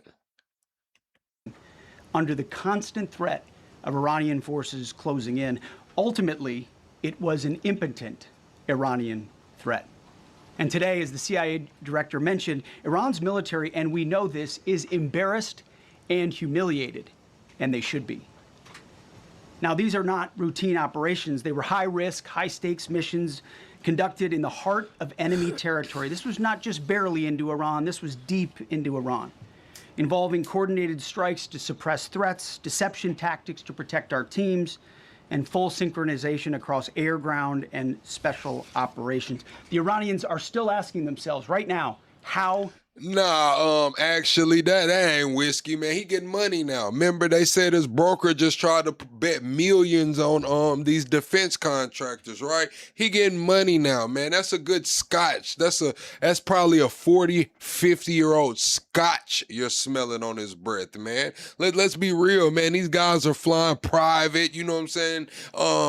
Come on, man. Let's be honest with you, man. That's probably a 50-year-old scotch, man. Did the Americans do this? One downed airman evaded capture for more than a day, scaling rugged ridges while hunted by the enemy. When he was finally able to activate his emergency transponder, his first message was simple and it was powerful. He sent a message, God is good. In that moment of isolation and danger, his faith and fighting spirit shone through. You see, shot down on a Friday, Good Friday, hidden in a cave, a crevice, all of Saturday, and rescued on Sunday. Flown out of Iran as the sun was rising on Easter Sunday. A pilot reborn, all home and accounted for, a nation rejoicing. God is good. Despite incoming fire and unforgiving conditions, our troops brought every American home. No American lives were lost. We leave no man behind. And that I am glad that they got the pilot. Chat, we're 25 likes away from the next like goal. Everyone, please do me a favor. Even if you're laying down, got the phone next to you, double tap your screen for me or hit the like button at the top. It really helps the channel grow. But I'm going to ask the chat right now. Right now, if they had a snap election right now, Kamala or Trump, who would you vote for right now, chat? Kamala or Trump right now? That is not luck. It's the result of unmatched training, superior technology, an unbreakable warrior ethos, and sheer American grit. Our special operators, pilots, and support crews performed with near perfection under fire, and they were lethal. Just ask any Iranian soldier who dared attempt to get anywhere near that pilot before or during that mission. Death from above. Our troops turned a potential tragedy into a resounding demonstration of American resolve. And hey, chat, too, this is what I need y'all to do for me, man. When y'all out here in these YouTube streets, right? When y'all out here in these YouTube streets, man, y'all need to tell these other creators to link with me, man. Be like, look, you need to go talk with Plug, man. Would love to see you with Plug. I need y'all to advocate for me, man, out here, man. What is we doing, man? Is we locked in? Is we Plug Nation or what, man? Advocate. Y'all be in the YouTube streets because I see y'all out there, but I don't see y'all advocating, man. What's going on? Capability. That's what Exodus in uniform looks like. But make no mistake about it, none of this would have been possible without the courageous leadership and ironclad determination of President Donald J. Trump. From the moment our airmen went down, President Trump made it clear we will leave no one behind. The first mission, the first of two, was an audacious daylight thunder run right up the middle. It was authorized in less than 2 hours from that pilot going down when we knew where he was. And it was authorized in the middle of the night. I'm just saying, chat, like, this is kind of crazy that not only that Pete Hegseth is running the show, but that he fired every fucking body, bro. Like, do y'all not think that's crazy? I'm asking everyone in the chat. Is that not crazy to y'all that Hegseth just comes in, man, and tells everybody to get the fuck out the way? That don't scare y'all a little bit, chat? I'm just asking, man. That don't scare y'all a little bit. Like, this man just comes in, man, and tells everybody to, like, look, just go the fuck home, man. Go home. No, you're not getting a promotion. No, matter of fact, we don't even need you around here anymore, man. Just go the fuck home. It's crazy, bro. Because anybody that's worked for this man knows he's up in the middle of the night. Authorized immediately, without hesitation, audaciously. The second mission, as soon as we knew where that pilot was, and John was certainly helpful in that, also executed immediately. You know, I looked up at my screen when the final mission was complete inside our skiff, our secure facility. And we have a running VTC, Thank you, running Mega Dan. coordination cell. And the top of it read 45 minutes and 45 hours and 56 minutes. For 45 hours and 56 minutes, we held that call open for coordination. From the moment our pilots went down, our mission was unblinking. The call never dropped, the meeting never stopped, the planning never ceased. The president demanded rapid, decisive action. He backed our military with the full weight of his resolve, refusing to let enemy propaganda or tactical setbacks. Nah, y'all not gonna tell me this is pretty standard. Now, maybe one person gets let go, maybe one person retires a little early, maybe two, but not every fucking body, man. Not since I've been alive, not since I can remember, not everybody, man. Everybody? I mean, nobody's qualified around that bitch. Everybody was DEI. Everybody? Deter us. His leadership ensured that every lethal and non-lethal resource was brought to bear, that our forces had the authorities and the support they needed to succeed. When the president says he has the backs of our warfighters, he means it. And it means a great deal, and it's a big difference on the battlefield.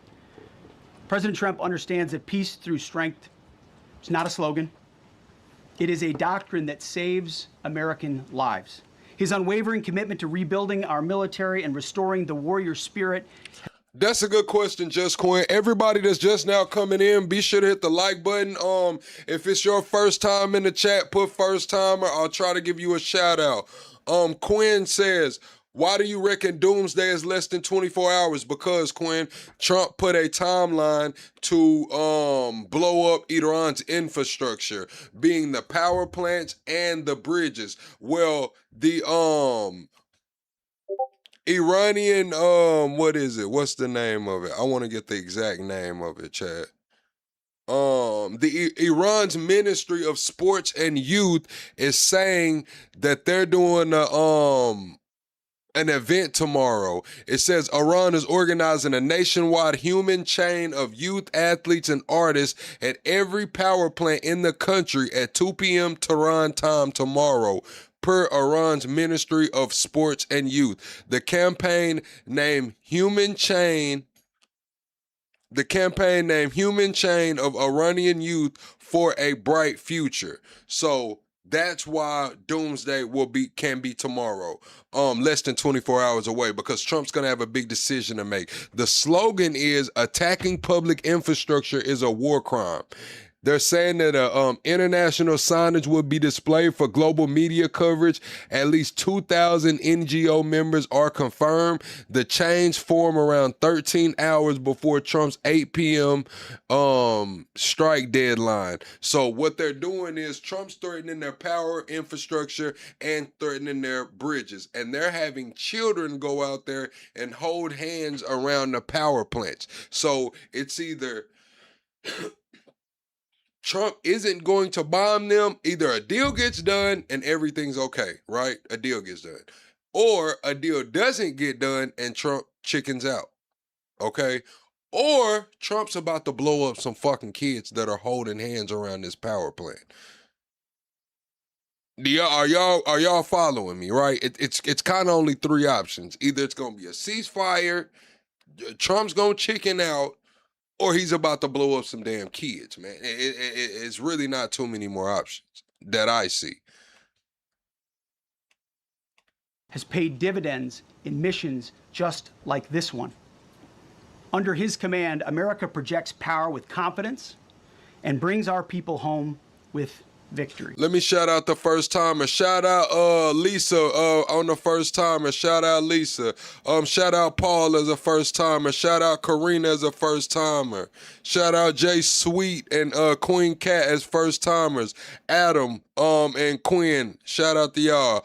Thank you for all the first timers. I hope you guys subscribe to the channel, man. We go live every single day over here talking politics, current events, and entertainment. Thank you for rocking with me. I had to make sure that I showed y'all some love. Thank you, Chris and Code, for being first timers. You as well, USP. Thank you, mister.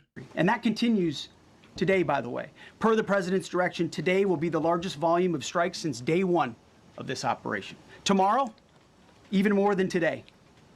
And then Iran has a choice. Choose wisely, because this president does not play around. You can ask Soleimani, you can ask Maduro, you can ask Khamenei. To those heroes who planned and executed these rescues, your nation stands in awe. I stand in awe. The chairman stands in awe. We all stand in awe of your profession. Ricky, welcome in, chat, y'all. Everybody, tell Ricky what's up, man. Ricky is the intro mode, man. The song that I play on intro mode is Ricky, the first song. Y'all tell Ricky welcome in and tell him how much y'all like his song and tell him to release it, because I'm the only one that got it. Tell him to release that song so y'all can go listen to it on your own time, because I'm the only one that got it, man. Joshua, welcome in as a first timer. Joshua, welcome in, George. Thank you, Scott, for coming in 100 times. Professionalism and bravery. We serve for you. You embody the very best of America. To the rescued airmen and their families, welcome home. Your courage and endurance, the quiet declaration of faith amid the storm, inspires us all. God is good every day. And to our adversaries watching from Tehran, let this be a clear message.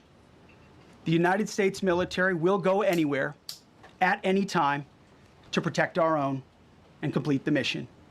We execute with precision. We control the skies. You see, we flew for 7 hours in daylight over Iran to get the first pilot. And we flew 7 hours in the middle of the night to get the second. And Iran 7 hours. Did nothing about it. We fight with honor. That's the thing, Chad. A lot of these missions are going to take a lot longer because a lot of their airspace is restricted. So he's saying they flew 7 hours. You know, Trump said that they sent a lot of those extra planes out there to resupply. They needed a lot of stuff. And they can't use a lot of their airspace. I believe it's like 5 or 6 countries that has restricted the airspace from being used. Under President Trump's leadership, we win. So God bless our troops, God bless President Trump, and God bless the United States of America. Thank you. Well, good afternoon, everyone. Thank you, Mr. President. Thank you, Mr. Secretary. A note before I start, I know many of you want specific details in these briefings. We will share what we can, but I will retain what I must in the event that we have to go do this again sometime. And I cannot stress the importance, as the President said, around operational security. The Secretary and I will do a more detailed briefing tomorrow morning, and we look forward to sharing the details that we can. On Thursday, 2 April at 10:10 p.m. Eastern Time, 4:40 in the morning, local Iran time, the Joint Personnel Recovery Center, which handles the Central Command area of responsibility, declared an isolated personnel recovery event for a U.S. Air Force F-15E Strike Eagle, call sign Dude 44, which was down in hostile Iranian territory. The pilot and weapons system officer had both safely ejected and were isolated behind enemy lines. Following confirmation of active rescue beacons and on the direction of the Secretary and by order of the President, a rescue operation was launched with the stated purpose of bringing both Americans home safely. As the Secretary said, several hours later on the morning, after positively locating the front seater, call sign Dude 44 Alpha, and aware of an aggressive ongoing search by the enemy, a U.S. Central Command plan was approved by the Secretary and the President. Shortly thereafter, a U.S. Air Force Combat Search and Rescue Task Force, comprised of A-10 Warthogs in their Sandy role, and I'll describe what that is in a minute, HC-130 Combat King IIs, HH-60 Jolly Green II helicopters, and Air Force Special Warfare Airmen, a package comprised of combat rescue officers and pararescueman operators, audaciously penetrated enemy territory in broad daylight to find, fix, and recover Dude 44 Alpha from behind enemy lines. This was an incredibly dangerous mission, an incredibly dangerous undertaking, but a filled promise made to every American warfighter that you will not be left behind. We will always come find you, and we will always bring you home. Over the next hours, the search and rescue task force crossed the beach, entered into Iranian airspace, protected by a fighter strike package, and moved into the objective area, all under fire. En route, as some of you have seen on social media, the helicopters took gas off the C-130s and pressed onward and forward up into the objective area. Chat, so we know that we got the timeline coming up. I believe it's about 2 weeks left, maybe 3 weeks left before Trump will have to get congressional approval. Otherwise, the 30-day withdrawal period starts. So I want to know, chat, do you see this conflict lasting longer than, we'll say 60 days, because we'll need a 30-day withdrawal period. So, chat, does this go longer than 60 days? Yet longer or shorter than 60 days, chat? Longer or shorter than 60 days? Welcome in, Adams. While this was ongoing and out in front of them, the Sandy flight of A-10s and other remotely piloted aircraft, drones, and other tactical aircraft were violently suppressing and engaging the enemy in a close-in gunfight to keep them away from the front seater and allow the pickup force to get into the objective area. During this engagement, one of the Sandy aircraft, the one primarily responsible for communicating with the downed pilot, was hit by enemy fire. This pilot continued to fight, continued the mission, and then upon exit, flew his aircraft into another country and determined that the airplane was not landable. This was one of our A-10 Sandy aircraft. The pilot then made the decision to eject over friendly territory and was quickly and safely recovered and is doing fine. After picking up Dude 44 Alpha, the HH-60 Jolly Green fight was engaged by every... All right, chat, I just checked the Doomsday clock, man. The Doomsday clock is currently 85 seconds to midnight. It's the closest it's ever been to a global catastrophe since it's been created in 1947. It's 85 seconds away from midnight, man. That shit's not good, chat. That's not good at all. Single person in Iran who had a small arms weapon. And one of the aircraft, the trailing aircraft, took several hits. The crew sustained minor injury and they are going to be fine. A note for those of you that do not know what a Sandy does. Named after the flight call sign that did this very mission in Vietnam, flying A-1 Sky Raiders and A-7 Corsairs. A Sandy has one mission: get to the survivor, bring the rescue force forward, and put themselves between that survivor on the ground and the enemy. They are committed to this. This is what they live for, and this is what they've trained for over many, many years. The A-10 force and the rest... Yeah, I'm going to tell you, chat.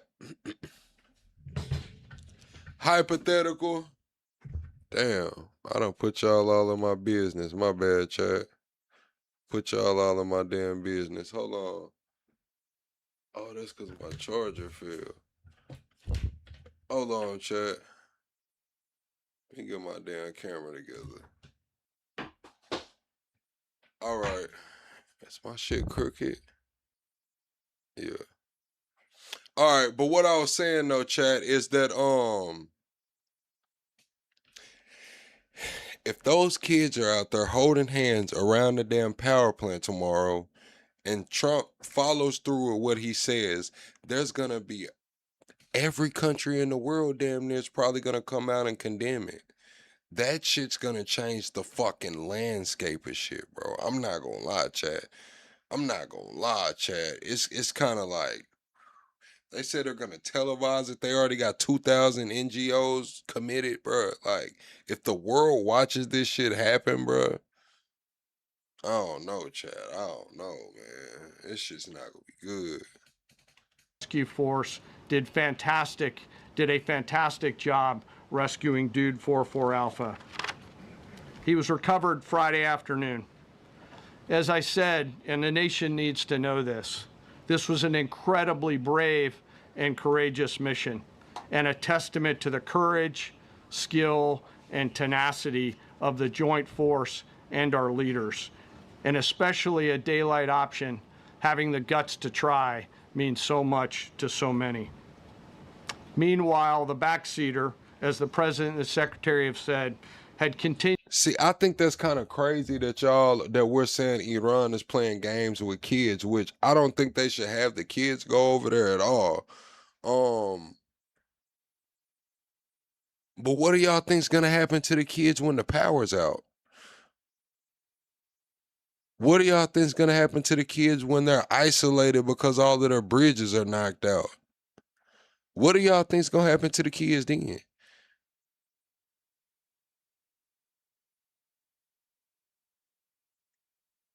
Continued to work and survive.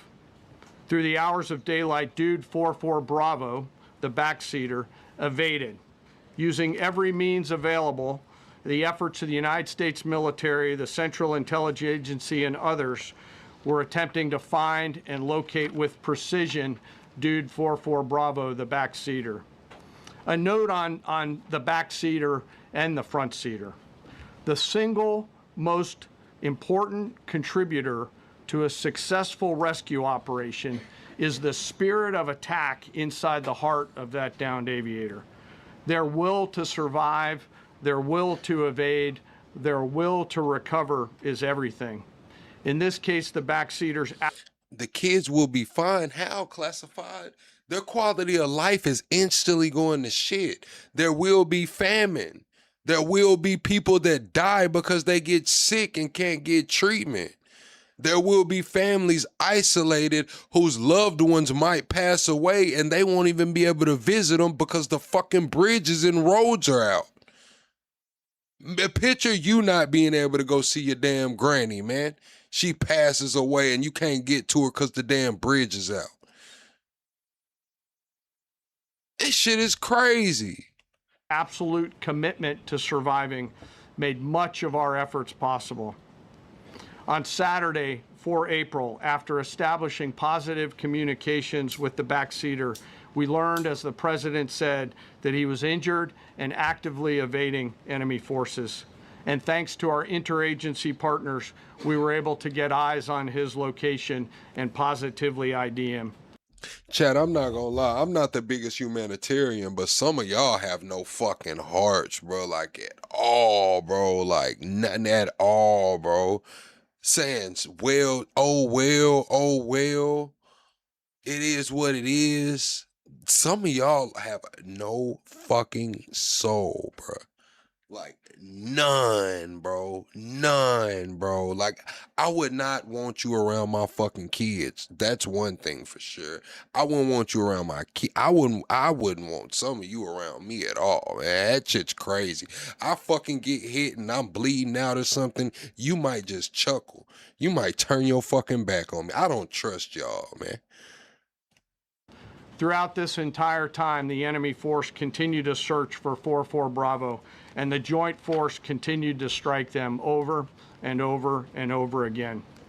Fighting off marginal weather in Iran and the enemy's search for a second time on Saturday, at the recommendation of the CENTCOM commander and at the approval of the Secretary and the President, we launched a rescue task force to recover Dude 44 Bravo. Again, this came... Hey, Chris Carter says you shouldn't have kids and I wouldn't help or trust you either. Everybody tell Chris Carter good night.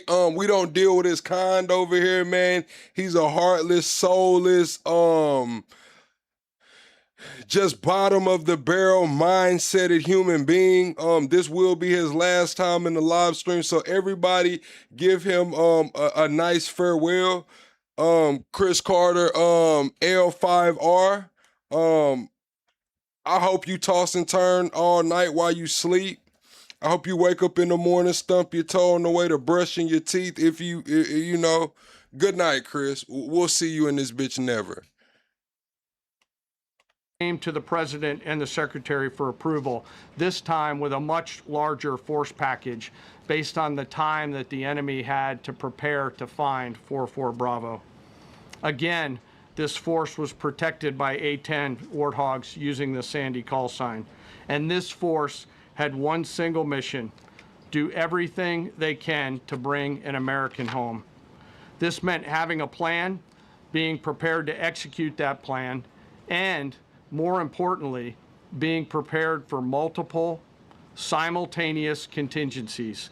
And because of this force's professionalism, grit, and determination, fight off two enemies at the same time: the enemy searching for 4-4 Bravo and contingencies, which anyone who has done these types of missions knows we run into every single time. The force fought off both of those enemies incredibly well. During the period of darkness, Susan says she's watching from Canada. Please don't get us all blown up. Susan, I'm gonna let you know like this, Susan. That shit out of my hands, man. That shit out of my hands, Susan. I'm sorry, man. It's kind of out of my hands, you know. I've been, voicing my opinion, trying to get on the horn, make some calls and shit. Let them know, man. But listen, they don't give a fuck about what I got to say, Susan. So the shit's out of my hands, man. It's above my pay grade, Susan. So I don't know, man. Maybe you need to call your local whatever. On Saturday, and as the Secretary said, into Easter Sunday and into the daylight, the force fought its way in and rescued Dude 4-4 Bravo. They were protected overhead by an air armada, including tactical drones, strike aircraft, and others.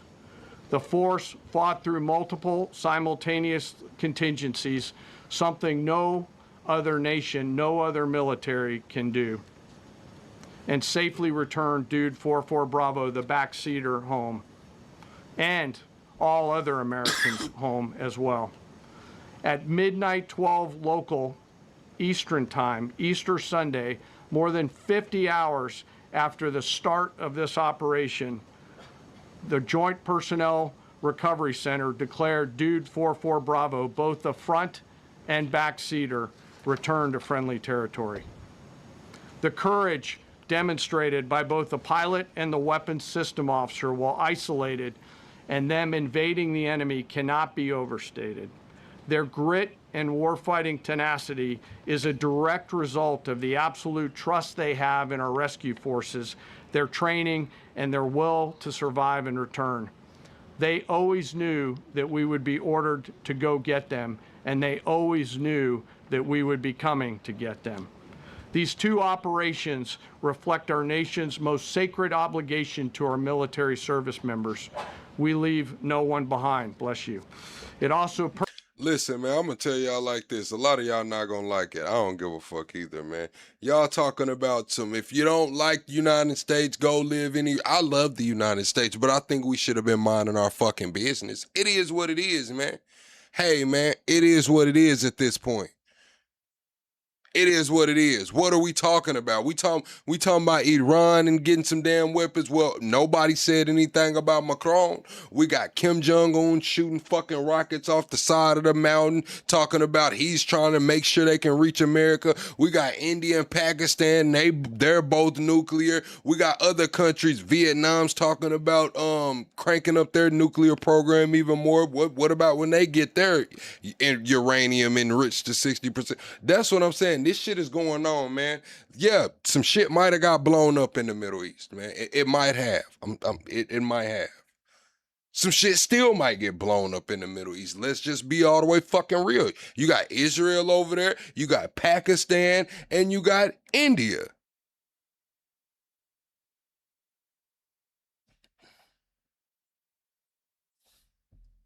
Perfectly captures the first truth of our special operations forces, that people are more important than hardware.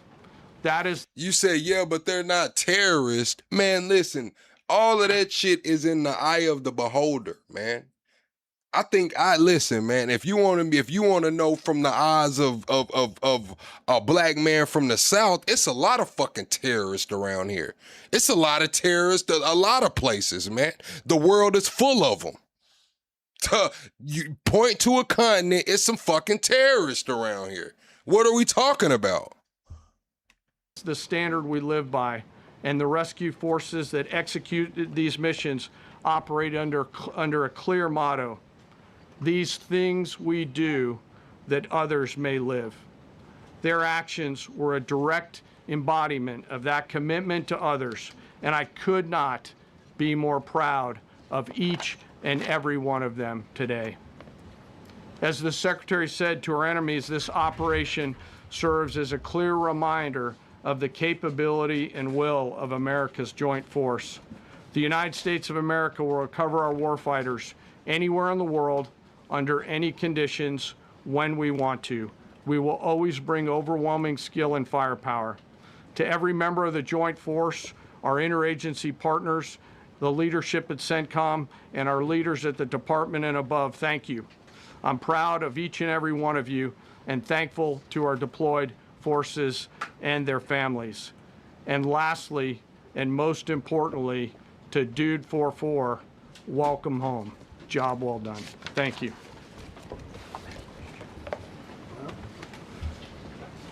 Pretty amazing. Pretty amazing. And these two gentlemen have been, from day one, they've been perfecto. You know, I got to know. All right, man.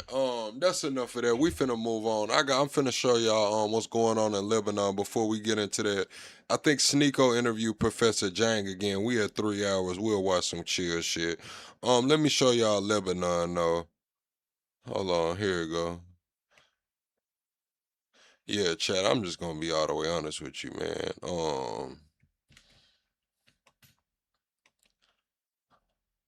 My takes on a lot of this shit is we need to mind our fucking business, man. Like, shit. What's gonna happen if we leave NATO? Everybody's hollering, leave NATO and do all of this. Leave NATO. We don't need NATO and fuck them and shit. Well, NATO got some nukes too.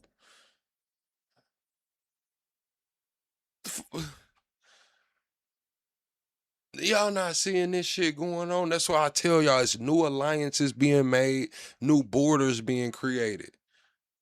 We see Russia pushing into Ukraine. We see Israel occupying, 14% of Lebanon now. We see new borders being created, new alliances being made, new enemies being created.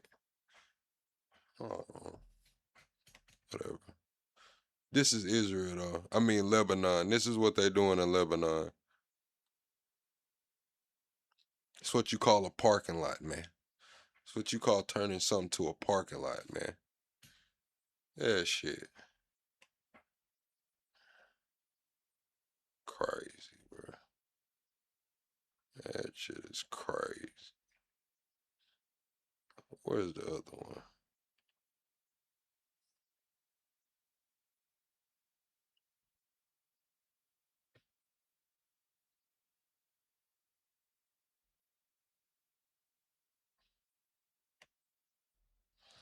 Is this it right here, Chad? Yeah, they blowing it. I'm telling y'all, Chad, it's going on. It's going on right now in Lebanon.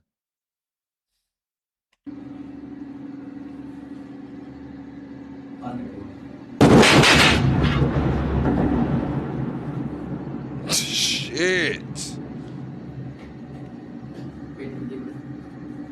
Chad, it's going on. This is what Iran wants to stop as part of the ceasefire. They want a guarantee that Israel will stop doing this in Lebanon, man. Over 1 million people displaced. Over 1 million people, over 1 million Lebanese displaced right now, man.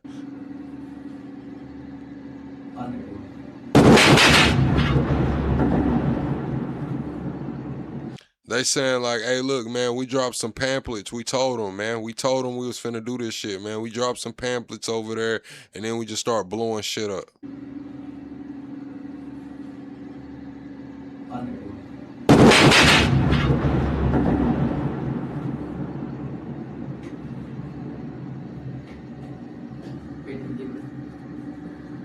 Oh, man, this shit is ugly, man. Oh, man, pray for my country, man. pray for my country, man. When the war started February 28th, I couldn't sleep for 2 weeks because I was so anxious and afraid. I'm just worried about the world. Yeah, so March was really hard. There were also some attacks against me. There was clearly a smear campaign that was coordinated because certain influencers were using the same talking points. On the last... All right, chat. I need everybody to hit the like button. I need everybody to hit the like button, chat. We're 9 likes away from 500. Let's get the 500 likes right quick, chat. We're gonna hang out for a couple more hours, man. We're also 5 subscribers away from the next sub goal. Let's get a quick 5 subscribers, man, so we can keep rocking out, chat. If it's your first time in my live stream, say first timer, and I'll try to give you a shout out here in a minute when I see it. Appearance you had on my stream, you mentioned how you thought the Patrick Bet-David show was going to be a setup. You got it spot on. And Professor Jang just pulled out a water bottle that was an extendo, bro. He just pulled out an extendo water bottle. Crazy. I will be on his show tomorrow. I've agreed to go. Welcome in, Susan, Robert, and Wayne. Welcome in. I hope you all subscribe. Welcome in, Harp. Welcome in, Harp. Welcome in, Mister. On his show. And you look at a guy like Peter Hegseth, whenever he does a press conference, I swear to God, it's almost like he talks more as though he's having an orgasm. I mean, do you get that impression where like he just loves this, right? Yeah. When he says like negotiating with bombs, it's like he's climaxing. I'm being amplified throughout social media. I don't think it's organic. I'm being amplified and given more prominence than I should be. The question is, why is this happening? One suspicion I have is that this social division is also part of the playbook. If this war is meant to move towards the end of the world and the Great Reset, then you need... Yeah, I seen that, Erica. They said Offset and Lil TJ allegedly got pew-pewed outside of the Hard Rock. They said 6ix9ine was trolled him. Dawg, welcome in, dawg. I appreciate you for grabbing a membership, dawg. You just got access to over 400 past live streams, man. Almost 400 past live streams, and you'll get a role in the Discord for the book club. All members, get with me. You'll get a role in the Discord for the book club, man. This week for the book club, I'm giving everybody a free copy of my ebook, The Art of Organized Action. That's what we have in this week for the book club. All members or all Discord members, right now, you get in the book club. All members on the YouTube, you get in the book club. Civil war throughout the Western world. Why aren't we protesting this war in Iran? Why aren't we protesting what Israel is doing in Lebanon? Why aren't we protesting the fact that Israel seems to be targeting everyone? Why hasn't anyone protested the fact that America, at the first day of the war, killed the leader of Iran, which is against international law, and also killed 168 innocent schoolgirls? Why aren't there any protests against that? So all this is really weird. And now you have AI. And the AI revolution, it's not about replacing blue-collar workers. You can't do that. It's about replacing white-collar workers, the lawyers, the accountants, the doctors, the professors, the high school teachers. The elite wants this war in Iran. I'm from the South, Code, the deep South, man, the deep South, Code. And Trump is doing that. And as long as Trump keeps this war going, then the elite will allow him to get away with anything. But once he's out of office, then he'll be destroyed. If you were to take this theology, what's up, Midwest? What it's telling you is that there's only 600,000 humans in this world, and everyone else is just an animal soul. Everyone else is an animal that's taking up space. So like you should try to clear up as many of them as possible. There are these religious extremists in Israel who do not see. So Mehdi kind of exposed Professor Jang last week, chat. We watched it. Mehdi kind of exposed Professor Jang for being like basically a damn agent. I'm not gonna lie. Mehdi really exposed that shit, man. See anyone outside of Israel who is not Jewish as a human being. That's why that phrase like mowing the lawn, right? Mm-hmm. You know, like imagine killing people as like mowing the lawn because, there are weeds and we have to mow the lawn. Hello, everyone. This is my third interview with Professor Jang amidst a war that he predicted on his YouTube channel called He's on the Right Side about so many issues. I think a lot of people don't actually watch your long form content. So many people that are part of this attack campaign against you. They are seeing clips taken out of context. One where you're making a joke about the Messiah, and it's like, does he want to start a cult? I'm like, he's so clearly joking. I watch your lectures. I really appreciate the work you do. And I didn't get to see the new Trump one, but... So, chat, was Professor Jang wrong for calling himself Professor Jang? He said the internet gave him that name and he just ran with it. Is he wrong for running with that name because he's not a real professor? He's a high school teacher, which he's very informed. I like the way he breaks things down, but Mehdi came at him pretty hard about calling himself professor, and he's not an actual professor.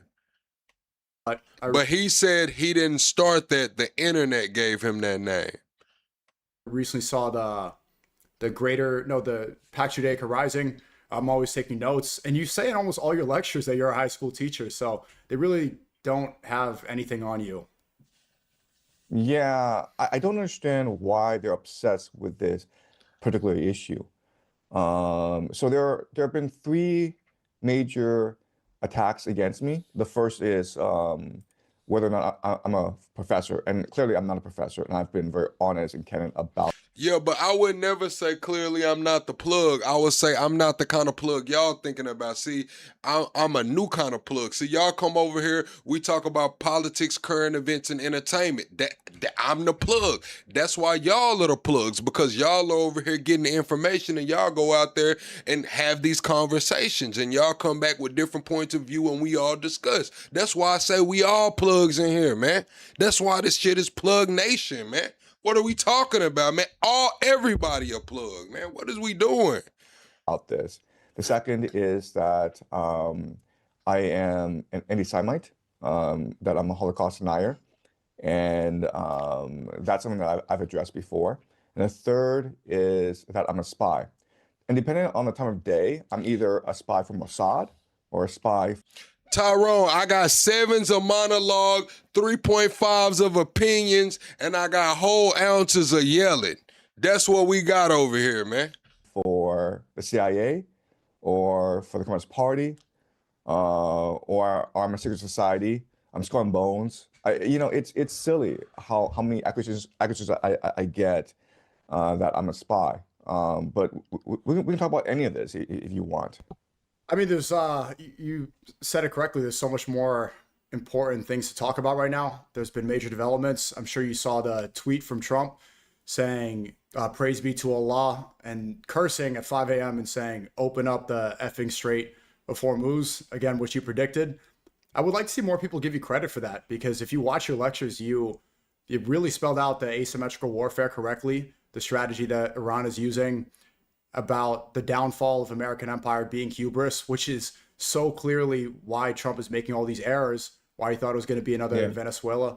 That's what I think we should talk about. Okay, absolutely. Yeah. But I also saw, I mean, personally, I saw a lot of your fans were saying that you were thinking about stepping back. I saw you posted something on Substack. Has it been overwhelming? So you've had a major rise, I think, obviously because you got so much of this right. But personally, how are things for you? I was going to reach out and email. Chat, I'm finna get ready to do some interviews like this. That's why I'm telling y'all to get in these chats and tell people to come holler at Plug, man. Sit down and talk with Plug, because I'm finna start doing these. I got a guy from the Caribbean. He studied in Africa. He's gonna come on the channel. I think we're trying to set it up for next week. He's gonna come on the channel. So yeah, we got some big things coming for the channel, man. Email you, but I didn't. Maybe I should have. Right. Yeah. So March was really hard because when the war started February 28th, I couldn't sleep for 2 weeks because I was so anxious and afraid. I have 3 kids. I'm just worried about the world that they will inherit. And I was just following the news for 2 weeks straight, and my mind was like a beehive. And there were also some attacks against me. There was clearly a smear campaign that was coordinated because certain influencers were using the same talking points and using the same. It seemed as though they got the same memo basically. But I really didn't mind that. I was more concerned about like where this war might go and where this might lead. It was making me very anxious. And then, you know, a lot of people reached out. And I was overwhelmed with media requests. And I had to turn a lot down just because I had just so many commitments. I wanted to like maintain teaching my class. And I reached a point where I actually don't want to do this. I don't want to be the center of a storm. I don't want to be the center of attention. Like what I specialize in is doing deep analysis, and trying to tie current events to historical. Shit took him too fast, chat. That's how it happened. Professor Jang was out here making them videos, and he had a couple of them go up. But then once Sneeko put Professor Jang on that platform, man, it took off, bro. It happened too fast for him, man. It happened too fast for him. Patterns and try to offer some insight and clarity as to how the future might reveal itself. And that's something I've been doing for the past 2 years. So something like Professor Jang didn't go through levels of success. Like it's a difference from having success to where you can go somewhere and maybe nobody knows who you are. You know, maybe nobody knows who you are, but you got a little online buzz. Then you go somewhere and maybe 5 people recognize you. You like, damn, okay, shit, people are recognizing me. That's kind of where I'm at right now, Chad. I'd have been a few places and I've had like 5, 6 people recognize me. I'm like, damn, like shit's a little crazy. But then you got another level to where you go somewhere and maybe 50 people recognize you. Then you go to you're probably blown. You gone. You know, after 50 people recognize you, that next level is you just can't go any fucking where. Not as a normal person. And Professor Jang didn't go through that progression. He probably went straight from 5 people recognizing him to he can't go no fucking where. He didn't have that natural progression. It just happened fast. Really enjoy doing. And in the beginning, you know, when I only had like, you know, 20,000 fans, it was really rewarding. It was very edifying. Everyone was really happy to have found me. It seemed as though it was a really small club, and everyone enjoyed being in it. But then, as you know, this past year, I became more and more prominent.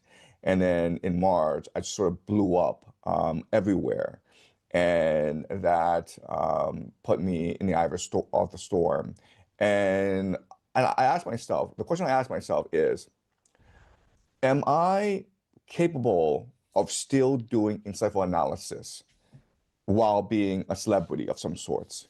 And if the answer is no, then I should stop being a celebrity and continue doing research and teaching, because that's my value to the world.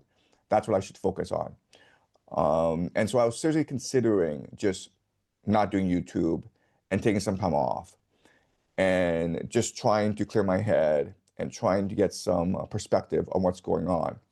Because I don't want to be influenced by this attention. I don't want to be a player in this game, right? But, you know, as things moved on, I recognized that the internet, it has no attention span. You know, and eventually people just shift focus.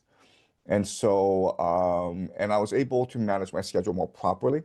So my plan now is I want to continue teaching until the end of the semester when my contract runs out. And then I want to do more traveling to see more of the world and hopefully do some lectures, because I talk a lot about. He getting that money, Chad. He letting you know, like, shit, he getting that money now. It's time to go on tour, man. I can't sit in this damn classroom talking to these kids on YouTube, man. It's time to go on tour, man. Professor Jang finna go get that chicken, man, that munyon. Geopolitics, but I think it's very important to experience the world. So I've been invited to a conference in Moscow in late June, and I'm really excited about that because I've never been to Russia, even though I talk a lot about Russia. I would love to visit Japan at some point because I've never actually visited Japan. I want to go to Japan too. I would like to go. Yeah, I want to go to mainland Japan too. That is one place that I would like to visit is mainland Japan. To Europe. And I would like to go back to the United States, visit South America. So I really think it's important for me to do more deep dive research. And I want to continue to do my YouTube because I built a very strong following and they really enjoy learning from me. I want to continue doing my Substack. At some point, I want to switch gears and write a book to really systemize game theory in a way that allows people to start thinking in terms of game theory themselves. And yeah, so right now, I was in mid-March, pretty anxious, pretty depressed with the state of affairs, and I felt that for my mental health. Nah, Professor Jang YouTube is demonetized, so I don't think he can even get monetization on the other channel either. So he has a Substack, and he probably books these interviews. But yeah, he said his YouTube is demonetized. And for the sake of my family, I should take some time off. But fortunately, I've been able to manage a lot of stress more effectively. And so I like to continue doing what I'm doing, but at a much more manageable schedule.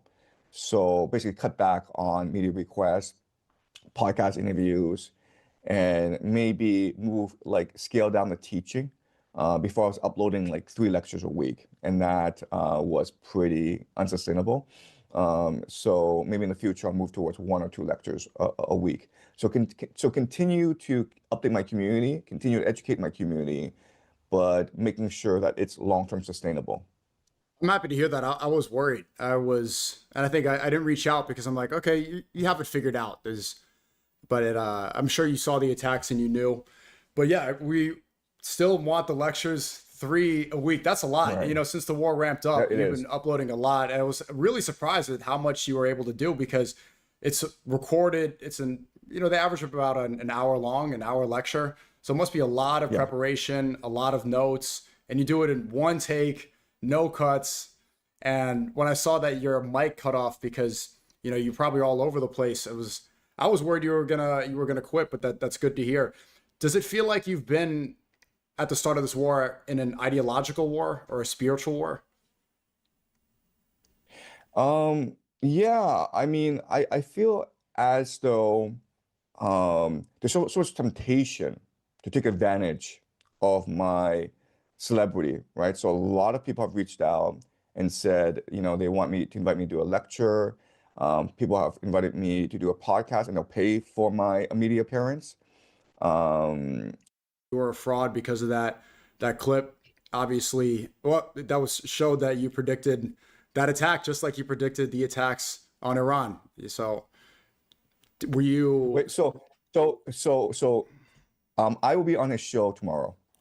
I've agreed to go on his show because I feel it's important to engage different perspectives. Yeah. So I was on the Mehdi Hassan show, and he spent he spent half an hour with me. I think 10 minutes of it was he was just lobbing criticisms, accusations against me, and it was not a pleasant experience. I mean, he's very aggressive and he's very provocative. But I felt that for my audience, it was good to see me in this sort of situation. It's good that I'm not in a bubble and that I'm willing to hear a different perspective. And so I think it's important for me to confront my critics and to provide my side of the story. We talked about this last time, but I think the most important thing is to be open-minded and to engage people in good faith debate. Some people may not have good faith, but I think it's very important to set the principle of it's really important to engage in debate just for your own self-learning.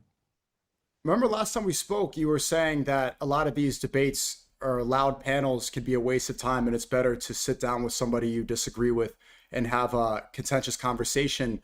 But how do you differentiate those loud debates between an exchange of ideas? Right. So, I mean, I think a very quick litmus test is how long is it going to be? If it's 10 minutes, they're looking for sound bites. Because I've been on TV before and I know what TV is like. They're looking for, the gotcha moment. But so David, Patrick Bet-David, to his credit, has given me 2 hours. So it'll be a 2-hour conversation. And so I think I have enough time to elaborate on certain points that I was not able to elaborate on, say, maybe Piers Morgan, because that was 15 minutes, right?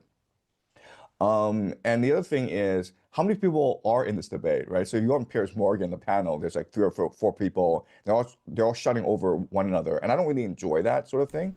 But I think with Patrick Bet-David, it'll be me and his people.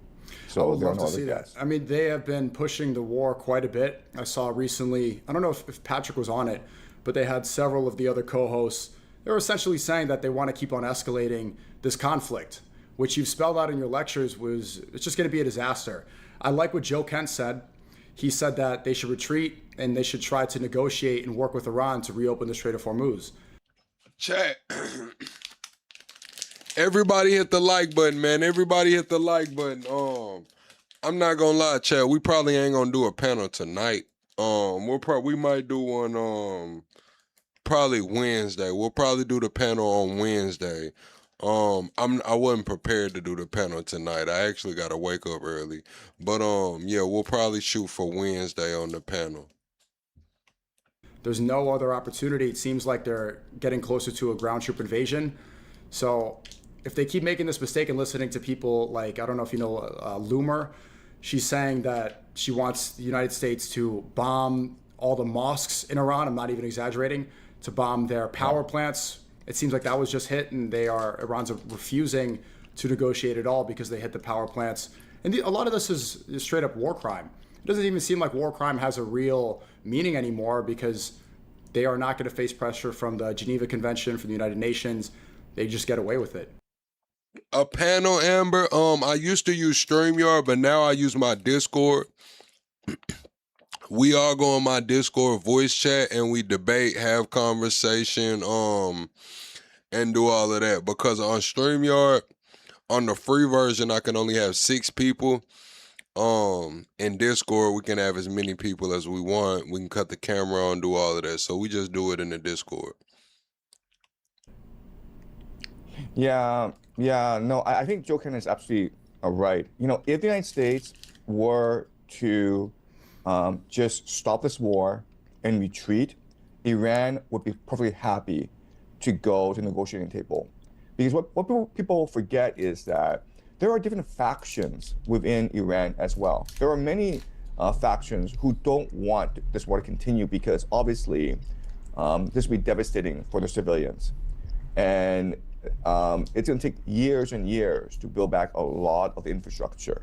So if the United States were to retreat today and close their Middle East bases, Iran would be perfectly happy to negotiate a deal with the United States where both would be responsible for the Strait of Hormuz, and they would share tolls and tariffs. I guarantee you, if the United States were to say to Iran, we're leaving, let's make a deal that benefits both of us, Iran would be like, absolutely.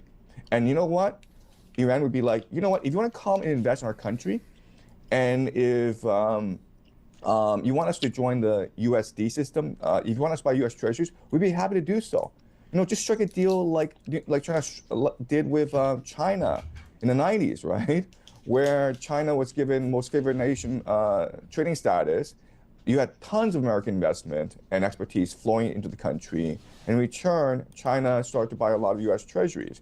Iran would be more than happy to make this deal. They'd be ecstatic about making this deal. So the big question is, why not make this deal? It's mutually beneficial. It's win-win. It would bring peace to the world. The art of the deal, but the art of the deal, yes. We know. Yes. I mean, look, if you watch predictive history, you could see that that's not going to happen. This is the effect of hubris. No, it's going to happen. I mean, just look what Trump's saying. I mean, this morning, that's what he should do. That's obviously the only outcome. It's going to be a disaster. He is completely losing his mind. I don't know if... Chad, I'm not going to lie, man. Those Mamba, the Candy Mamba, the berry tasty joints with the blueberry, the berry mix, the raspberry, cranberry, and wild strawberry. Hey, man, pressure, man. I don't know, Chad. I'm not going to lie, man. I'm not going to lie, Chad. They did the big one with them bad boys. you think that he has some cognitive issues going on. It seems like a senile old person. It's a straight up disaster. And since the last time I spoke to you, Pam Bondi has now been fired. They're saying that she's going to be repositioned to the private sector. She's no longer Attorney General. Hegseth was questioned and pressed for firing 8 top generals within the military. It seems like, although, I mean, they've been declaring victory for 4 weeks. I don't know what type of victorious war this is if nothing was accomplished besides killing civilians. The Strait of Hormuz is closed.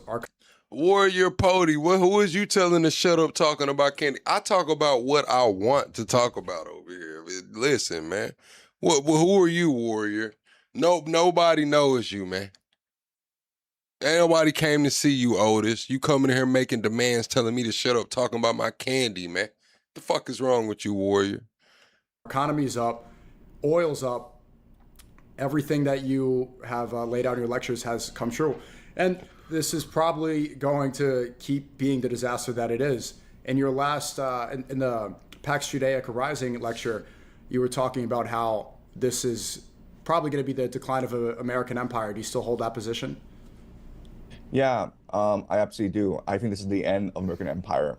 The thing about war that people don't appreciate, because it's been a long time since we fought a real war, is that war makes people crazy, right? It's like if you're in a fight, and maybe you didn't mean to get in the fight, and maybe in the beginning, the fight was over the pettiest things, and the observers think, oh well, you know, let's just argue and push each other and then punch each other, but then this thing will stop. But once you're in a fight, the adrenaline takes over, right? And you just want to win no matter what, and you can do anything to win.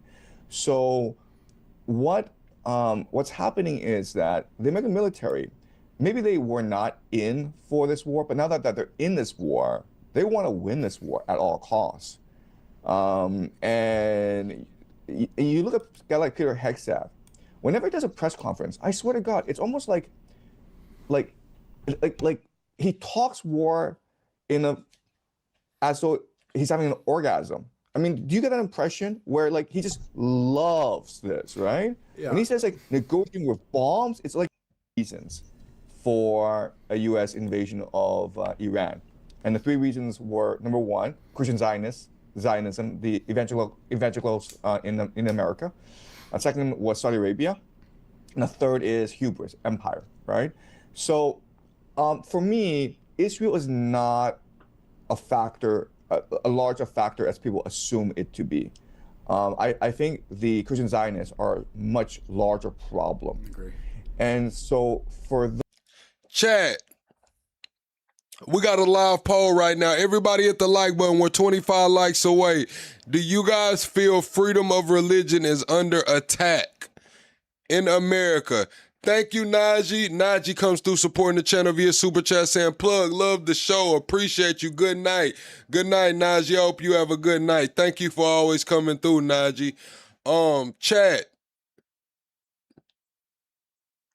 Y'all saying no, yes, no. Do y'all think freedom of religion is under attack in the United States of America?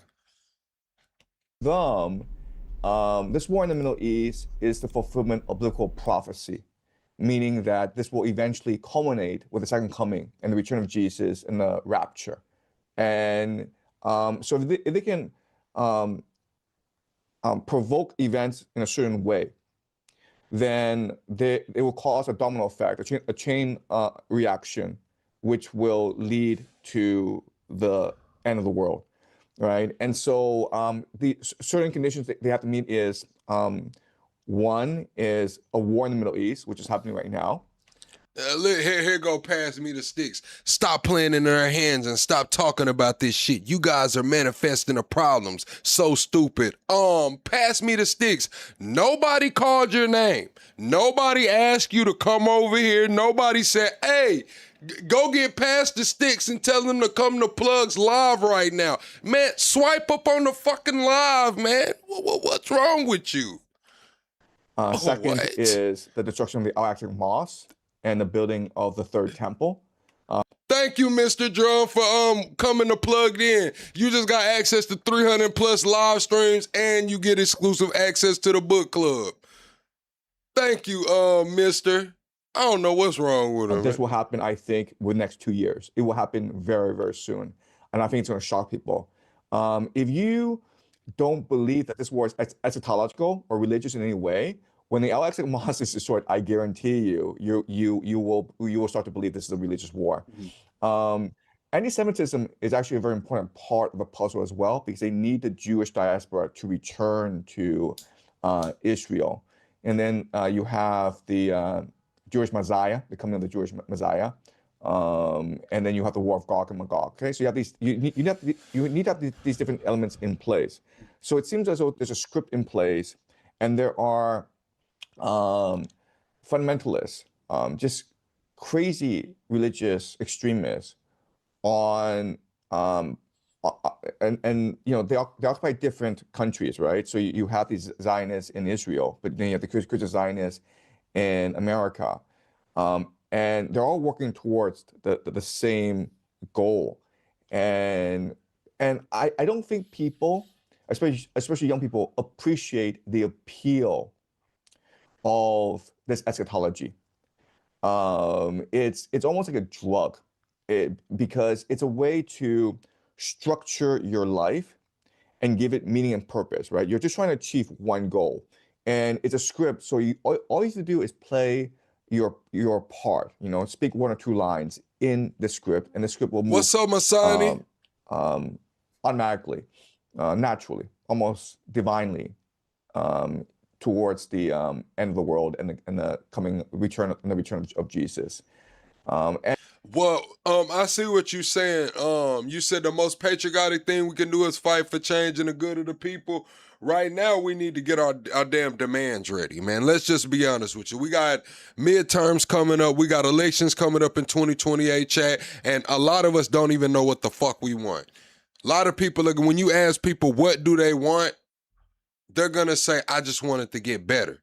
That's we're at the point we're at right now. I just want it to get better. We can't be like that, Chad. We got to have our damn demands. When these people out here campaigning all the way down to the city councilman that's going to come knock on your door saying, hey, this is what I'm going to do. Man, we got to have our list of demands ready, man. And if they don't want to adhere to these demands, they don't get the fucking vote. It's that simple. It's that simple, man. And people don't appreciate how powerful this movement is, because if you look at the stats, okay, about a quarter, 1/4 of Americans are evangelicals, okay? Most are not Christian Zionists, so maybe about 10% are Christian Zionists. But then you're talking about, like, at least in America, 10 to 20, 30 million people who are Christian Zionists. Okay, that's a lot of people, because remember, not only do they believe this stuff, but they're actively contributing and acting towards achieving this vision, which means that they're donating money to this cause. So there's a pastor named John Hagee, Hagee, and he runs an organization called Christians United for Israel. It's about 7 million people. They have 7 million people in. Nah, that's what I'm saying, chat. You said we must remember that our government is fully corrupted. Listen, chat, I'm telling you, all the way down to the city councilman, man. If they don't want to adhere to what the fuck we got going on, we're just not gonna vote. We're gonna vote for the weird motherfucker. Straight up, chat. The weird motherfucker. Or we could put somebody there. Fuck it, man. If they don't want to adhere to what we want, man, you in your local city, town, whatever you got over there, put somebody up there, man. Put somebody up there, man. Let's go adhere to what the fuck we need done, man. You still running over that same fucking pothole you've been hitting all year. Shit, the roads have not gotten any better. It's still couches on the side of the road. They don't want to come cut the damn limbs off of the power lines and shit. Stop voting for that shit, man. Stop it. Just stop. This group, and what they specialize in is raising funds to fund West Bank settlement. Okay, so these are the people driving a lot of the conflict in the Middle East. because they want the Jews to return to Israel, which would initiate a chain of events that would lead to the return of Jesus. So they do fundraising, but also they will also work for the government. They'll lobby politicians. If you speak out against Israel, these people will call you up every single day and batter you, and they'll go to the office and protest you. Okay, so these people, they may not have that much money, but they certainly are willing to work their ass off in order to achieve their vision, and they're united. And they have the same purpose. And then you combine this with AIPAC money, right? The AIPAC people and all these Jewish Zionist billionaire money, and they become like an unstoppable political force in America. Mm-hmm. Since we last spoke, Al-Aqsa Mosque was closed for Eid prayer. Yep. I think it was the first time since 1967. Yep. It's also been closed for 35 days, and I was leaving Saudi. Yeah, chat. You got midterms coming up. It's damn city council coming up. They what is it? Mayor, all of that shit's coming up, man. Have what you need to be done. Have that clear and in your head, man. If it's the pothole around the corner, go show their ass the pothole, man. Straight up. I don't know how long. I believe registration is gonna get ready to stop in a few months for city council and shit. It's a little later. Most people that's running for mayor has already put their bid in. But make sure they get that shit together, man. Or they ass is out. Straight up. Get that shit together or your ass is out. Man, I'm tired of hitting that same fucking pothole. I'm tired of these kids not having nowhere to go play. Where the fuck is the water park? Where the fuck is the skate park? Why is the town right up the road? Why do we have to go 30, 35, 40 minutes for the kids to have an activity? Where the fuck is the money going? Where's the money? Originally, I had to cancel it because of the war. I was going to go to Medina with a big group for Ramadan, had to be canceled, but I ended up going anyway. And on the way back, I was in the Istanbul airport. It's a huge international airport. I saw this giant screen playing the news, and it showed that they were reporting, Israel's reporting that Iran's debris from missiles was fired near Al-Aqsa Mosque in Jerusalem. So that seems like that's the playbook. You know, the division that you see between the Persians and Arabs, it seems like there is some Sunni Shia conflict. They're probably going to try to pin it similar to, you know, if you could make a comparison to 9/11, we'll probably try to pin it on Iran and say that they are the ones responsible for bombing Al-Aqsa Mosque, even though it's a holy site for Sunni and Shias. It's the third holy city, Jerusalem, and Al-Aqsa Mosque is the third most important mosque in the world. Why was it closed? You know, some people are speculating that it could be because Mossad's planting bombs there. Is there a specific reason? Look, so you just look at what's been happening these past few years, and it's pretty clear what the playbook is, okay? So many years ago, this Texas farmer, he bred perfect red heifers, right? And then it cost him millions of dollars to breed perfect red heifers. And you need them as a sacrifice to consecrate the grounds for the building of the third temple. And then he flew them to Israel. And so now there's like, they're all in Israel, they're all perfect. They're all ready to be sacrificed when the time is appropriate. Okay, that's number one. Number two is that there's organization in Israel called the Temple Institute. The Temple Institute, they have a website. And what they've done is they have already built brick by brick the third temple. Okay, so the third temple. Erica comes in supporting the channel via Super Chat, says, PSA, freedom of religion also means the right to choose no religion. Religion doesn't belong in the laws. Tax the churches and have them fund the war then. Chat, we're going to do a live poll. Should churches pay taxes? Should churches pay taxes, chat? Pay or no pay in the chat. Pay or no pay in the chat. Should churches pay taxes, chat? Was already built, and all they have to do is move it into position when the Dome of the Rock is destroyed, because the Dome of the Rock is where the third temple has to be. That's number two. Number three is for the past few years, they've been conducting archaeological digs under the Al-Aqsa complex. Okay, Dawg says my channel chose to pay $75,000 for a pickleball court instead of fixing the playgrounds. I live in a red rural city, shaking my effing head. Yeah, pickleball is up and coming. I believe they're trying to get it's a lot of older people are playing it, but they're trying to get a generation of pickleball players. I'm gonna let you know, Devil Dog.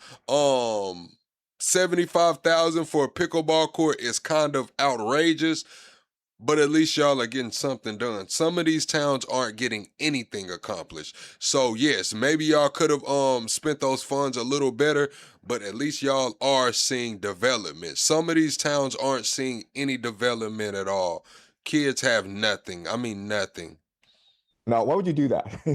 And the answer is, well, because you plan to plant bombs to do a controlled demolition. Last June, there was a prominent Israeli rabbi who told his followers, oh my God, this war, this 12-day war, it was a perfect opportunity to do a false flag. What you mean we don't go to the church for anything, Cloud? I'm in the Bible Belt. People go to the church down here. I'm just going to keep it all the way honest with you, man. Church helping folks pay rent. Church helping folks pay light bills. Church helping put folks in cars and have damn camp fair, and you know, if they struggling and the churches in the South, man, I'm gonna be honest with you, man. I can't speak for all churches. Now, I cannot speak for all churches. But a lot of the churches in the South gonna help your ass out, man. I'm just gonna be honest with you. They gonna fuck with you.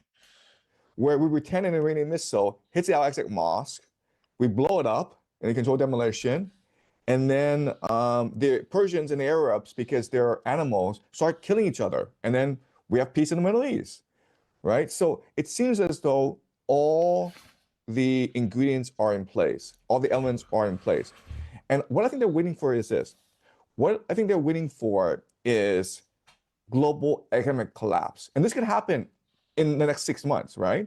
When East Asia is completely out of oil and you have total lockdowns like COVID, where in Africa, people are starving because they don't have fertilizer anymore. In the United States, people are rioting because of inflation, because of the national draft, whatever. But when the entire world is chaos, no one's gonna notice the Al-Aqsa Mosque has been destroyed, right?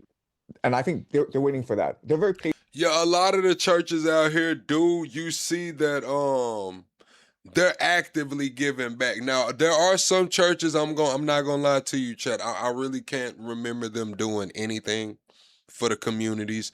Everybody hit the like button, chat. We got to get to 550 likes. Everybody double tap the screen.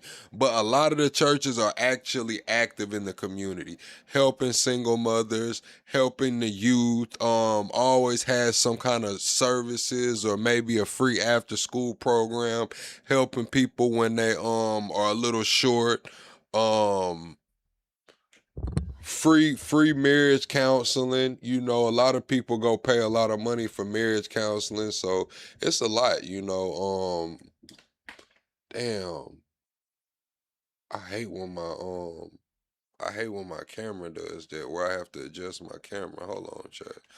But yeah, in the South, there's a lot of services. Like, how much does a marriage counselor cost, chat? Like, let's be honest with you. How much does a marriage counselor cost, man? That shit's probably expensive, man. It's probably some $100 plus an hour or some shit like that, man. Well, Pastor got your ass for free. And Pastor got you for free, man. Gonna give you a good Bible verse, man, and some wisdom. He gonna tell you how he been married to his wife for 65 years, and that's what go on down here. Methodical. I think we will see this happen, all this play out in the next year or two. Have you noticed a shift in the strategy to prevent disinformation from spreading? Because any sort of basic analysis, and you can understand what the objective is. Before, several years ago, this sort of information would have been censored everywhere. I noticed now that I spoke to an American soldier on stream, and I was telling him about the war, what's really happening. He's like, I just want to defend my country. Well, Rubio said that they did not pose a threat, and they preemptively attacked Israel to prevent an attack. They were defending themselves by striking first. And he started saying that, what's up, Ms. Bones? Okay, well, I want to protect God's chosen people. I'm a Christian. And I'm telling him, okay, well, there's the similarities between Muslims and Christians. We both believe Jesus is the Messiah. Most Israel, well, not all, not most, but many believe that Jesus is burning in hell. Why would you die for these people? Even when you tell people this, they still that's the thing, believe in their program. That's the thing, though, chat. Like, I understand a lot of y'all are saying it's easy when it's not your money. But I'm gonna be honest with you.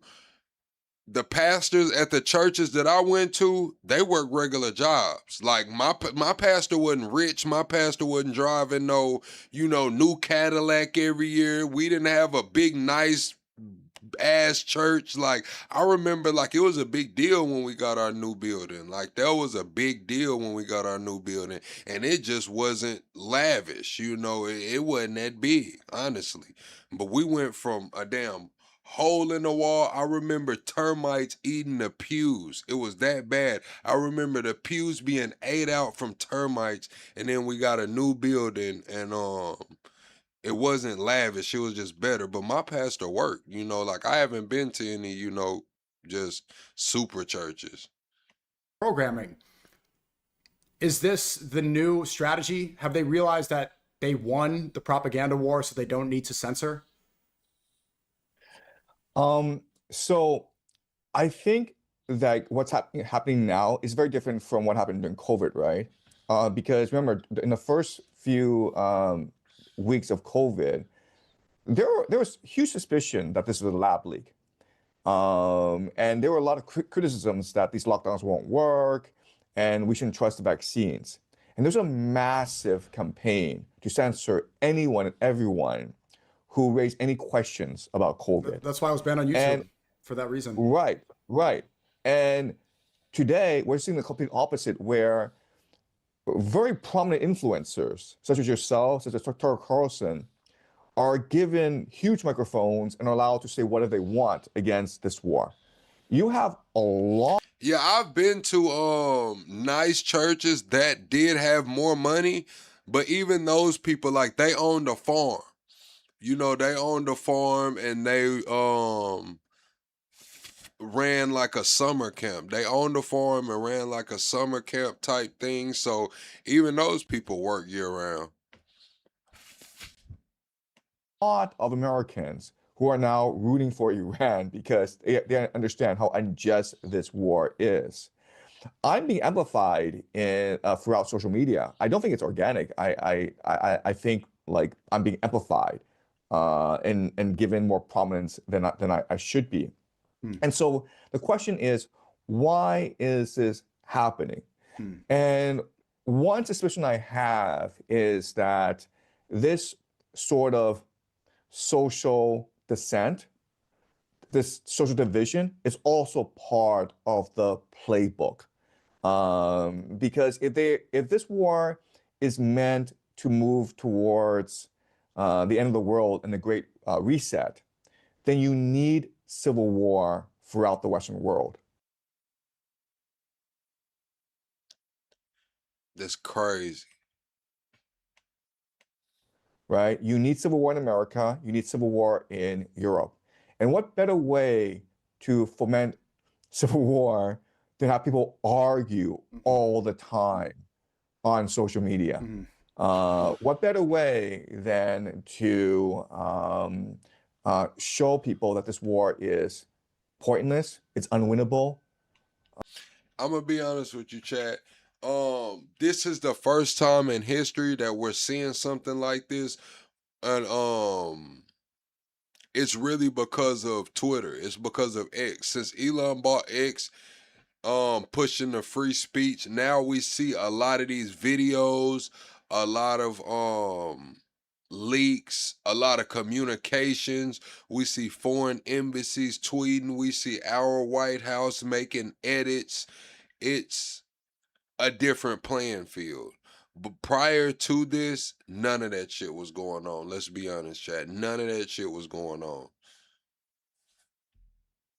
on. And just so apathy and discontent in the American mind. So, I don't know if this is true, but I think that if we just assume that this war is eschatological, and there are many powerful people who benefit from the Great Reset, then And then, chat, you gotta understand too that what what X does that people don't give it credit for. I seen a post earlier where they were speaking about it, is that it translates automatically. So we're hearing from people in the Middle East from their perspective. We're hearing from people from the European countries. We're hearing people from the continent of Africa. They're hearing Americans. Everybody can speak in their own voice, and it's automatically translated. From journalists to regular people to diplomats to technocrats, everybody has a voice, and it's cross barrier. The language barrier is just not there. Like, we're living in an unprecedented time because of that. and civil war is part of the script. I've been trying to advocate for unity as much as I possibly can. And I'm sure you felt it. And I think it's part of the coordinated attack on you. So many people that should ally with you and understand what you're talking about, I'm seeing them lash out at you so angrily. And it's confusing. Also, with the rise of these AI accounts on X, and half of the replies on my Twitter, it's just straight up people talking about my faith and my race and it's like they have notifications on. You click on the profile, it doesn't even look real, and it is demoralizing. I think that they shifted from censorship to demoralization because it's draining.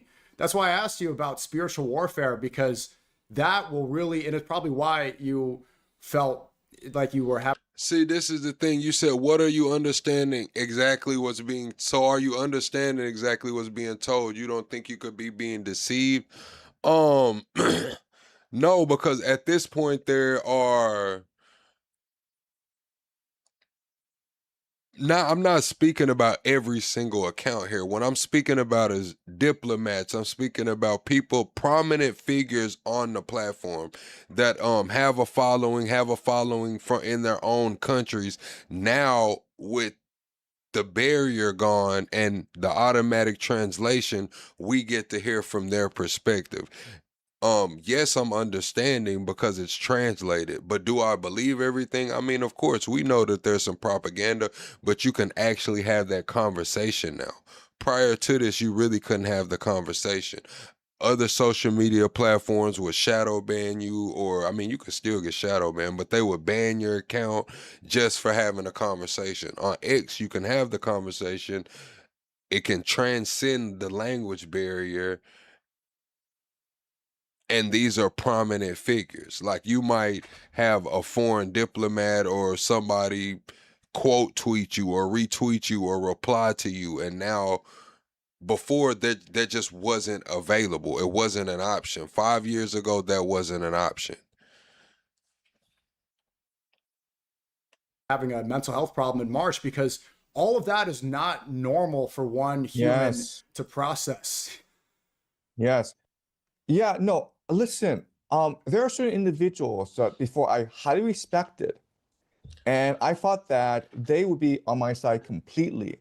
So one person that comes to mind is David Icke. I'm not sure if you come across his work. That's exactly what I was thinking of. And like, I've said very nice things about David Icke in the past. I think he's been very courageous in trying to promote his ideas, even though I don't really agree with some of his ideas. I agree with most of his ideas, but I disagree with some aspects of his ideas. But that's just normal, right? To an intelligent person, they might be sympathetic. You said, what the fuck does plug mean? It's a stupid word. What the fuck does Chris mean? It's a stupid word. What the fuck does Chris mean? Honestly, you tell me what Chris means.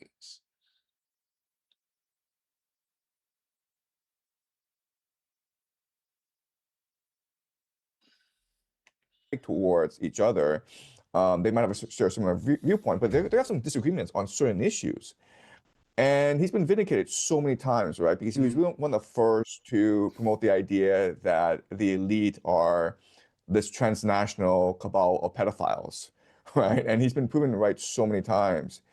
And when I blew up, he was one of the first to attack me, saying that I'm basically a useful idiot. I'm like working for the global cult to sow discontent and sow confusion among the people. And he's been consistent about it. And it's been really Exactly, Travis. Like exactly, Los Deuce. What the fuck does Chris mean? He didn't think that through. Like, he comes in here and just, what the fuck does plug mean? That's stupid. Well, what the fuck does Chris mean? Like, have you ever thought about that? You didn't think that went through, my boy. You couldn't have. You didn't think that went through, my boy. Because what the fuck is Chris? What is a Chris, man? I spotted a wild Chris out in the damn Amazon, man. What is a Chris? surprising for me because, again, we will agree, David Icke and I, if we were to sit down, we would agree on like 9% of everything. And we might disagree on, is there really a global cult? Are there really interdimensional lizard people? I mean, we might disagree on certain aspects, but on the most part, like the general trend, how the world works, we would get along very, very well. And he's been very hostile towards me, and he's been very hostile towards Tucker Carlson for whatever reason, because Tucker Carlson has been the most consistent anti-war voice in America for the past 5-6 years. And so it's very strange. I find that David also very strange, because 5 years ago or 4 years ago during COVID, like I would have loved to be on a show, and we would have like shown how COVID was clearly a lab leak, clearly it was a bioweapon, clearly these lockdowns were authoritarian measures, clearly you shouldn't take the vaccine. We would have agreed on DEI, we would have agreed on politics, we would have agreed on a lot of issues. And before I was watching a lot, and then this Israel thing happens, and for whatever reason, he's very pro-Israel, pro-war, and he attacks. So y'all said Chris is a unisex name given Greek origin, commonly used as a short form of Christopher or Christina, meaning bearing Christ or follower of Christ. So that's a Chris. We're all a Chris then. Everybody from the Bible Belt's a Chris then. I'm a Chris in a do-rag. You're a Chris in your bed laying down. We're all Chris. You're Chris, I'm Chris, everybody's Chris. It's me. And so I just find this really weird. I've seen it outside of geopolitics. I saw David Icke, that one was confusing. He has been critical of Alex Jones, and I could see how that makes sense because Alex Jones was probably one of the most important Trump influencers. But I like that he's saying the right things now. So I was very skeptical of Alex for a while, but I like that he's changed his opinion, and I think he's saying the right things now. But David Icke, that one is really, I was going to bring him on. I invited him to come on the stream. I was going to ask him about that because it doesn't make Queen Cat, we go live every single night at 10 p.m. Central Time, 10 p.m. Central Time, 10 p.m. Central Time.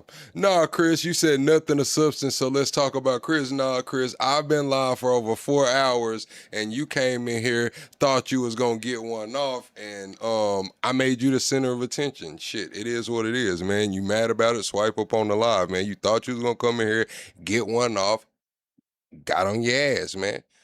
Wave the white flag, Chris. Makes sense. But outside of politics, I've seen it with faith too. I think a lot of people, I don't think it's paid. I really think this is the product of social media and their new strategy, because people are attacking their own group.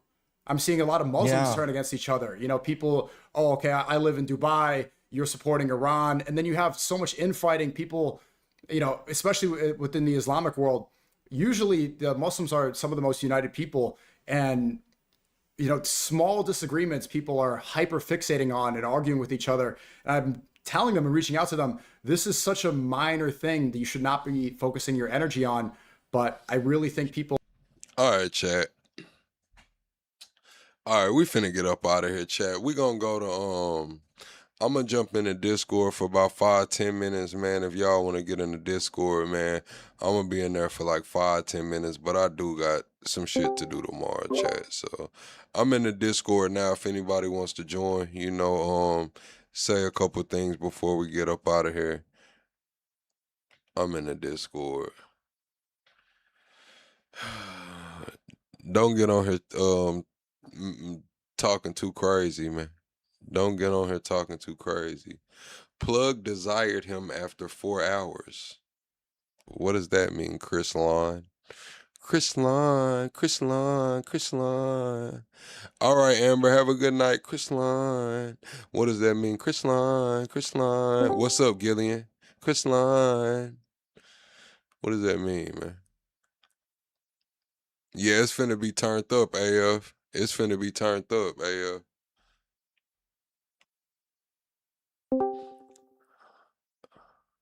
What's up, Too Strong? What's up, Shell? Erica, you coming in here or what?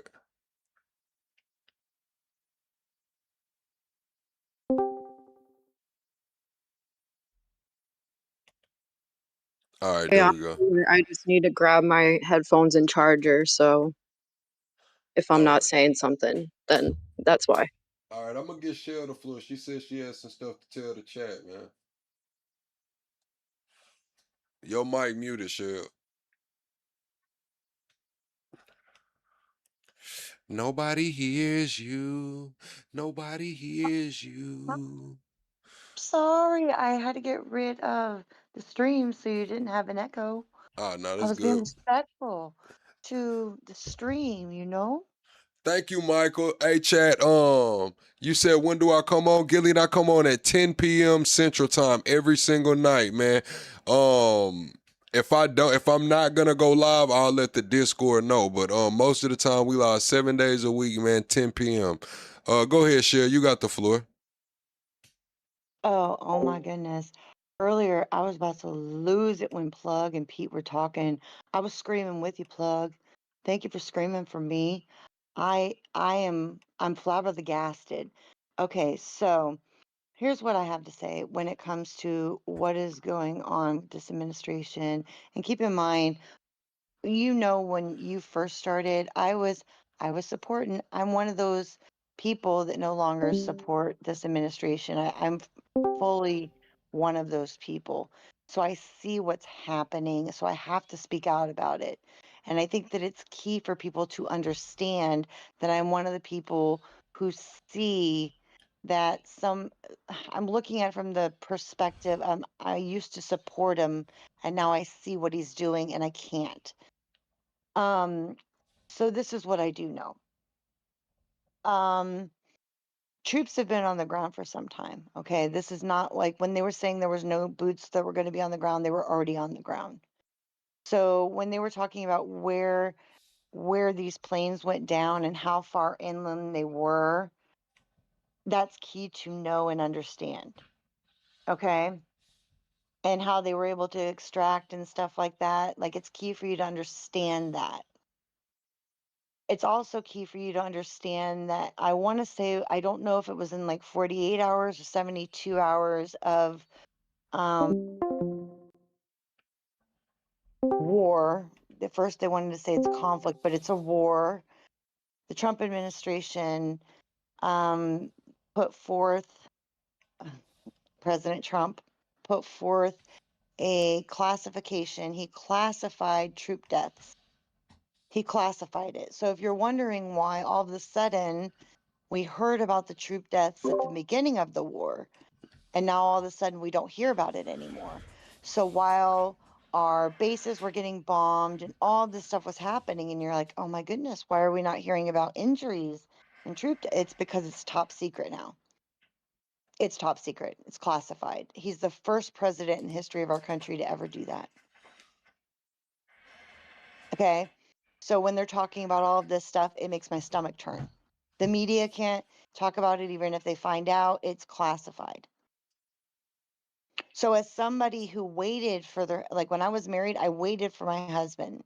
Back when they used to talk about it, it makes my stomach turn.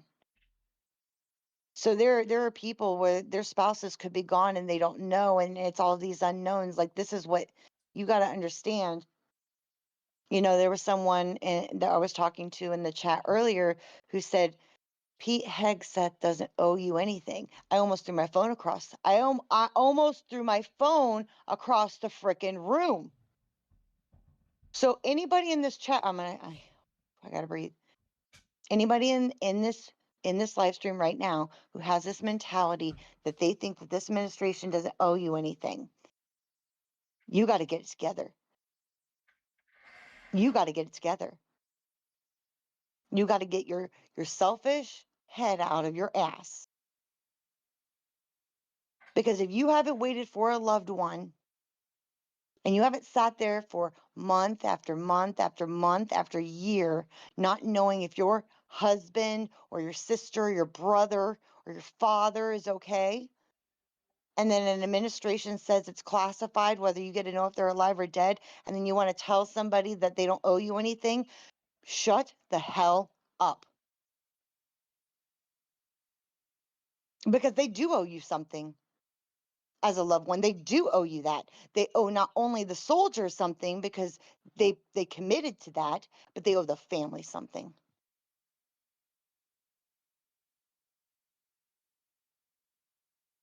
I'm trying to choose my words wisely. So first of all, that infuriates me. We have lost more troops than people can even imagine. And then when he gets on there and he talks about the Ford, both Pete and President Trump today in those live streams mentioned the Ford. Why don't we discuss the Ford? Where is the Ford? Why is the Ford in Croatia? Because they revolted. I talk about how it's an amazing aircraft carrier.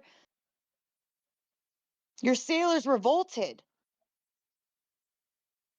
Allegedly. There is so much going on within this administration and with troop morale. Because one, troops that are boots on the ground that are doing an amazing job putting their life on the line are owed more.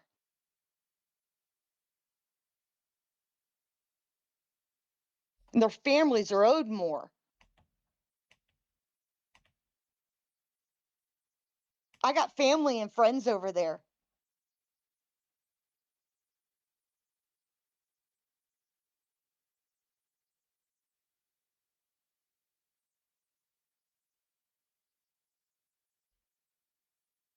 So don't ever go into a chat and say that they don't owe anybody something. Don't tell anybody because you don't know who's on the other end of it. Because now you're hearing from that person. You're hearing from them now. And now you know why. Because you don't know if my cousin's gonna get a ding dong. We're really sorry to tell you. And we're sorry that it was months ago, but it was classified. We couldn't tell you. Really sorry. You have no idea what is going on right now behind the scenes because you are being lied to. The same way that I was lied to. I also know somebody that was in a classified meeting. It was a little over a week ago. Allegedly. I'm sorry. Said we gotta say allegedly. Allegedly, a little over a week ago. And came out of that meeting shook. This is not a person who comes out of those alleged meetings shook.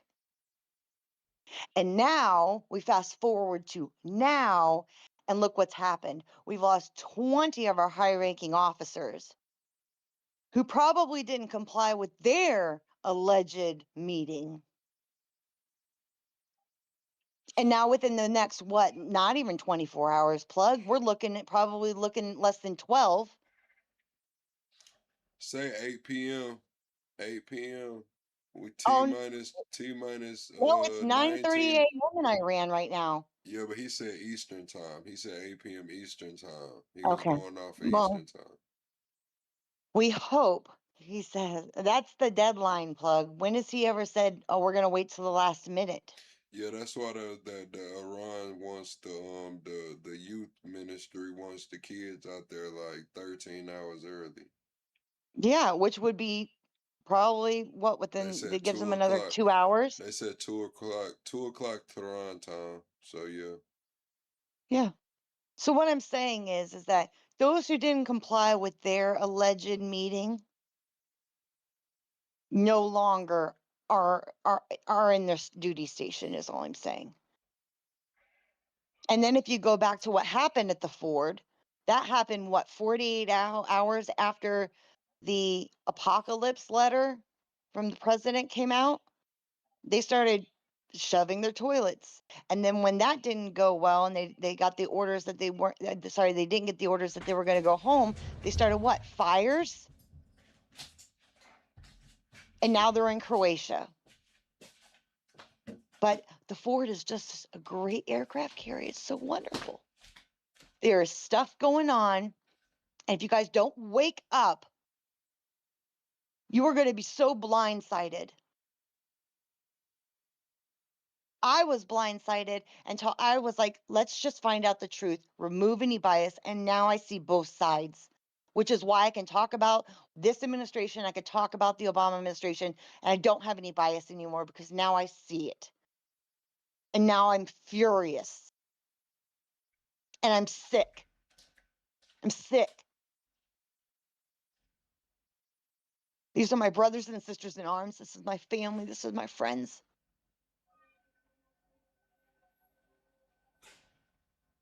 So you can come at me in this chat all you want. I can't even see it. But you can come at me in this chat. Be prepared.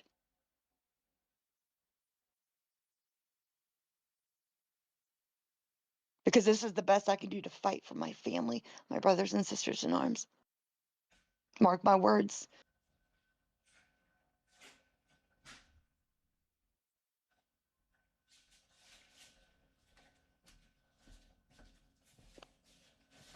I'm done, Plug, because I'm not gonna get all real pissed off.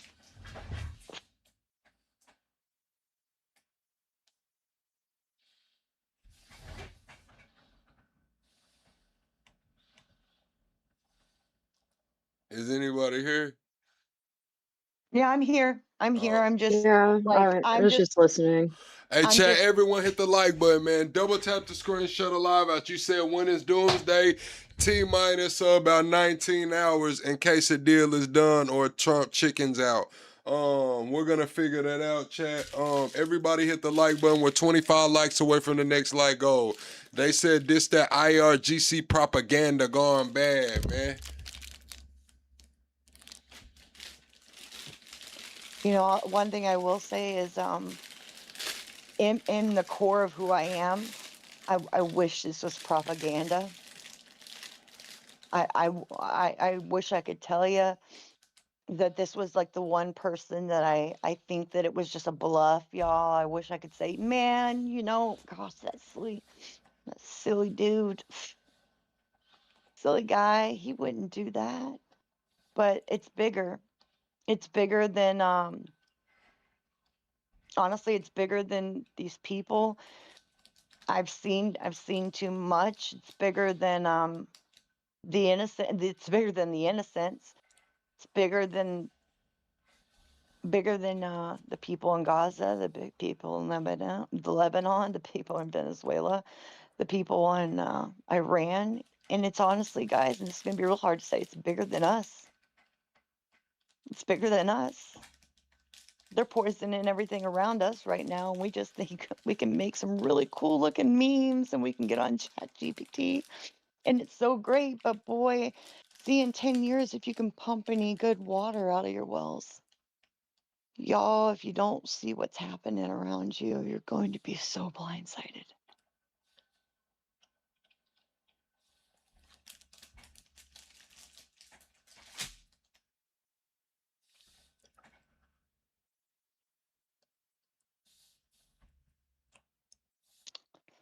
Jesus, I'm telling you, you can say anything you want.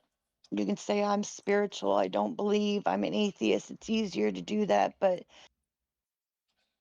the uncomfortable truth all around you, you can see all the evil in the world. You can see that because you can see it. It's palpable. You can see it. Sometimes it's harder to have faith in something you can't see, but this stuff was already foretold by something you couldn't see.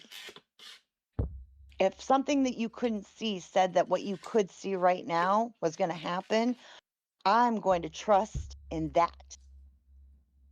And I'm telling you guys, please, please trust in Jesus. Please. What's coming next is going to be far worse than what we see now. And that's not propaganda.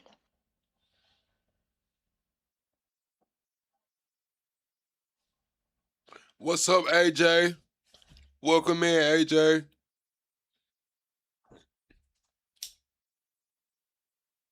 Well, chat, I got like 12 minutes, man, and we're gonna wrap it up. If anybody wants to join up, get their thoughts and opinions, we in the Discord, man. What's up, Brianna? Welcome in, Brianna.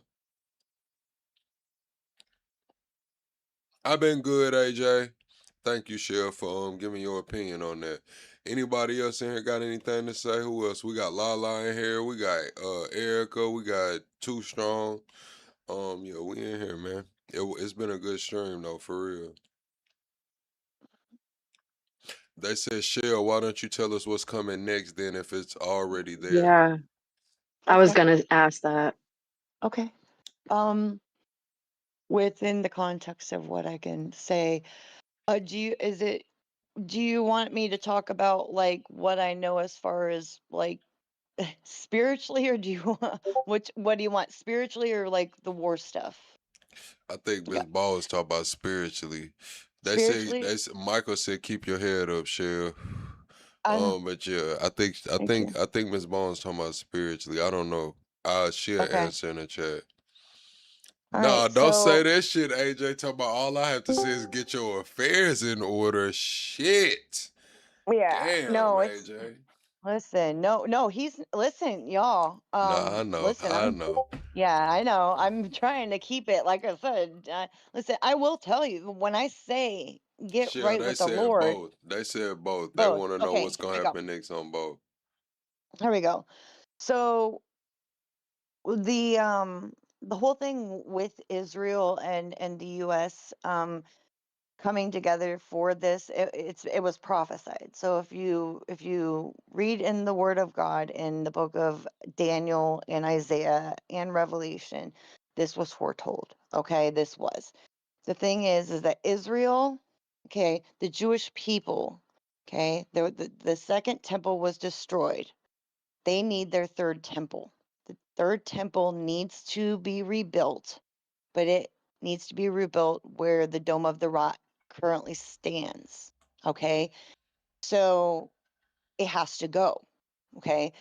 So it's not, but they can't just go destroy it. It has to be destroyed. So now there's a conflict.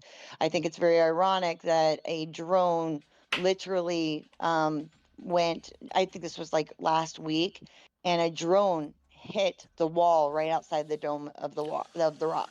This happened last week. People were shooketh in our community, and I'm sure within the Jewish community, because they probably thought this will be the one that takes it out.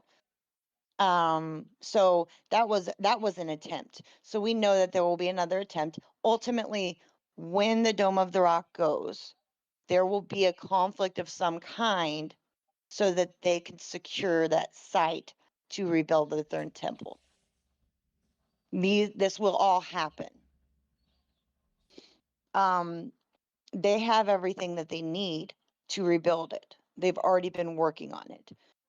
Last year, they moved some red heifers. This is all ritualistic. Something that help you guys also understand if you guys are not followers of Christ, if something help you understand this, okay? Everything that God created, the enemy, Satan, Lucifer, however you've heard him, he cannot do what God does. He also cannot create anything new. This is very key to understand. He can only mimic what God creates. As in, when I say mimic, I mean flip it. Okay? So God created the rainbow. That was something that God gave us. It was after the flood. He's like, this is what I give you to show you that I will never flood the earth again. It was a promise. Satan took that, flipped it into something that is spiritually evil. Okay? It's just an example. If God says something is good, Satan will turn it around, make something evil out of it. What's evil about it? I'm confused. Oh, please, Core, please. This is way too important. What's evil about a rainbow? Okay, for example, pride is one of the cardinal sins. It's one of the cardinal sins. I don't think It it's just evil like somebody okay, murdering Core, somebody though. I see, don't think see, being gay. Core, this is I don't. not the right I time don't for me, know. Corey Core. will Core, I'm unalive gonna him. leave. I'm seriously not in the mood to deal with this tonight. I will not do it. But that's crazy. Okay, then be crazy about it. Take it up with the Lord. I rebuke it in the name of Jesus. I'm not doing it right now. Yeah, that doesn't Okay make then. any sense. Okay then. Okay then. I'm trying to get through this. I'm not doing it with you right now. Mm. Okay, so guys, whatever So you're God entitled just to has, talk the whole time and nobody else can? okay, Core. So whatever, he cannot create anything new. So basically, when there's it's very ritualistic. Okay, so if you've ever heard of the Jewish, like especially Zionists performing a lot of rituals, especially if you read through the Epstein files, the horrors and atrocities that you read in the Epstein files, tons of alleged Luciferian rituals. It's because it's ritualistic, it's evil, it's flipped from what God says is holy. So they also need to take a red heifer and it has to be completely pristine. They found some in Texas. Now, keep in mind, for I want to say over 2,000 years, there wasn't even one that they could find that was pristine. I think that they had 10 or more. Of course, as they got closer to the ritual, some of them were, you know, not found to be worthy. Ultimately, this last summer, they perform the ritual, keeping in mind that the gentleman or the guy that has to perform this never steps foot on the ground ever in his entire life. He is in a special like room in a house. His foot, everything is so ritualistic because again, it's insanely ritual. It's demonic. They said that at first they were not going to perform. It was like a practice ritual, but then they ended up doing it for real so that nobody could stop it. They have everything that they need for this third temple now. It's key. So once the Dome of the Rock is destroyed, they can start rebuilding it. The Dome of the not the Dome of the Rock. The third temple, once they build it, is going to be the house for, now this is also can be very confusing, but the Jewish people and also the Zionists within the government, it's two different things. That's a whole different facet, but they believe that that is their Messiah, but it's not. Okay, it's the Antichrist. Okay, who will end up standing in that third temple and telling people what to do. Okay, the specifics of what's going to end up happening there, as to whether that will be an actual human being or transhumanism, meaning that person will have a chip, which now we know what that may be, some facet. It's going to end up telling people that they need to do some things, as in mark of the beast. You need to get a mark on your hand or your forehead. And many people theorize that it's going to be a chip, which makes sense with the infrastructure that's being set up. It will allow people to be tapped into, allow people to be hacked. It says in the Word of God that it will be as it was in the time of Noah. If you read in the Word of God what it says in the time of Noah, if some people have a curiosity of what the Nephilim were. The Nephilim were basically crossbreeding transhumanism between the fallen angels and the women of the world. So, and that's where you get the Nephilim. That's what they're called. That's where you hear, if you hear Wow. giants, things like that. They didn't just stop with women. It was beasts. It was everything. Okay. So as the time of Noah, as it says that the end times will be as it was in the time of Noah. We now have the That's a question. technology to create that. Yes. Okay. I've been listening to this. I mean, I want to go back to the rainbow. So that's not true. Oh, That's so made up. you know what? I'm gonna go ahead and go because I'm not doing this with you. Well, You do are the what? Do reason what? that no, This is no, a I'm not. debate. Nope, You can't talk Art, about nope, something I'm no, curious basic. too. absolutely not. I Here we want to No, know go. this too. Here we I'm go. going to answer no, the because rainbow. you are the reason that I left Let last me answer. night. You are the reason Well, I left that's on last you. night. I listened patiently. I just want to say one thing about the rainbow, and I'm going to be quiet because it's insane, and let me explain why. Oh, okay. Rainbow is light in fraction. Okay, Oh, if there was a waterfall on the earth, there would have been a mhm, rainbow in it. But this right. notion that God made the rainbow is just simply made up. Oh, Rainbows exist as long as there okay. was light and And that who there created was light, Steve? water. Who created Well, light? okay, but listen, this is what No, you're but saying. what? You're No, saying, Steve, come on, tell me can who I finish created answering? light. Can I Here we finish go. answering? Can Here I we finish go. No, but answering? this is the same problem we had last night, Steve. Light was created from the Big Bang. Okay, light was created when all Oh, four formed okay, together. Steve. You can't prove any of that. Number one, and you're saying that in the Bible, it says in the Bible that God said, "This is my sign on earth for you, that I will It's a never do this covenant. again." Okay, It's a but it was covenant. here before that. It's been here It as long as wasn't. there. Yes, it was. Okay, All you okay. got to do light and fraction. So you're saying light and fraction didn't exist before the rainbow? It was a covenant created by God. Yes or no? Did light and fraction exist before a rainbow? You know what? I don't know. That's Let a me yes. look that That's a up. yes. Let me look that up in the book of Genesis. Yeah, look it up because the thing is, as long as you have water and light, you'll have light and fraction. It's science. You know what made all the Mhm. Bible go away? Science. Everything Really? you're Because saying, science keeps yeah. proving the word of God there, Stephen. When? Give me 4 times it proved it. 4 times. Oh, Name okay. one. I've got more than 4 Go on. because honestly, science keeps proving science. Actually, we've got okay. So Noah's Ark. Actually, what's ironic about that, the oak and everything in Noah's Ark, it keeps proving kind of where Noah was from, which is really kind of interesting. I keep getting fascinated on that. But anyway, I Where's the ark? digress. Where's the ark? Well, Where's the ark? it's actually where is it in Turkey? No. And then all of the names of all the surrounding towns actually ended up being named from. Yeah, it is. Why are you telling me no? Look that up. Look that up, I plug. do. Let me. Show me I'll where give the you the ark. names of all of it there, Steve. No, no, there is no Yes. ark in What, Turkey. you don't want to No, know now? I'm not Arabic, You don't right? want to know? Yeah, You don't want to I'm not know this, Arabic. Steve? Go ahead, listen. I'm not Arabic, right? Go ahead. No. Where is it? I'm looking it up. Let's see. It is near. Oh yeah, Mount Ararat I in just said Turkey. that. Yeah, but I'm looking That for the was rest of it. debunked. Hang on. Let me That get was the rest of debunked the a long little time ago. towns around there.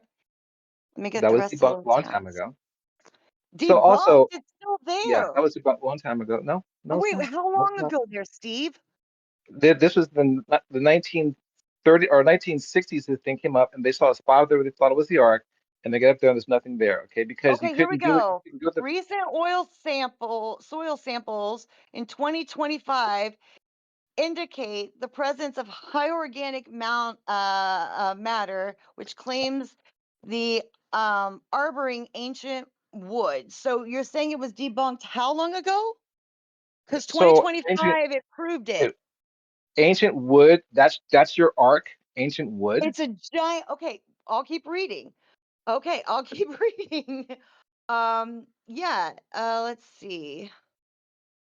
So, by the The way, can I ask one other question? Go ahead, I'm listening. you know, huh? I'm listening. I'm listening. Yeah. Okay, so it says there's photographs from the 1900s that show it, which I can actually send the link. You want me to put this in the Discord? Actually, I can put all of this in the Discord.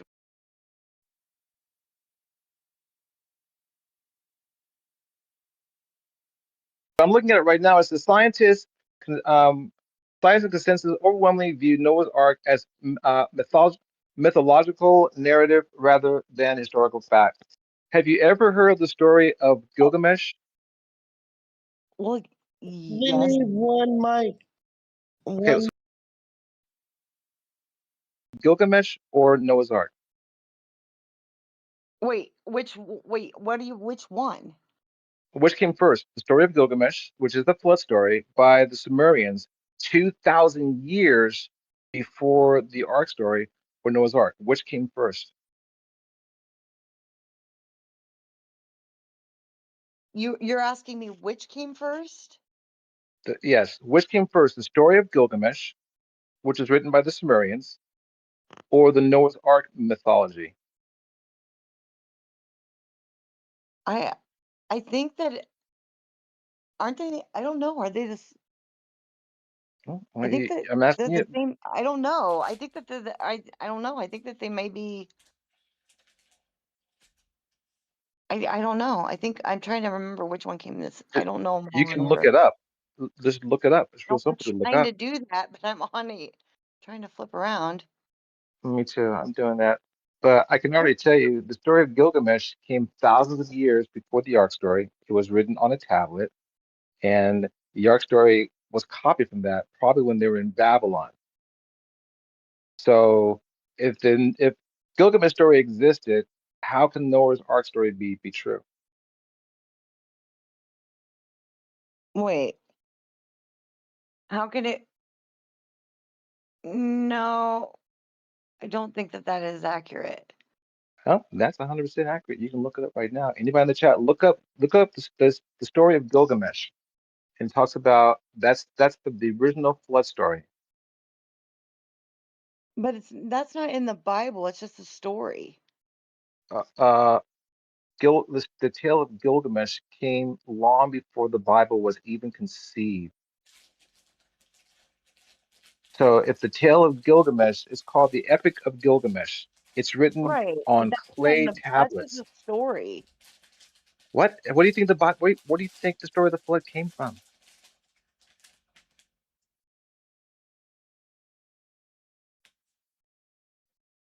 I guess I'm just. You're asking me about. So you're asking me about a story versus Nope. something that is biblical. Okay. What you're calling the tale, the Epic of Gilgamesh, was Yes. written on clay tablets 1,500 years before the Bible was ever even an oral tradition. And by the way, you know the Bible, it was an oral tradition for a long time. Okay, and then it Well, was yes. eventually written down. So before that happened, the Epic of Gilgamesh came first. Okay. That's where they So get who the story of authored Noah that? from. Who authored that? I mean, who authored it? It's their Who? belief that goes back for thousands of years to the Sumerians. Who Well, authorized the Bible? God? yes. Okay, that's made up. What No. God? Understand that for the Yahweh. Hebrews, okay, Yahweh. well Have you ever heard of him? there's Yahweh? there's Yeshua? Yahweh, there's Yeshua, which are different gods. There's Moloch and there's Baal and there's Asherah. Oh no They no no worship no! Those are all not. of them. No no no! That's Satan. Yes, That's they are. no no. They are No, not they're not. gods. Yeah, Yeah, you're they right. They're worship not them gods. all. If you're Who do you think worshiping Baal, if you're worshiping Baal or they all did? Baal or any of They that, you're worship gonna have a all of bigger them. problem. Actually, There, no. Stephen. They're Yes, in the yes, Bible. yes, They you worship will, them all. Who do you Stephen. think they who Yes, do you think they offer Stephen, you'll have a big sacrifices to? problem. Okay, You mean the child sacrificing God? You're not gonna have a big did problem the worshiping that God there, Stephen? did the Huh? Israelites You're offer human Epstein. You're not sacrifices? gonna have Yes a or big no? problem worshiping that God, Did the Israelites Stephen? offer human sacrifices? Yes or no? I asked you a simple Who? question. Did the Israelites offer human sacrifices? Yes or no? Was To Abraham going to who? sacrifice his son? Was he going to sacrifice his son? Yes or no? No, that was no. That. Oh my gosh! Did you even read that? No. Oh, you Did you tell me. even read it? What Did you did read you it? read? Was Don't you even talk to was me he about going that. Did to? you even read it? Was he? Did you read Yes. it? Yes. Was Did he going to did you offer sacrifice? God told him to offer your son as a did sacrifice, did he go up there? right? Yeah, and did you read the whole But thing? but what? No. Did What you was read his the whole initial intent? thing? I Not think the you end. did. Did you? No, not the end there, Stephen. Did you read the whole thing? Okay, so starting where? So where's the first part? I'll tell you where I Okay. started. And Wh- hopefully the who beginning. who did his parents When worship? when His parents. when he was going up there and he was talking to God and he was pleading with God and he was questioning the Lord, are you sure this is what I'm supposed to do? Are you sure this is what I'm supposed to Exactly. do? Is yes, Exactly. yes. Because he was And because yeah, God do you know all what that's okay? Well, since you hey,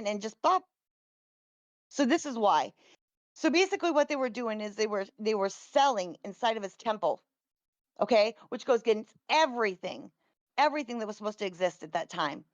What were they And they selling? knew it. It was the Pharisees, which was basically the government at the time, and they knew it. So he went What in were they there. selling? What? What were they selling? Animals, food, gold, everything. Everything that you could sell, it was a market No, inside the temple. Oh, tell no, me, very, what was very it, precise what Stephen? it's What do selling. you know? They weren't slaughtering animals and selling animals, and they weren't doing all that in the temple. They weren't, Keep huh? going. I'm They weren't listening. doing that. Keep going. Keep, They weren't. it, keep going. I'm listening because that's No, if you weren't they weren't selling listening. gold. They were selling something very precise what they were selling. But keep going. They were selling all of those things. I mean, I was going down the list, but I mean, why, Why would they sell why gold? continue? Why would they sell gold in the temple? They were exchanging gold. Okay, keep going. That's a different. Yes, Keep going. it was I'm listening. exchanging currency. It was a market. And what did he do? And what? So why did he intervene? He intervened because no one was supposed to have goods, let alone be selling animals inside of the market, let alone be slaughtering them. None of this was supposed to happen inside of his temple. You're saying that they didn't slaughter animals in the temple? No, they were not supposed to sell and exchange things inside of his temple. They were, listen, who Calm it's down. as It's if okay. it's as if you had a very strict like rule, and just to go and have something so pure, and people were supposed to go and bring a spotless lamb in, and then they were going to slaughter it, and that was the exchange for your sin. And every single year, every person and every family of every single, whether you were wealthy to poor, once a year you had to go in there and you had to bring a spotless lamb in every single year. Okay. And so what they did was they were like, oh, well, we can cash in on this. The Pharisees like, we will cash in on this. We will make bank. What we will do is we will go out into the countryside or whatever. We will get as many of them as possible. Right. And then so the people that didn't or couldn't or whatever, we will have it here for them. And then what we'll do is we'll sell it here we'll make a market in the temple, and then people can just come here, and then they can get what they need, and then, oh, there you go, we'll make it so easy for you to, here, just buy a way to relinquish yourself of your sins, so you don't even have to do the work. Just give us your money, and then boom, your sins are forgiven. Okay. And then when they were like, oh, well, since we have the market for them to do that, well, we can sell other things, and then people could just here, and oh, you don't have the right currency, don't worry, we'll have an ability for you to do all of those things.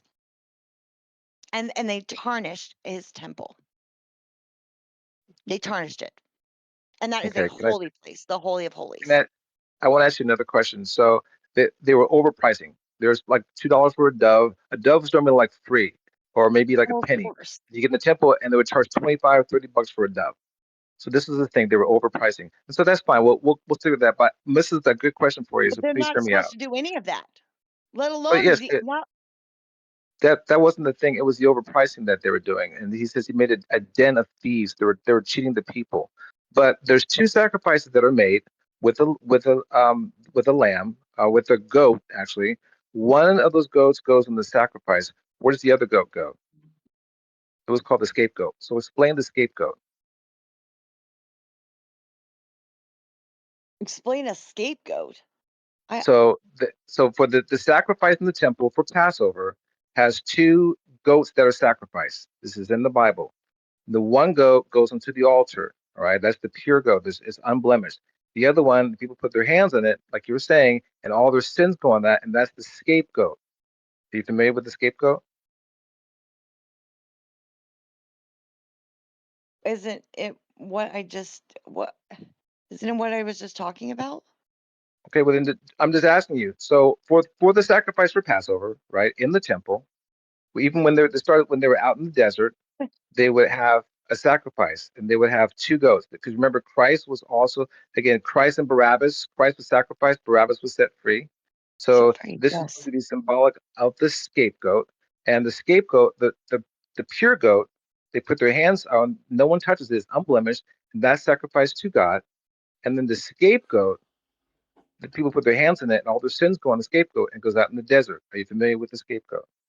With this story, yes or no? If you're not, just I'll continue on. No, But it's in the no, Bible. Okay, well, I'm not as familiar with that, but I also know that many of them didn't do all of the things that were necessary because many people couldn't afford to do every single thing that was like people didn't have like the poorest of the people didn't have the ability to do all things, which is another reason why certain elements happened.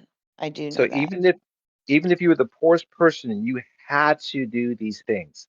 But the difference was the super rich would have the luxury of having a calf or having a goat, but sometimes it was simply a chicken, and sometimes it was simply just grain. So all of it is acceptable to God as a sacrifice. So Right. even the They poorest, were tithe the thing. and again, this is the reason Christ was so angry, because the poor coming in there, they didn't bring a dove, and these guys would talk him into a dove, and then have him upgrade, and then they were robbing him. And he goes, "You made my temple a den of thieves. Get out." But the main sacrifice that everyone's watching is the sacrifice of the two goats. And I mean, you should. This is basic stuff. So I'm not saying anything bad, but just go and read this right there. You go, oh, this is what he's talking about. And in the Old Testament, the sacrifice of the goat, this is important, is the scapegoat goes out to the desert, right? The scapegoat goes to Azazel. Okay. Azazel is the one that calls them all, like in the book of Enoch, he's the one that calls them all to sin. He taught them how to make weapons, and all the blood of the human race is supposed to be on Azazel. Okay. So let's be crystal clear. They made two sacrifices, one to Yahweh and one to Azazel. Equal sacrifices. They each got their own goat. I So whether know you who like it or Azazel not, is, but it wasn't to Azazel. I know who he yeah, is, but it it was. wasn't to Azazel. It was. So you should talk to a Jewish rabbi, and they'll go, well, yeah, he's actually technically right. That it was to Azazel. One goat goes because it's a covenant that the B'nai Elohim or Elohim made with B'nai Elohim. The B'nai Elohim are the benevolent, the fallen, You the know what I fallen ones, will not the actually do, benevolence. Stephen? I actually will do one thing for you. I will do one thing on this point. Oh wow, what? I will. Hey, listen, I told I'm you, listening. I'm a person that will always say I'm a person where I will always say I will check into something if I feel like I need to. I just finally ordered my Ethiopian Bible. And it's on its way because I also am someone that I know that things have been, listen, I already know things have been removed. They just have. They just have. So as soon as I get my Ethiopian Bible, that is something I'm absolutely going to check